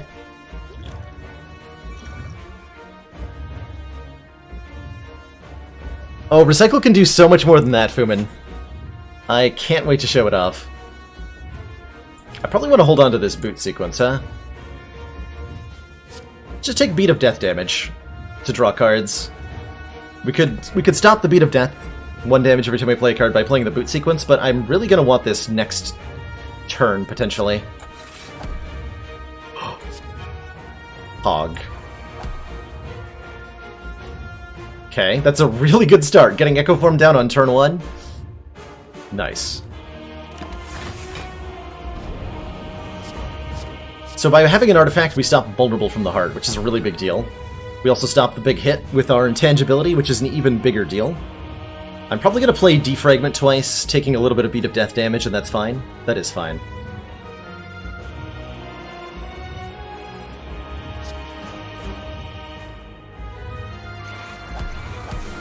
Okay, let's leap here. Let's not draw the Void, or the Ascender's Bane yet. Let's put all that in the garbage.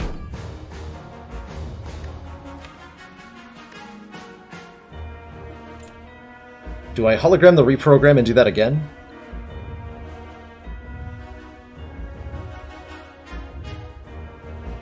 Or do I just get Sunder out of my hand for now? I want to recycle the Sunder. Let's keep digging.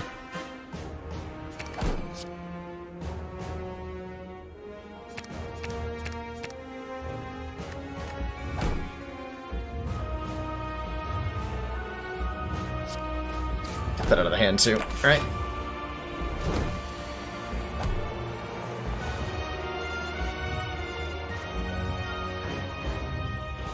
So how do I want this to go? We do duplicate the first card we're going to play.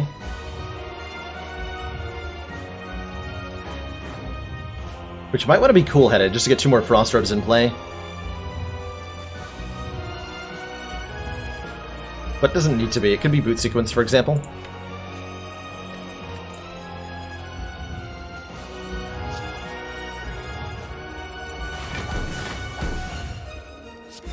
Which I think is what we're going to do with it.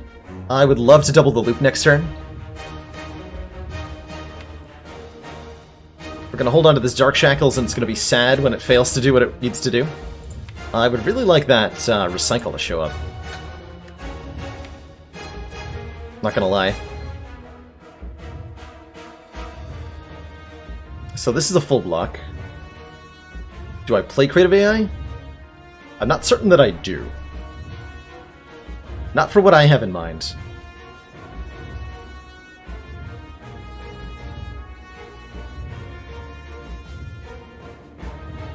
No, not for what I have in mind. But I do want to draw more cards. Do I hologram reprogram? Again?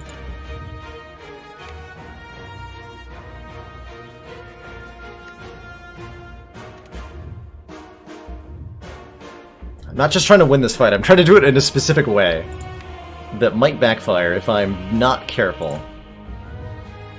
I guess we can just get Sunder out of the hand.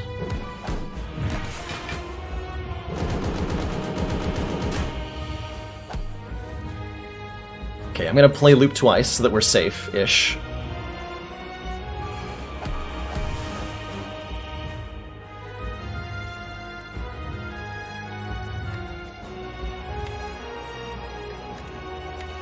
I don't get to draw many cards now, this is a problem. So I also need block cards. Well, do I? I would like to consume 1 time, not twice, I don't think. Well, actually, you know what? I would like to consume twice. So now we have 14 times lots of block every turn. You're gonna have to get out of the hand. You're gonna have to get out of the hands. I would really like my recycle, please.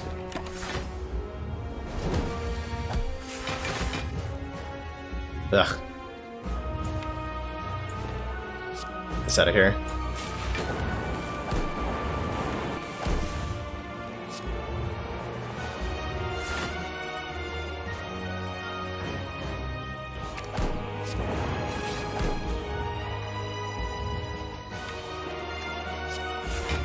Just gotta make room.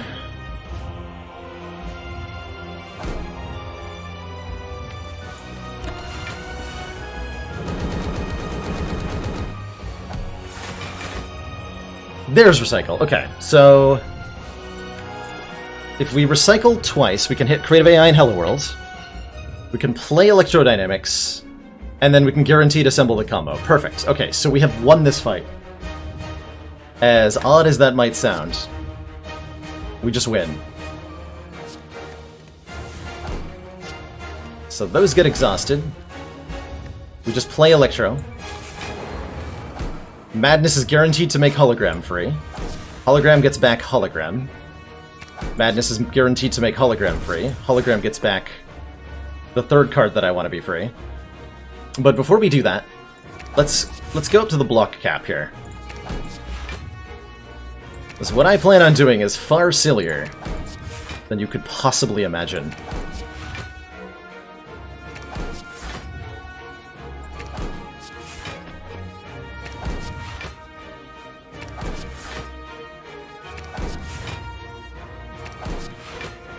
This is only a 4 block every time I do this, though.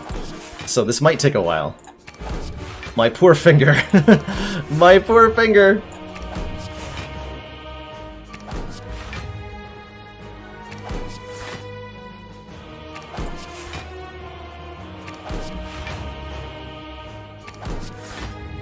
Oh no.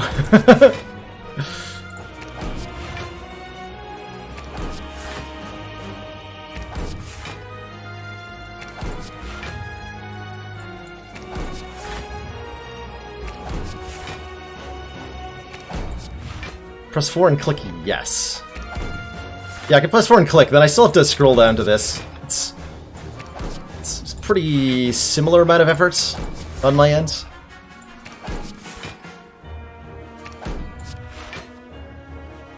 If there was a hotkey for selecting out of the deck, I'd be a little bit happier. This is a... yeah, that is a bit better, huh?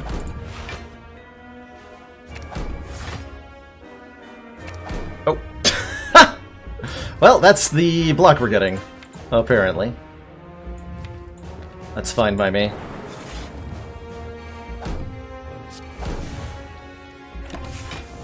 This should be enough to survive for a little while.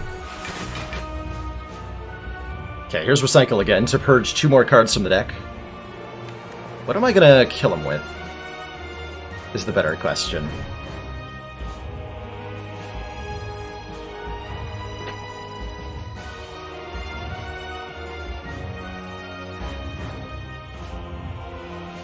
I can strip the artifact here. That's significant. Probably want to do that. Go for the eyes twice, get rid of that artifact so I can block multi-attack with Dark Shackles. It's actually pretty good.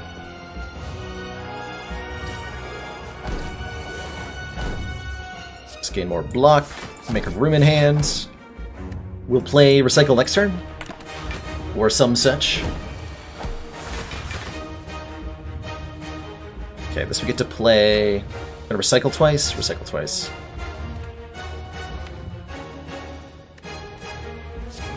So we need to get rid of that. And that.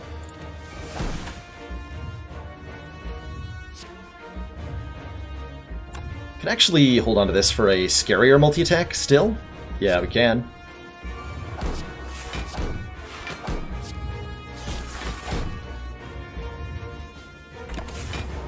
Bring it on.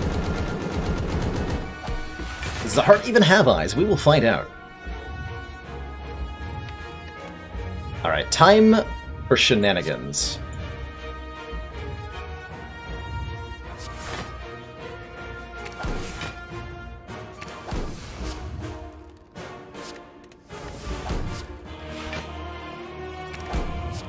We're gonna burn the deck, basically.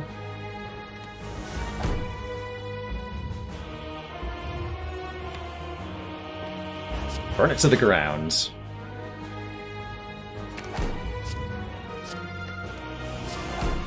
Alright, Sender, you're 0 cost now. I've decided that's how I'm gonna win.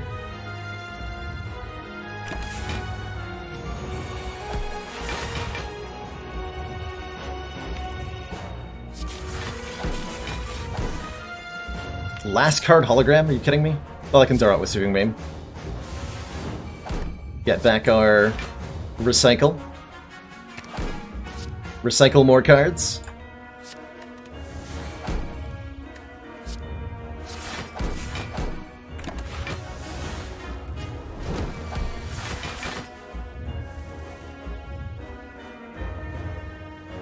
Eight times 15, that does not equal 525, so we're totally fine. We are totally fine. Let's purge more cards from the deck. Turbo can go. Unupgraded Cool-Headed can go. Leap can go.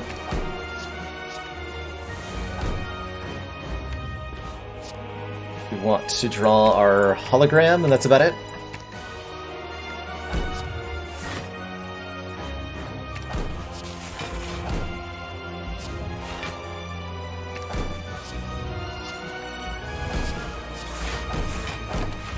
Alright. We're getting there. We're getting there.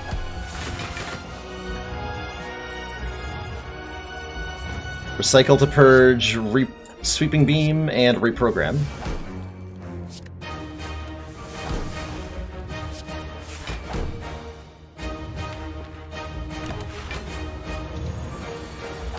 We're intangible. Recycle to purge, Cold Snap and Leap.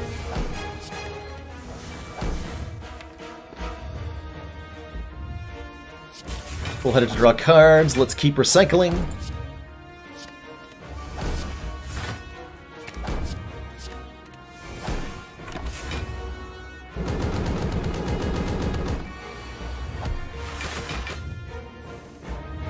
This is all the cards remaining in the entire deck. So let's play them all. Actually want to keep the cool-headed for the moment. So we purge this, and this. Get rid of that. Hologram recycle, purge that. Draw both remaining cards. Hologram. Wait, hold on.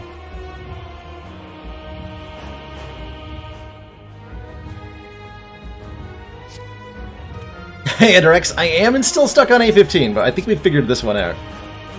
Perhaps. Ooh. That's a really easy infinite. Hey, hey!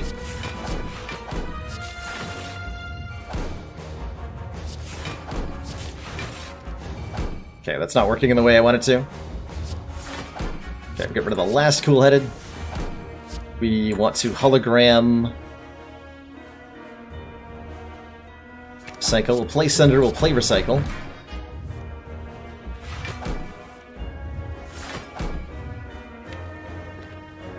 Alright, I'm only allowed to do this now. I'm stuck!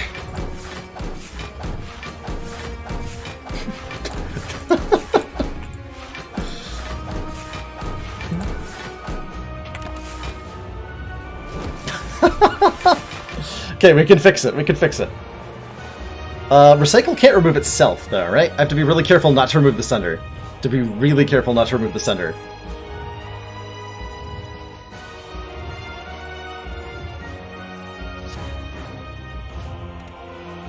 So I recycle, hit both holograms, and then we win?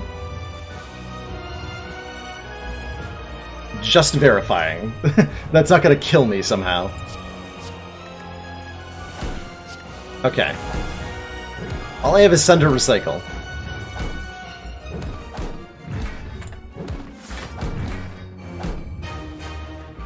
I'll take it.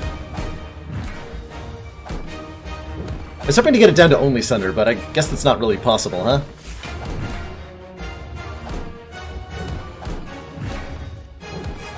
Whack.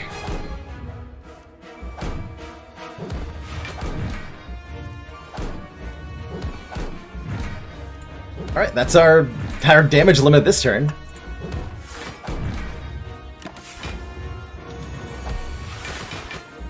What? Excuse me?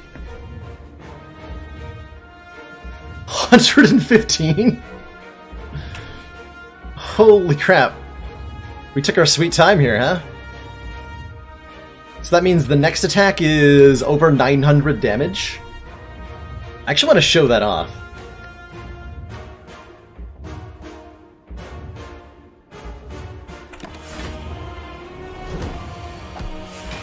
$72 times 15.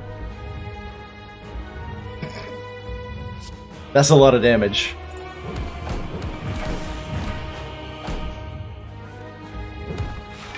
That is a lot of damage, Mr. Hart.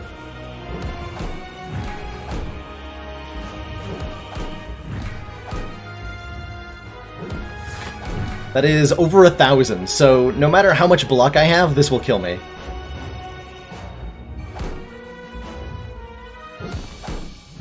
Whack. Tony Hawk's 1080. Ha! That was the name of the game. It wasn't a Tony Hawk game. There's some snowboarding game on the N64 that had 1080 in the title that I remember playing as a kid. I don't think it was Tony Hawk, because Tony Hawk doesn't snowboard. There you go, Dixie Flatline. Glad to answer your question. It was just called 1080. Giving Soft Sheep a flashback. Snowboarding down mountains. Doing tricks.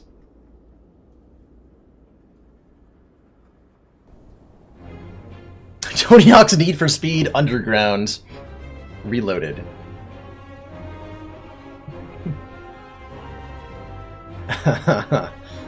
Man, that was one of my favorite ways to kill the heart. I've never taken a 35 card deck and used one copy of Recycle to just whatever that was. Whatever that was. Dear Lord.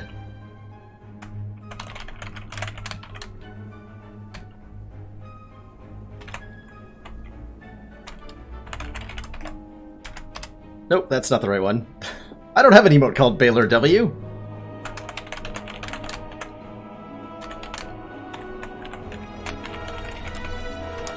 There we go.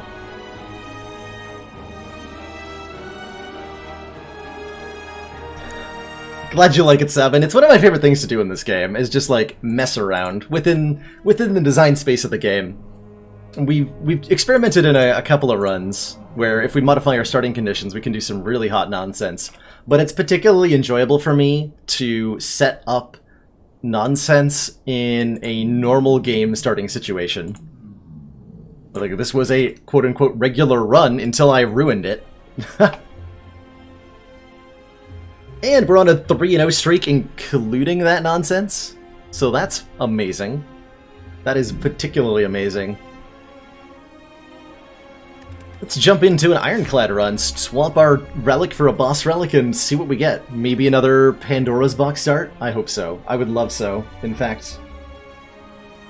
I would love so.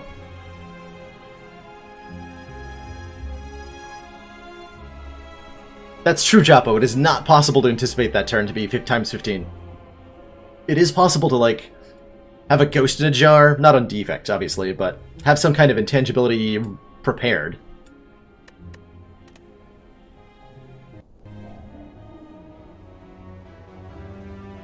Bell, please, they say. Fusion Hammer. Gain energy at the start of your turn. We can no longer smith at rest sites. One of my favorite Ironclad runs of all time. The Abacus shenanigans started with a Fusion Hammer. So I have my fingers hoped.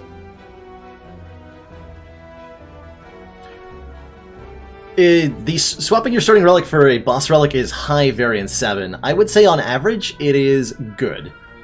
But if you're looking to not die immediately, you want to have an Act 1 where there is a path that's free of early elites for you to take. Given that we have the Fusion Hammer, we do not benefit much from campfires. We can only rest at them. So we probably want to hit a good number of elites here. We can fight as many as 3. And we have 4 energy with which to do so. This is a really potent start, and we want to get some relics to really kick it into high gear. We even get a shop to remove a strike at the end of the act. Perfect. Absolutely perfect.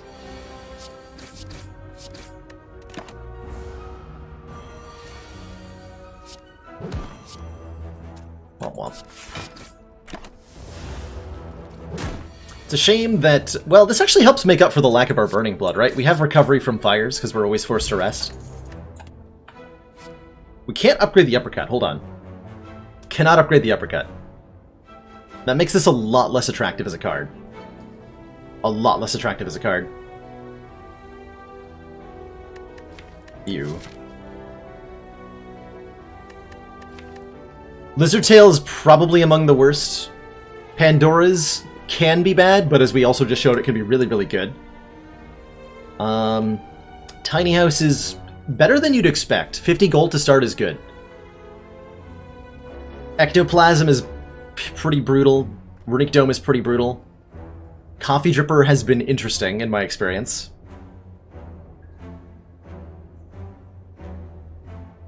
Need a card to upgrade everything in the deck for 1 combat. If only there was a card that did exactly that. Honestly, with these elites coming up, this uppercut is still good enough that I kind of still want it. I will definitely take some max hit points. That means we heal more every time we go to a campsite. I'm not interested in curses right now. Certainly. For that instant payoff. Hovering Kite on Silent does suck completely. Definitely one of the worst ones, Cryogy. Ooh, Burning Pact. Burning Pact is interesting. Lets us exhaust stuff and draw cards. I'm gonna grab one here. I would take like a Shrug It Off over either of those, but I liked what I was offered. Gain some money or take a strike out of the deck. We definitely want to be removing our strikes pretty aggressively, I think. Is that gold amount going to be really relevant when we hit the store? Probably. Quite probably. I do think Apotheosis is a little bit overrated on OA, but when we have a Fusion Hammer, it sure isn't. God, is it ever.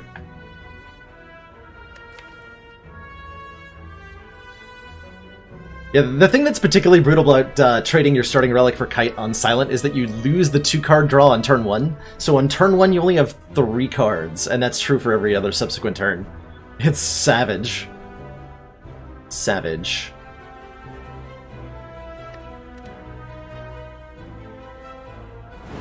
Take the curse. Or take the strikeout, excuse me. Let's look for more blocks here. Good.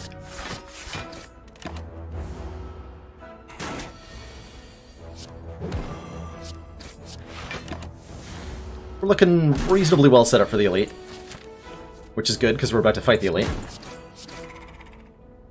Decent attack card. Ooh. Oh, Shockwave. Shockwave is really nice. Apply 3 weak and 3 vulnerable to all enemies. That makes the uppercut's lack of upgrade a bit more tolerable. Alternately, Headbutt is a really powerful attack card to be adding. I don't think I can say no to Shockwave in this deck. Just having our enemies constantly debilitated is so good.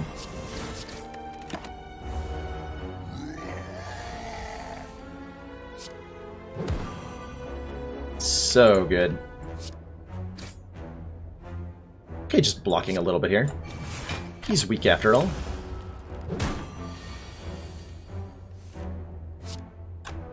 Let's see, 12 plus 18 is not enough to kill. By strike, strike, strike, we'll have We have a guaranteed kill with uppercut next turn, so I defend, strike, strike, strike. So we guarantee to draw the uppercut, because if we don't, Burning Pact draws it. We got a Mercury Hourglass. Start of our turn, deal 3 damage to all enemies. Here's our first glimpse at a good blocked card in Ghostly Armor, which I would really like to take, because it's pretty good when not upgraded. Bottle Apotheosis is definitely one of the more powerful effects you can have. There are still better things you can do most of the time. Like a Bottled Echo Form can be better, a Bottled Corruption can be better. Always depends on the deck, right? There's one of the cool things about Slay the Spire is there's no universals. We can never say this is a card that's the best all the time, because sometimes the best card is Madness, as you saw in the last fight. And sometimes the best card is Claw, and sometimes the best card is Seek. Sometimes the best card is Dropkick. There's a million ways for it all to play out.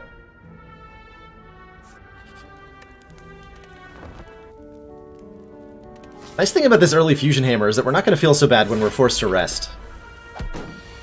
Or forced to recall. Excuse me. Guess we might as well open if we got Shockwave down.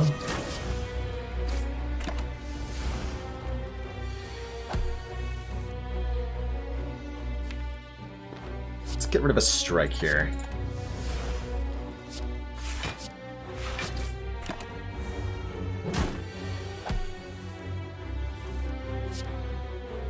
Glorious. Casual full block, no problem.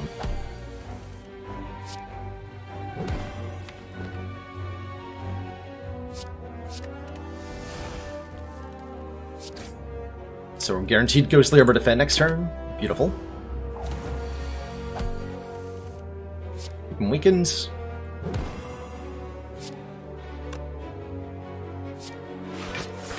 Kind of assume I'm going to have a kill next turn.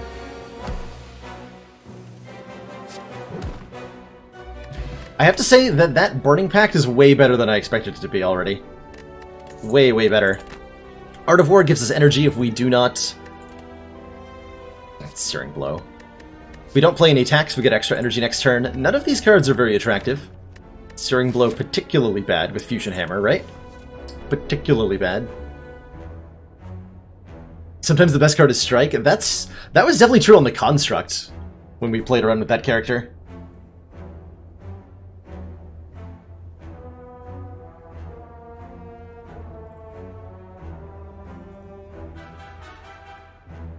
Snakebird, if you saw Dolphin Chemist's one-hit point fight against the Heart that he had last week, Dolphin Chemist had a run where he took Mark of the Bloom, got to the Heart fight on 1 health.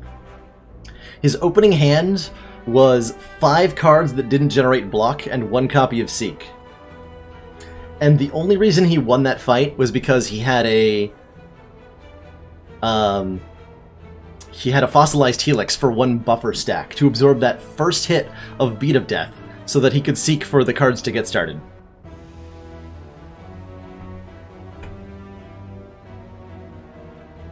I think we skip these.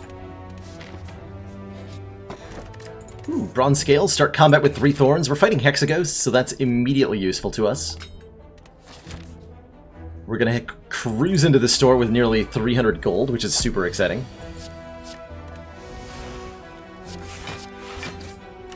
Unless this guy takes all my money. She might.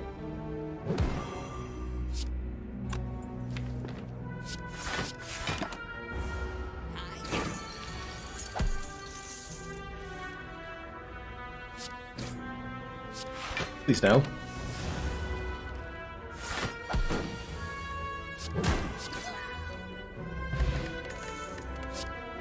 Armaments!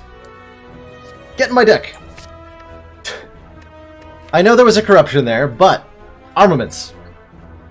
We can actually upgrade our cards now. That is a must-have, I feel like. How do I feel about this poison potion? I like these potions. I am attached to them. Upgrade 2 random cards. Worth. Oh, so worth. Got that uppercut upgraded. Gonna die. Never mind.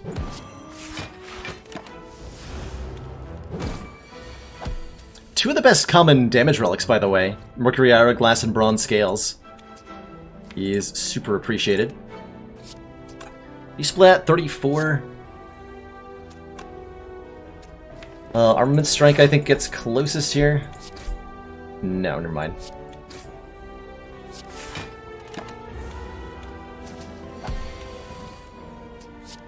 Just ignore everything I say.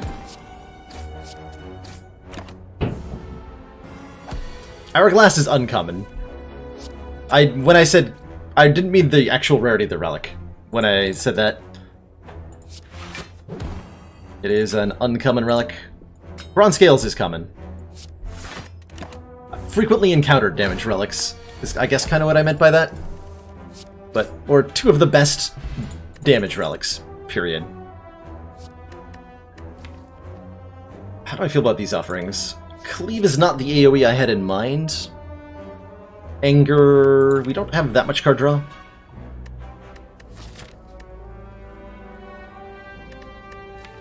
Kind of okay skipping these. Actually, Dropkick does seem good. You're right, Dropkick does seem good. So does Warpaint. Upgrade 2 random skills.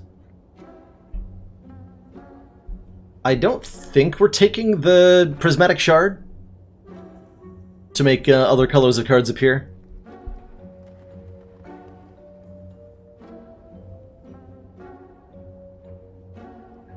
Upgrade 2 random skills gives us a chance of hitting the armaments, which we'd really like to upgrade. Hello, El Capanek. Welcome, welcome. How are you doing today? Dual wield for Dropkick Infinite with Burning Pact. Wait, that's real. Or we could just take the second Dropkick.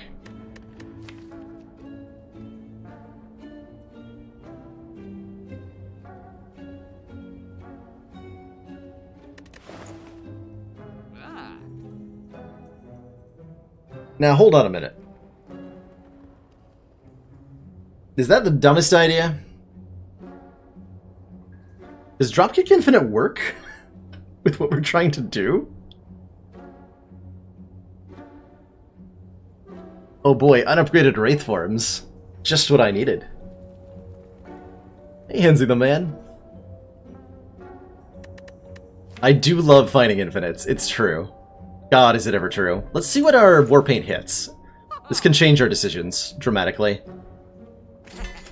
Shockwave Defend. Well, I mean, that does make the second Dropkick just, like, pretty good. On its own.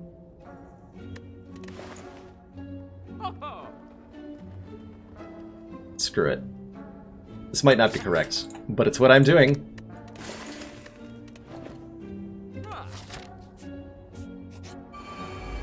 Try Sentries, here to punish me for what I am about to do. Okay, Shockwave will block all the weak. That's tragic.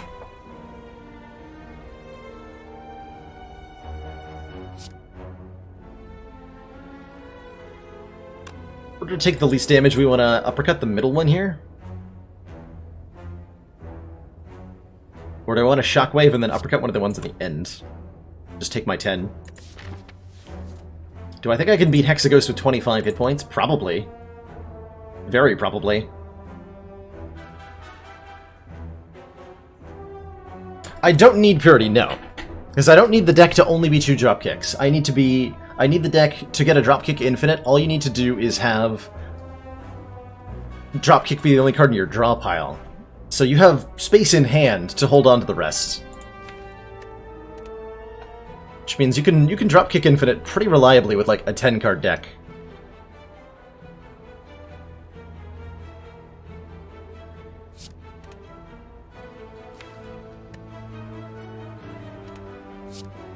Let's go for the weaken on you. I think we'll be okay here.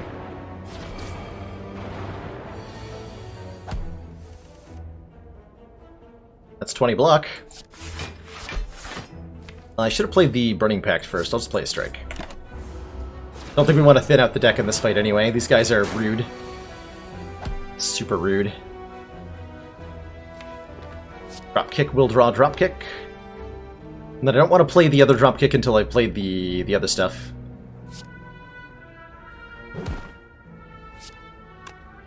We upgrade a dropkick.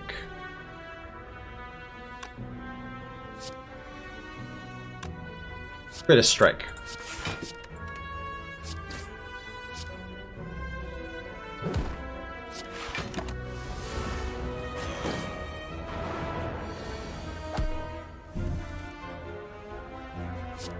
Okay. Just dead. Good fight.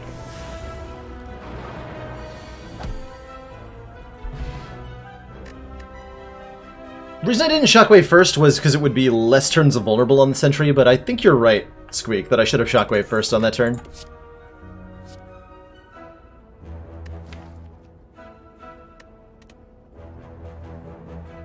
Spot weakness is really good.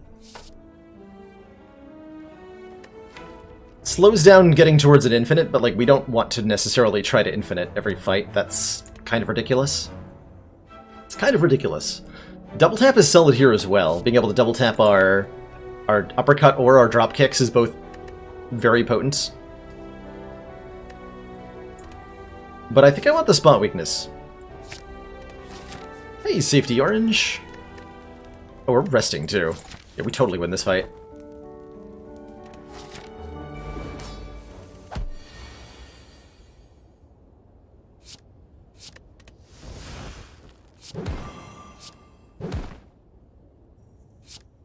That was really bad draw order there, unfortunately. That's alright. Like I said, we just win this fight, presumably. Let's keep you vulnerable. We've got drop kicks in the deck, it's really important.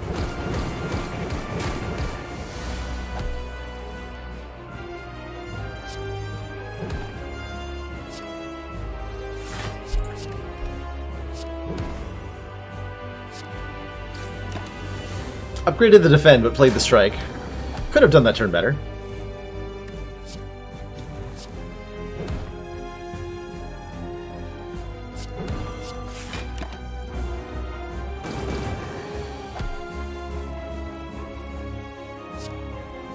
I guess I'm not going to play the Shockwave at any point, am I? That's fine.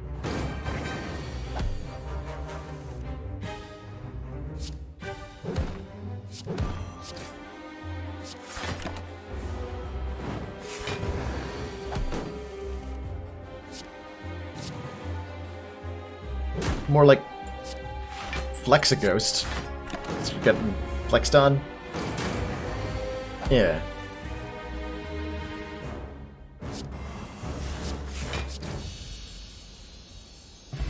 Rip.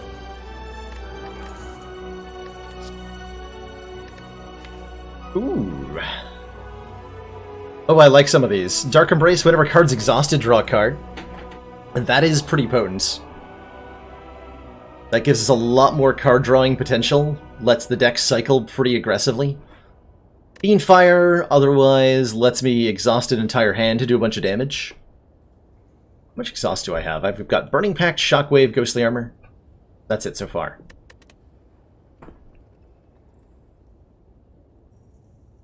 Both Fiendfire and Dark Embrace make the Infinite easier, so I'm kind of torn here. Pyramid. Oh my god, if I get a Runic Pyramid. That'd be disgusting. Sure, we'll take the Fiendfire. That'll help us a lot more in the Act 2 fights, especially. White Beast Statue. Potions always drop from combat rewards. Philosopher's Stone go into 5 energy, but give all enemies +1 strength. Or Black Star. Get an extra relic off the elites. We've been here before, where we're offered the Black Star at Act 2 when we got a 4th energy off of our starting relic. And just like before, I think I'm going to take it here. We already want to be fighting elites because we cannot upgrade at fires, so we already want to fight elites to get stronger. Black Star just means even more relics. Let's go. Let's go. Champ? Champ is a fight we're going to have to infinite to kill. Well, not have to. We have a spot weakness, but presumably we want to. How many elites can I reasonably fight? 3 at minimum. I can definitely fight 3 elites. 1, 2, 3. We get to visit a store. I could fight the burning elites and do 4 elites, but that is way less healing that is involved, and we don't block that well, do we? Let's go here and see what our first event is, and we can still decide either way. We'll keep it flexible.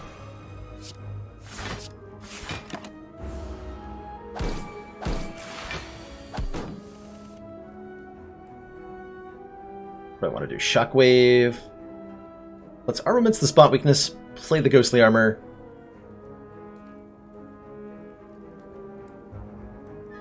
I don't want a Shockwave though, yeah? So Ghostly Armor, spot weakness, Shockwave? Alright.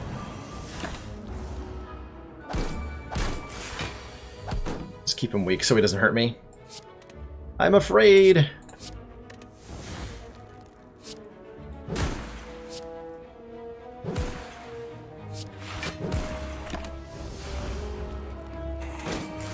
Dark Embrace might have been nice.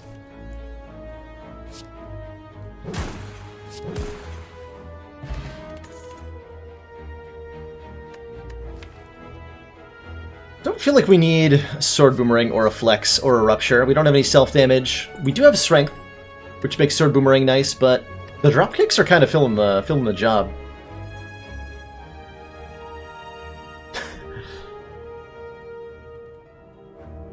You've never seen Dropkick be so good. It has the power. Ooh. We already have 2 upgraded defense. Removing strikes is really good. This is actually probably a situation where we remove a card rather than upgrading all strikes defense. Normally I really like Elegance here, most of the time. But given how much the deck benefits from being thin, I'd say we've got a bit of an anorexic deck. Let's take a strikeout. This is the most upgrades we'll have all game. Potentially. Probably?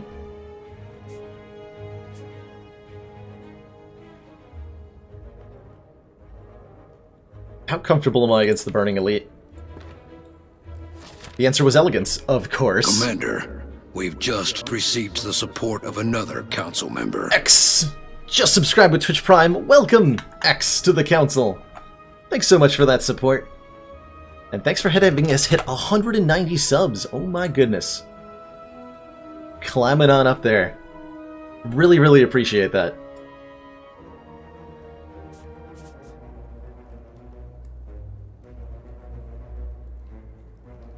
So ballsy. We're doing really well. But this is 2 elites in a row with no healing. I think we should get some more relics. Commander, we've just received the support of another council member. Tinvek coming in with a Twitch Prime sub, hot on X's heels. Hot diggity dog. Thanks so much for that incredible support. You guys are so good to me. Going this way. I'm gonna wimp out.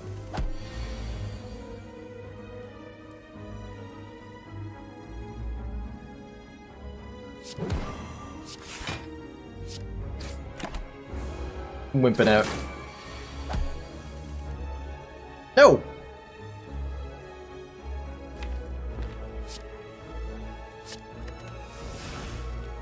Okay, drop kick. God.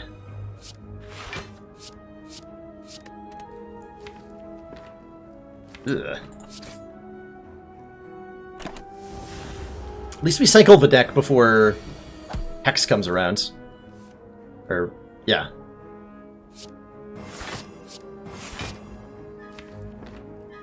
You just Fiendfire? Yeah. That might have been a good draw potion.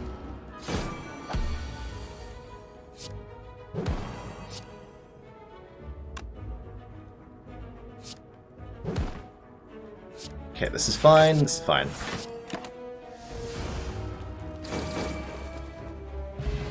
Love the game and the stream. Awesome to hear, X. Really appreciate that. Again, third copy of Dropkick. Actually, does that make this easier or harder? Maybe a Shrug It Off is called for. Shrug It Off is pretty damn good. Shrug It Off is pretty damn good. Let's take an attack potion over a different kind. I think we're good enough in hallway fights that I want to do 2 of them to get more money for this store. We're gonna heal up anyway. Yeah, alright.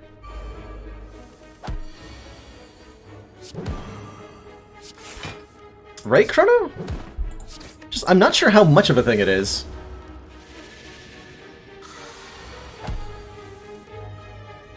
It's certainly not a thing here.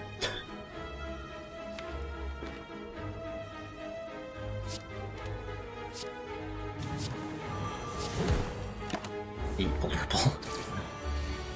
Dear Lord.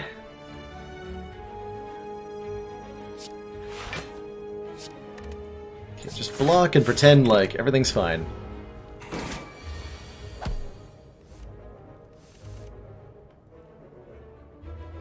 I guess.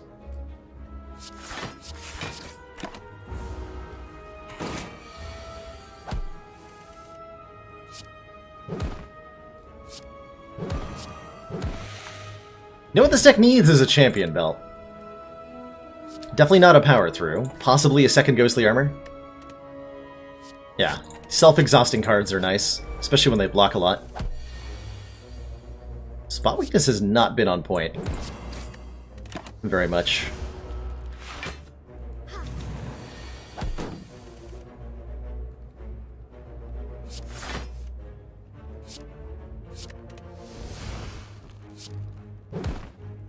Okay, you're already weak. You're already weak.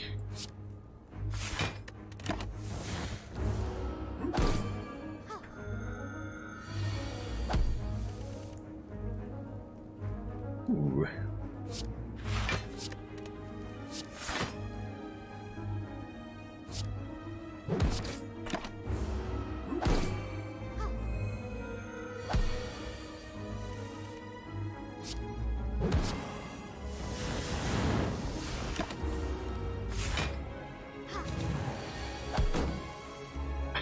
Classes.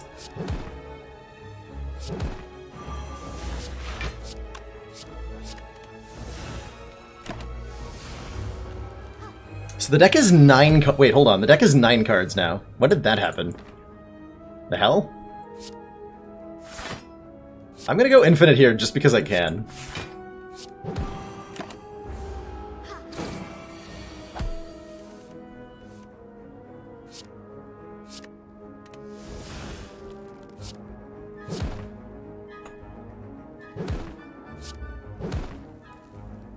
Is this already infinite, actually? Yes, I'm infinite right now.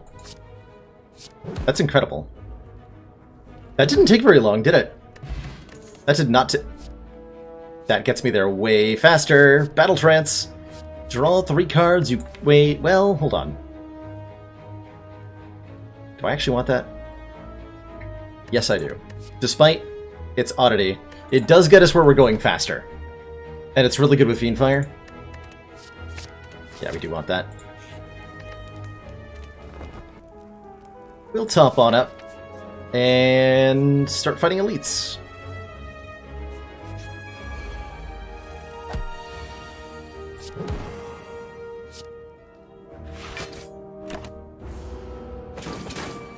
It does turn off the infinite, yes, but it gets us... What I'm trying to communicate is that it gets us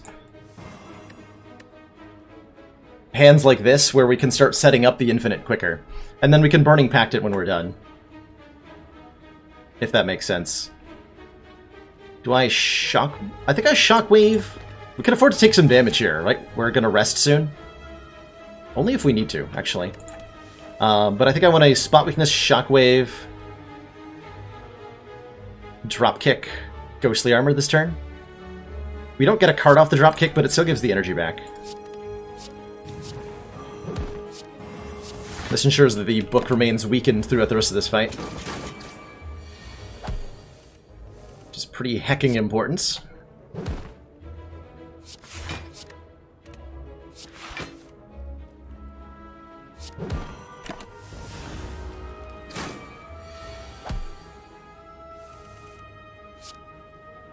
Do armaments a dropkick? So. Those thorns going to work.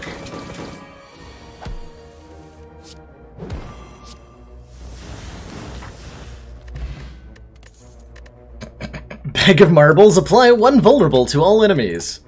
On turn 1. Second battle trance is definitely not something we want. That one I will skip. Alright, store. I have 200 gold. What do you have for me? You have another dropkick.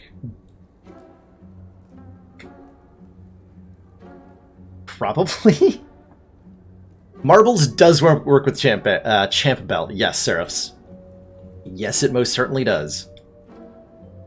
So this is definitely card remove by dropkick? Rage is starting to look hilariously good. Rage actually makes our infinite generate block? That's perhaps quite relevant.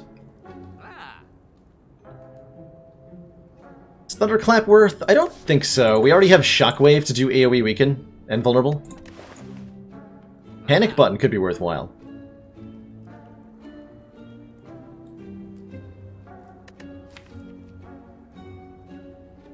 I think we definitely want another dropkick.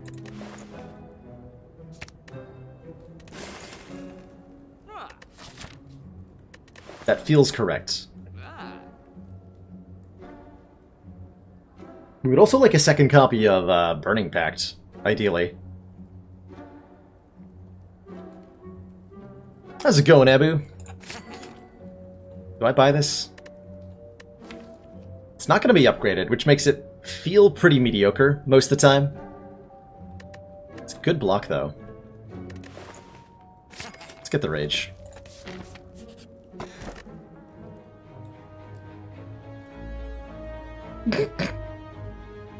Excuse me.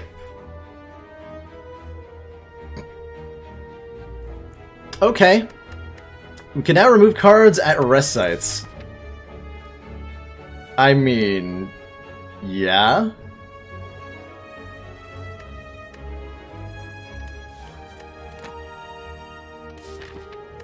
So now we just remove... we start thinning this deck way down.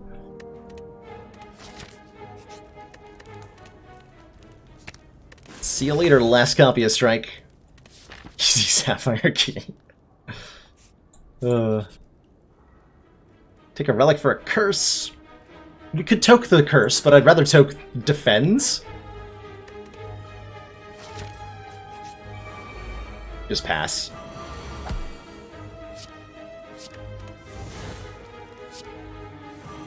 Oh, I should have drop kicked before I battle tranced. That was my bad.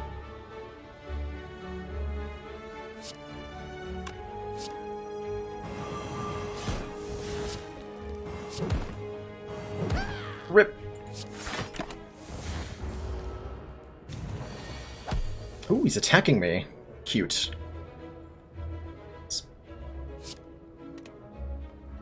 We want to upgrade a block card, otherwise we're taking 1 damage. We don't want to take 1 damage.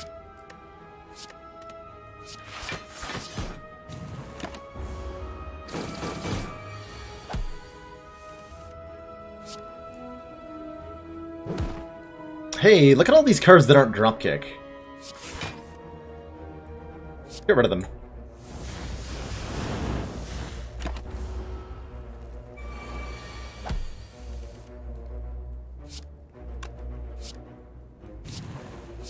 Boop. Boop. Oh. Well... that's disappointing.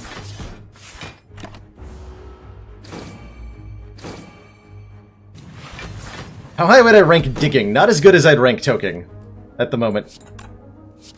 That is certainly true. God, that fight went perfectly. 2 easy relics, Strawberry Regal Pillow, more health when we rest.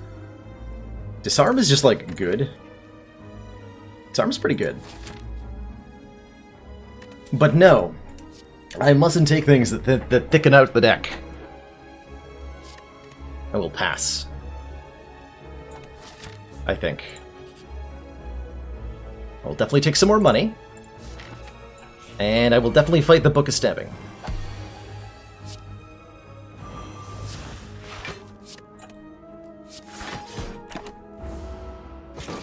It does exhaust itself, but we still have to draw it one time.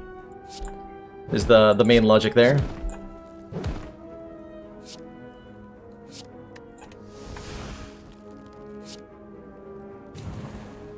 We can just full block here. Looks like a pretty easy fight for us.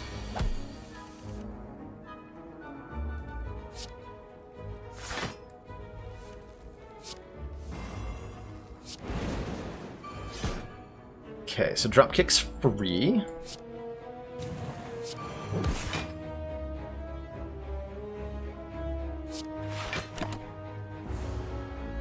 I could be putting out way more damage on most turns, but, like, doesn't seem necessary a lot of the time.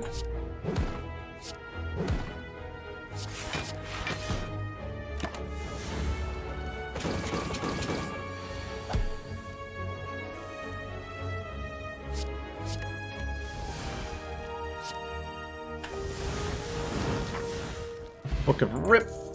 Card removals are cheaper. And we don't encounter enemies in question mark rooms anymore. We don't care about any of that. We'd like to token another card. Are we down to removing basic defense? I think we are. Yes, we are.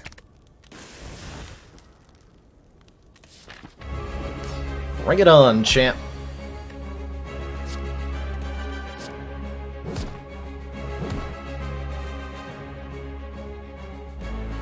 I'm okay taking 18 just to remove these cards from the deck.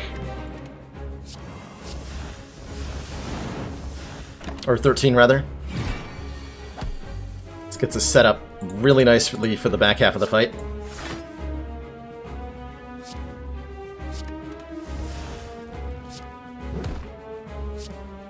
I don't think I will actually want to spot weakness here. Amusingly. And I'm content to let the ghostly armors go, because it gets us towards our infinite quicker. And we're already down to an 11-card deck, so we're very close, as is.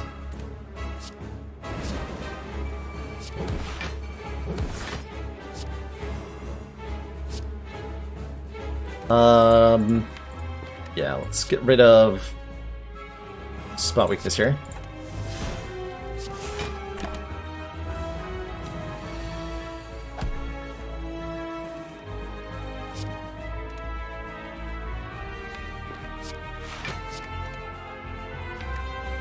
Drop cards to exhaust. Perfect.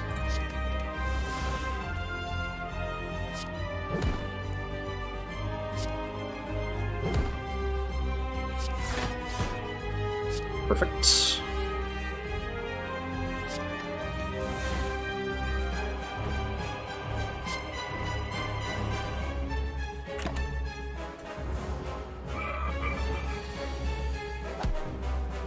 Buffing strength again. This champ is feeling aggro.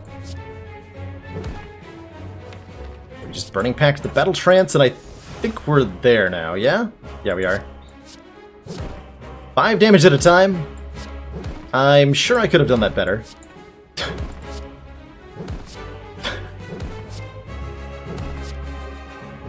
Maybe the spot weakness might have helped.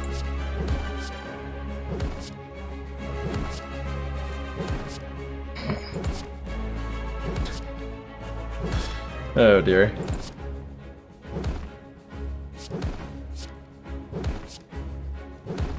Play Rage? Okay.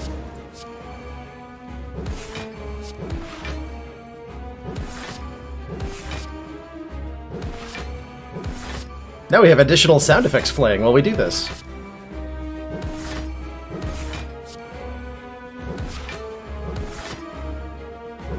It's 5, right?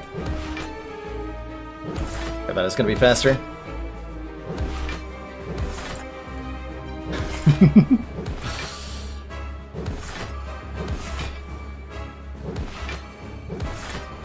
The dulcet tones of armor being generated. Wonder if the person who suggested that is drop-kicking themselves for it.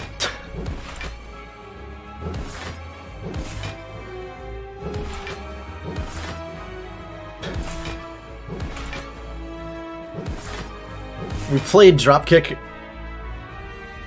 40 times. Rip. Is Juggernaut actually good? Brutality is. Brutality is definitely good.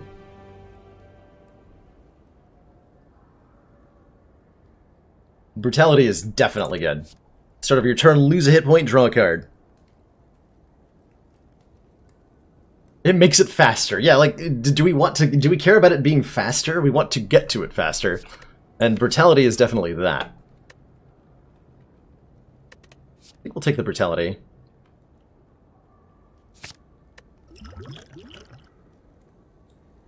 And the Block Pot? Question mark?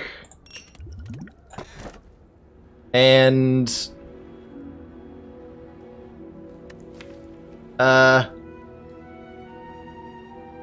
neither of these relics? Do I take Ori and then probably skip all the results?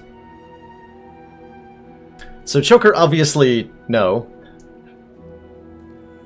Or Choker full Kappa, perhaps. Sozu gain energy but no longer obtain potions, which means we'd be stuck with these, which I'm not exactly excited about.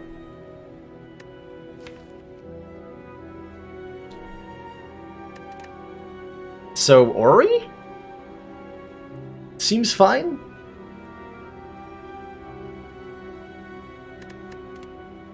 Evolve seems pretty good, actually, for a couple fights I know are coming up. There's a Body Slam if we want one.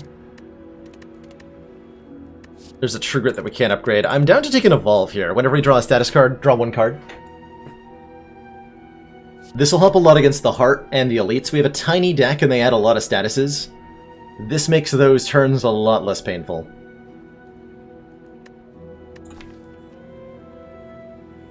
Helps against Nemesis too. Let's take an Evolve. And I think we skip the rest of this crap. It's all pretty mediocre. I could maybe see another Shrug being okay, but I would mostly want that if I'd gotten a 5th energy, which we didn't. So I'm going to pass on all that. Take our 1 copy of Evolve as our boss relic. And we have to fight this guy. Okay, that's the path we're forced into. There's paths that maybe hit more elites, but we really only have one choice here. If we want to go to next act.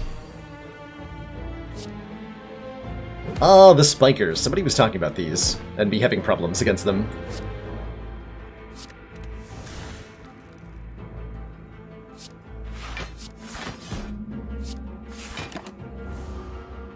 Which I don't think is actually a problem. We got Letter Opener, Bronze Scales, and the Hourglass, so we could just, like, kill them in interesting ways.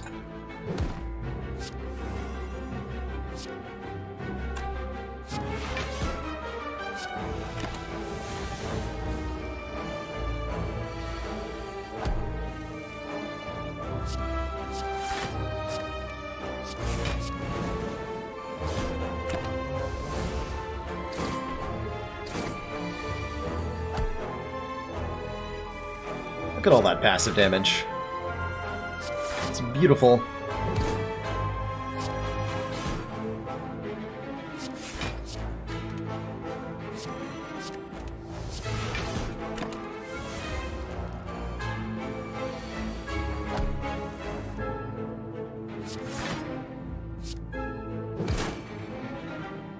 Wait. I goofed. I hit the one that was not attacking. I'm gonna take 6. It's better than taking 8 by hitting him, right? I could block potion if I wanted to.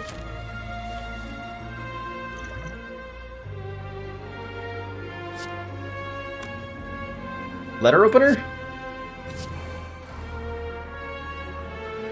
I'm noticing an issue here with letter opener. We have a regal pillow, but I don't really want to be resting. Yeah, whatever. Get a potion at some point. Those are all trash.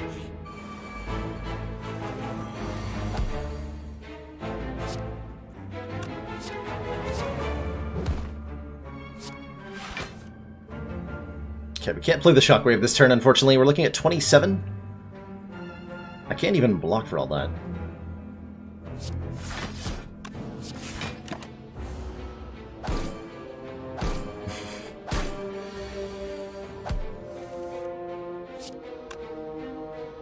Oh my god, the enemies aren't vulnerable when I have a dropkick. How did... Oh, I didn't play the shockwave, right. I was trying to block, quote-unquote.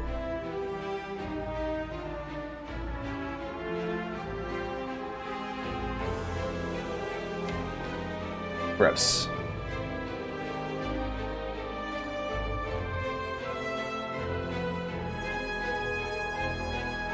So I can just kill this guy and take more than I would like. Or I could, like, potion or something. Those are basically my two options. Guess I'm gonna go with potion or something. Ghostly armor, defend, fiend fire. Here we go.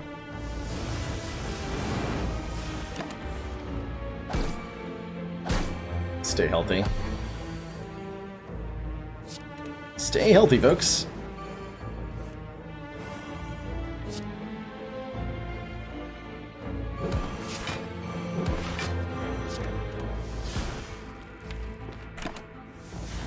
I think I can get through this one without playing the brutality.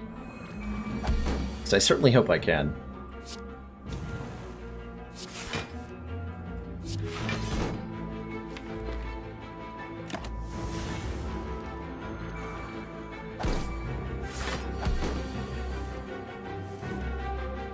I think it's time to play the shockwave.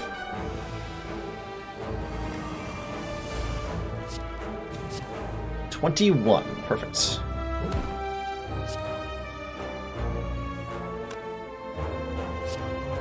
Okay, I'll take 6. 6 is fine. 6 is so fine. Ooh, fruit juice. 5 max hit points. Not too shabby.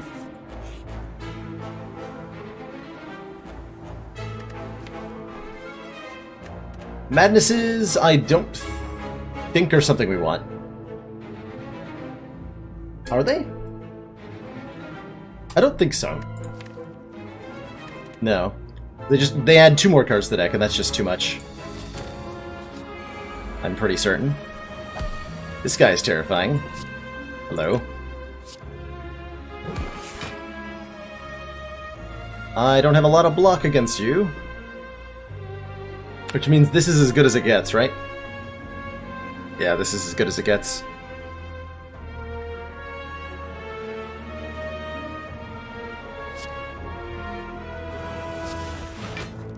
Damn. Alright, I'll take 4. We're going to be weak and vulnerable, and that's terrifying. Well, actually not bad. This is a fight where I need to play with the brutality. This guy is scary. This guy is super scary.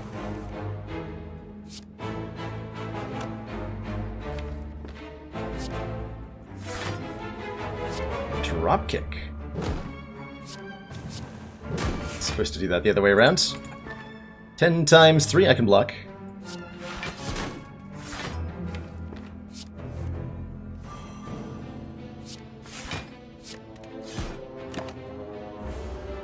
We're no longer weak and vulnerable, which is pretty important. We stop whatever this is.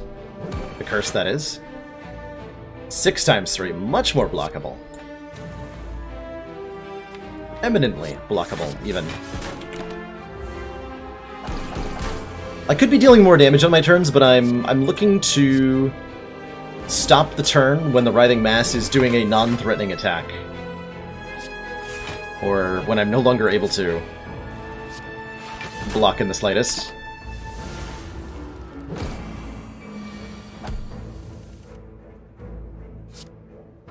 "14 times lots. Seems good. Explosive Pot is fine. Offering is incredible. Lose 6 hit points, gain 2 energy, draw 3 cards. That's going to hurt a decent amount, but we can get a lot of health back from resting and stuff. And it's just going to speed this deck up so significantly. 275 gold for a Relic? How about no? Is no good with you? No's good with me. Poor Giant Head. I'm sure that I have enough time to set up here.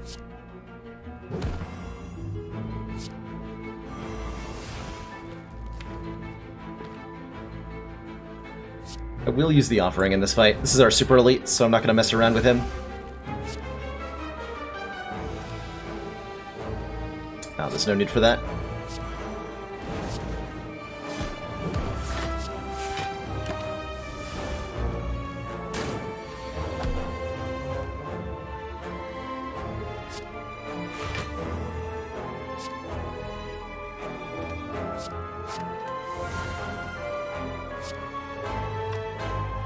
I'm not sure I'm playing that Spit Weakness. I'm not playing the Fiend Fire this turn. Alright, I am playing that. Okay.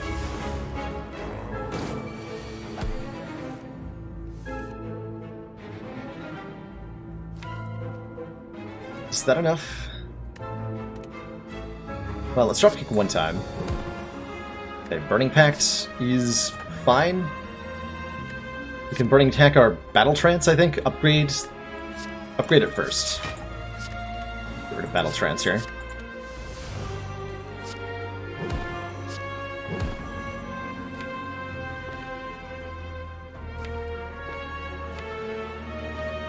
Okay, that's the perfect things to have in the deck.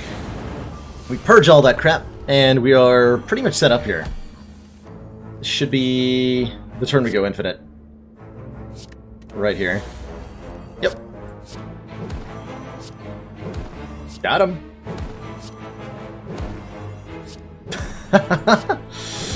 You know me so well, Snakebird.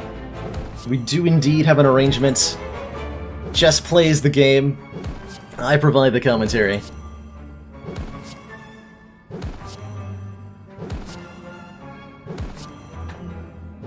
Don't tell anyone, shh. The boot! Now we do a minimum of 5 damage with our dropkicks.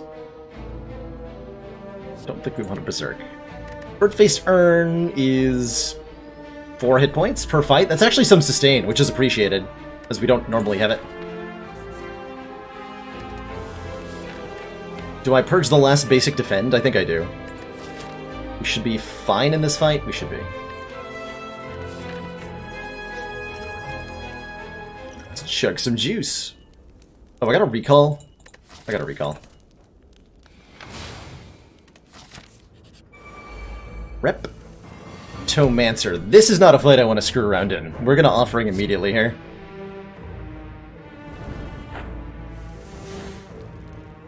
Let's upgrade our Burning Pact to draw even more cards.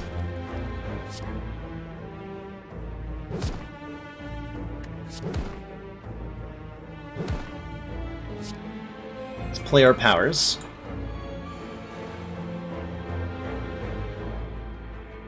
You'll die to Thorns. I want to get rid of this defend too. Like this.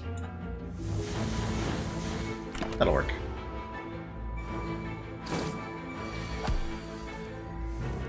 $34. It's a little bit intimidating. That's better.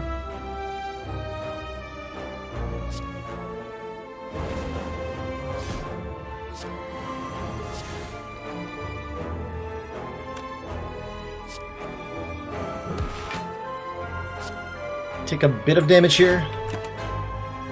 Might have wanted to use my explosive potion to kill this dagger. We're alright now. We are okay now.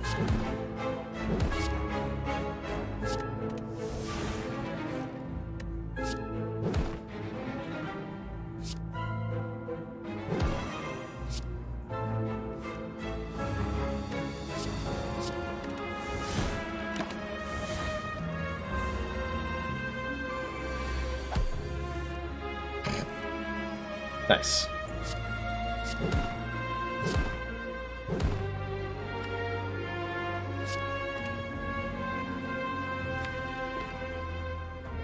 Armaments the Shrug? Feels correct here.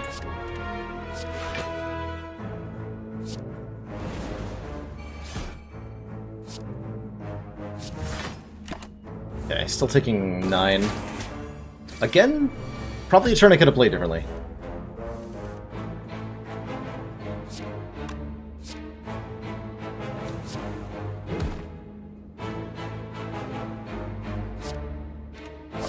Played that too.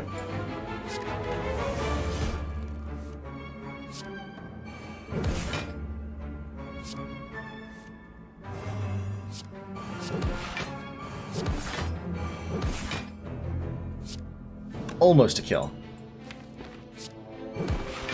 Should have it here.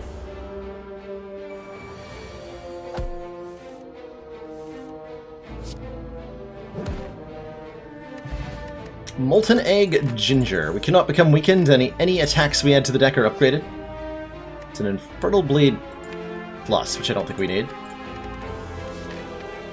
We have 35 health. I'm probably going to end up resting before Time Eater, but we'll see what the store has in store for us. We could also end up losing a lot of health in these upcoming fights.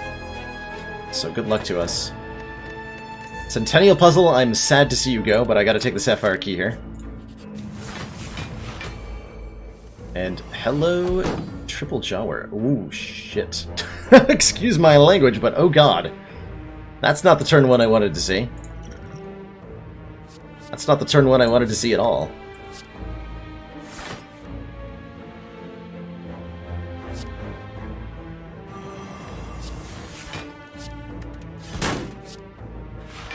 There we go.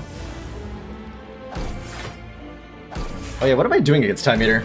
I'm sure I'll manage to figure something out that's effective. Whatever that is.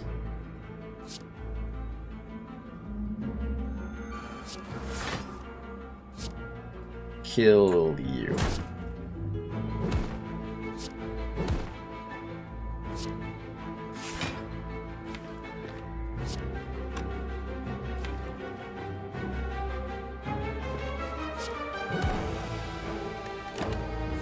Just gonna hope that this is gonna be a good turn.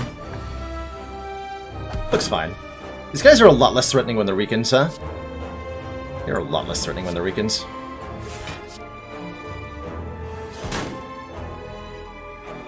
I already have Rage in play. Just letter opener kill them.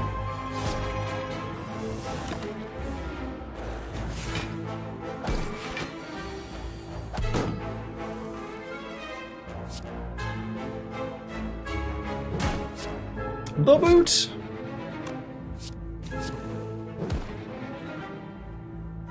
Okay, letter opener kills you.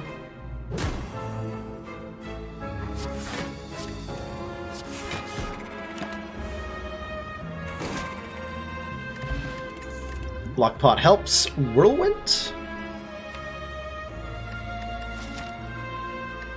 Whirlwind's interesting here. Don't think it helps much. Headbutt might help, in terms of getting set up faster. Don't know how it helps us beat Time Eater.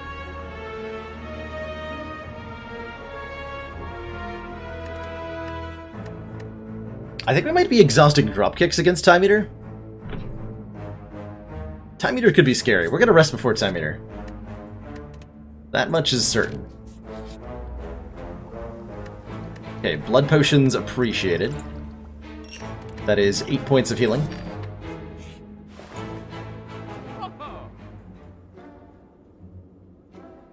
We could take another dropkick. This one's upgraded. if we wanted more of them, instead of less of them. Which is questionable. What is it? What is it? Rupture to go with our brutality is kind of a thing, isn't it? Heals us for 2 health as well.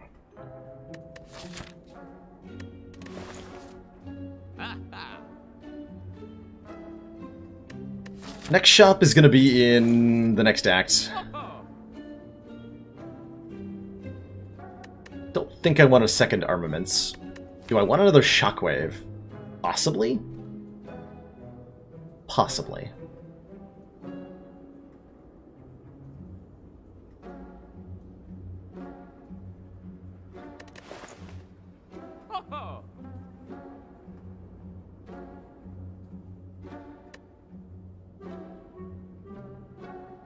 I don't think I want the hand hurdle, do I?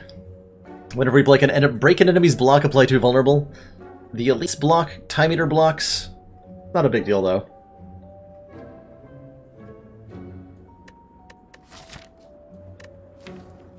You have a lot of health.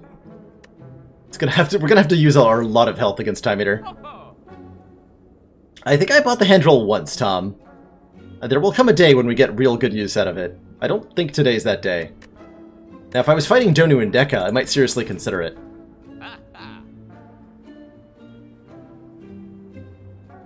Or if I was playing on A20 especially, I would seriously consider it. The 4th dropkick is a hilarious idea. What's the worst that can happen? That's right, there's relics behind these too. But I don't really want any of these.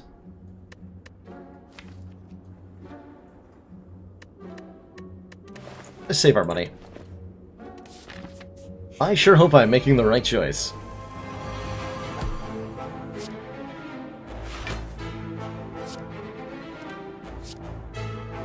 Let's see if least health kill you first.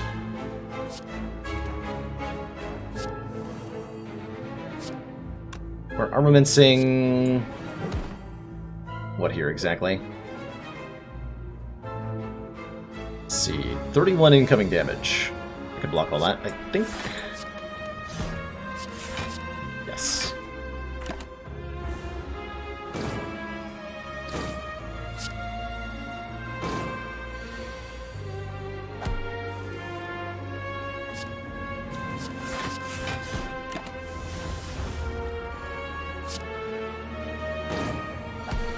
Yeah, you're exploding. Fortunately, I have a kill, otherwise that'd be terrifying. I am taking 6. I'm also drinking this now.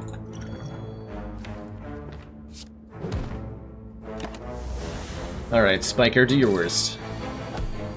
My goal is now to just play all my powers against this guy.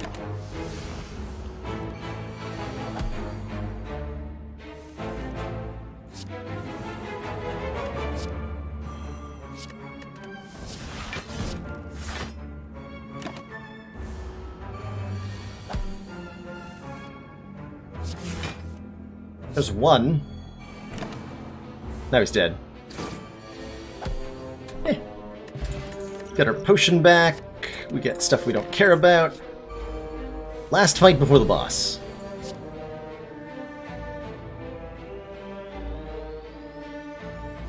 This guy is pretty scary, especially when he does his debuff on turn 1.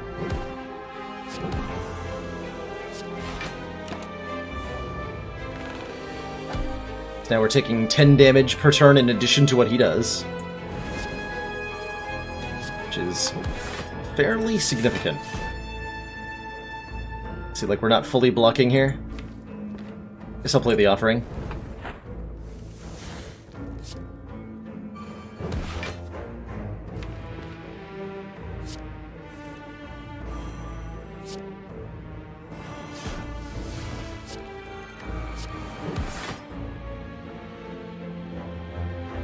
I think this is going to end quickly enough that brutality will at least net 0.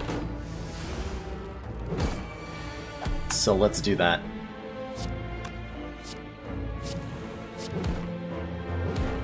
Rage to the wrong... Wait, we just have a kill, right? With Fiendfire? Yeah, okay. Don't need to overthink it. Armaments... Ooh, True Grit Plus! Oh my! True Grit Plus! Gain 9 block, exhaust a card in your hand. Heck yeah. That is imperatively important to have right now. We have 79 health going into an enemy that I'm not 100% sure of our capabilities against. But we have a pretty good turn 1. So that's nice. We mostly want to thin the deck out. I don't need all these drop kicks this time. I do need the block cards.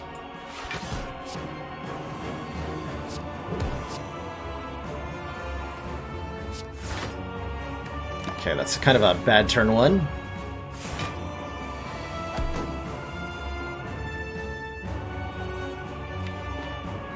Let's Armaments the Shrug and Shockwave him. We'll take a fair chunk of damage here.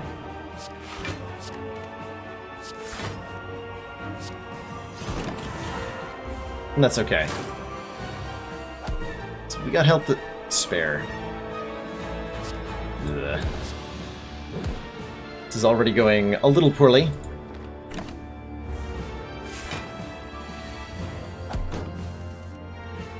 Please stop making me vulnerable.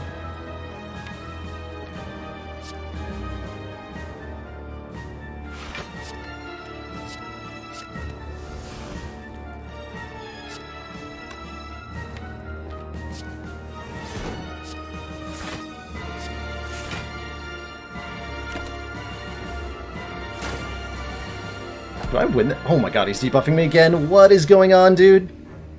Stop doing that.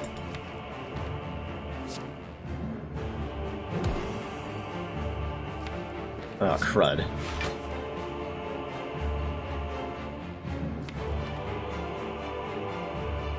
Oh no. Might be dead. Might be super dead to this fight.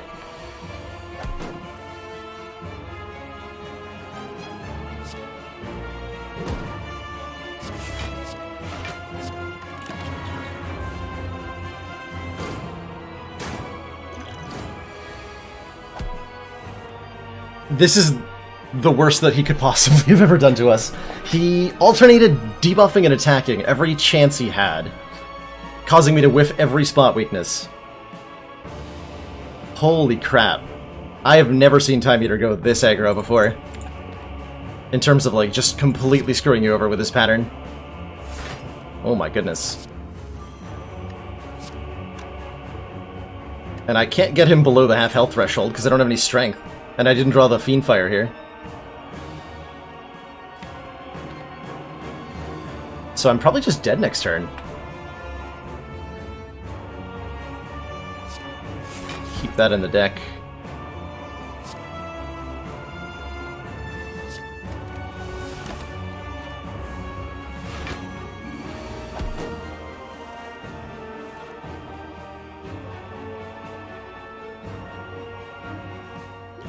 Am I just dead? I believe I'm just dead. Damn. Is there any way to not die? 20, this is 39? Actually, no, we do live. We can Armaments upgrade the Rage.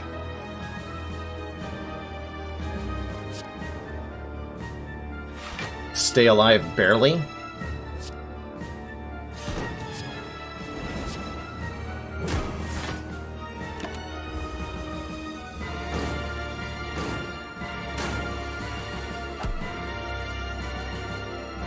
I need to kill him in 7 turns.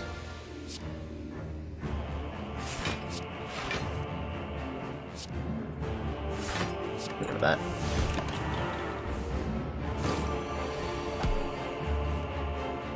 Oh god.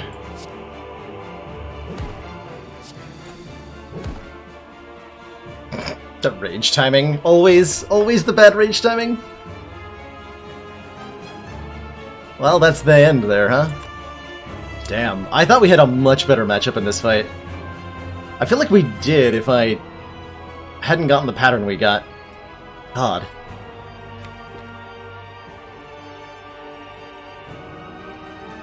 There's no way this turns into anything other than a GG, right? No. Welp. Good fight.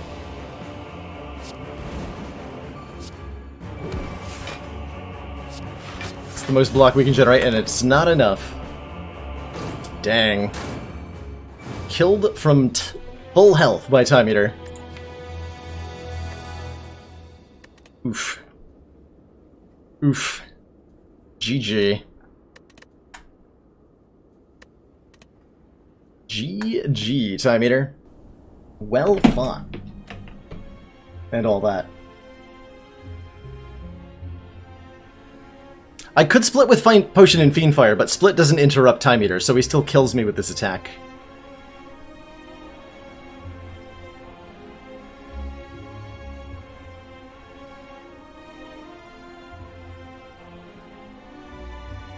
I would really have liked to see how that went against the Heart.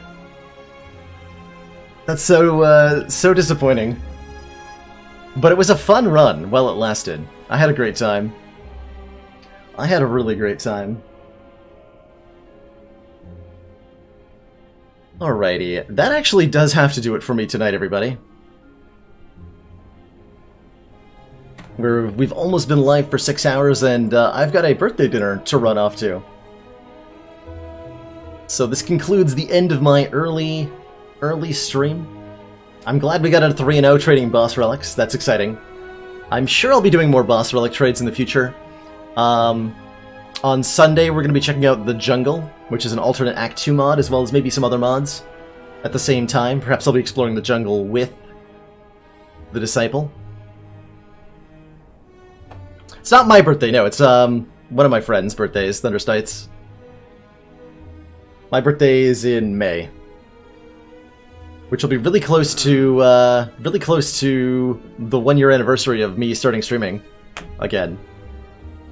Thank you for the birthday bit, Safety Orange. I'll tuck those away for a few months, or perhaps I'll pass them on to my friends. Who the heck is live? I'm not used to ending the stream at this time. Who the heck is live?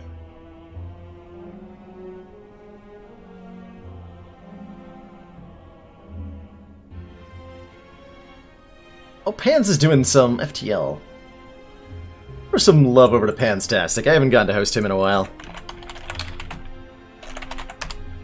Looks like he's doing probably no pause FTL. Not sure what difficulty.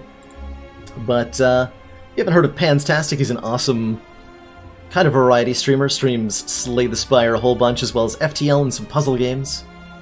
And he is one salty Australian dude. Give him a hosterino. Hope you all have an excellent evening, everybody. I had a lovely time streaming. And I can't wait to come back and do it again sometime. Ta-ta for now.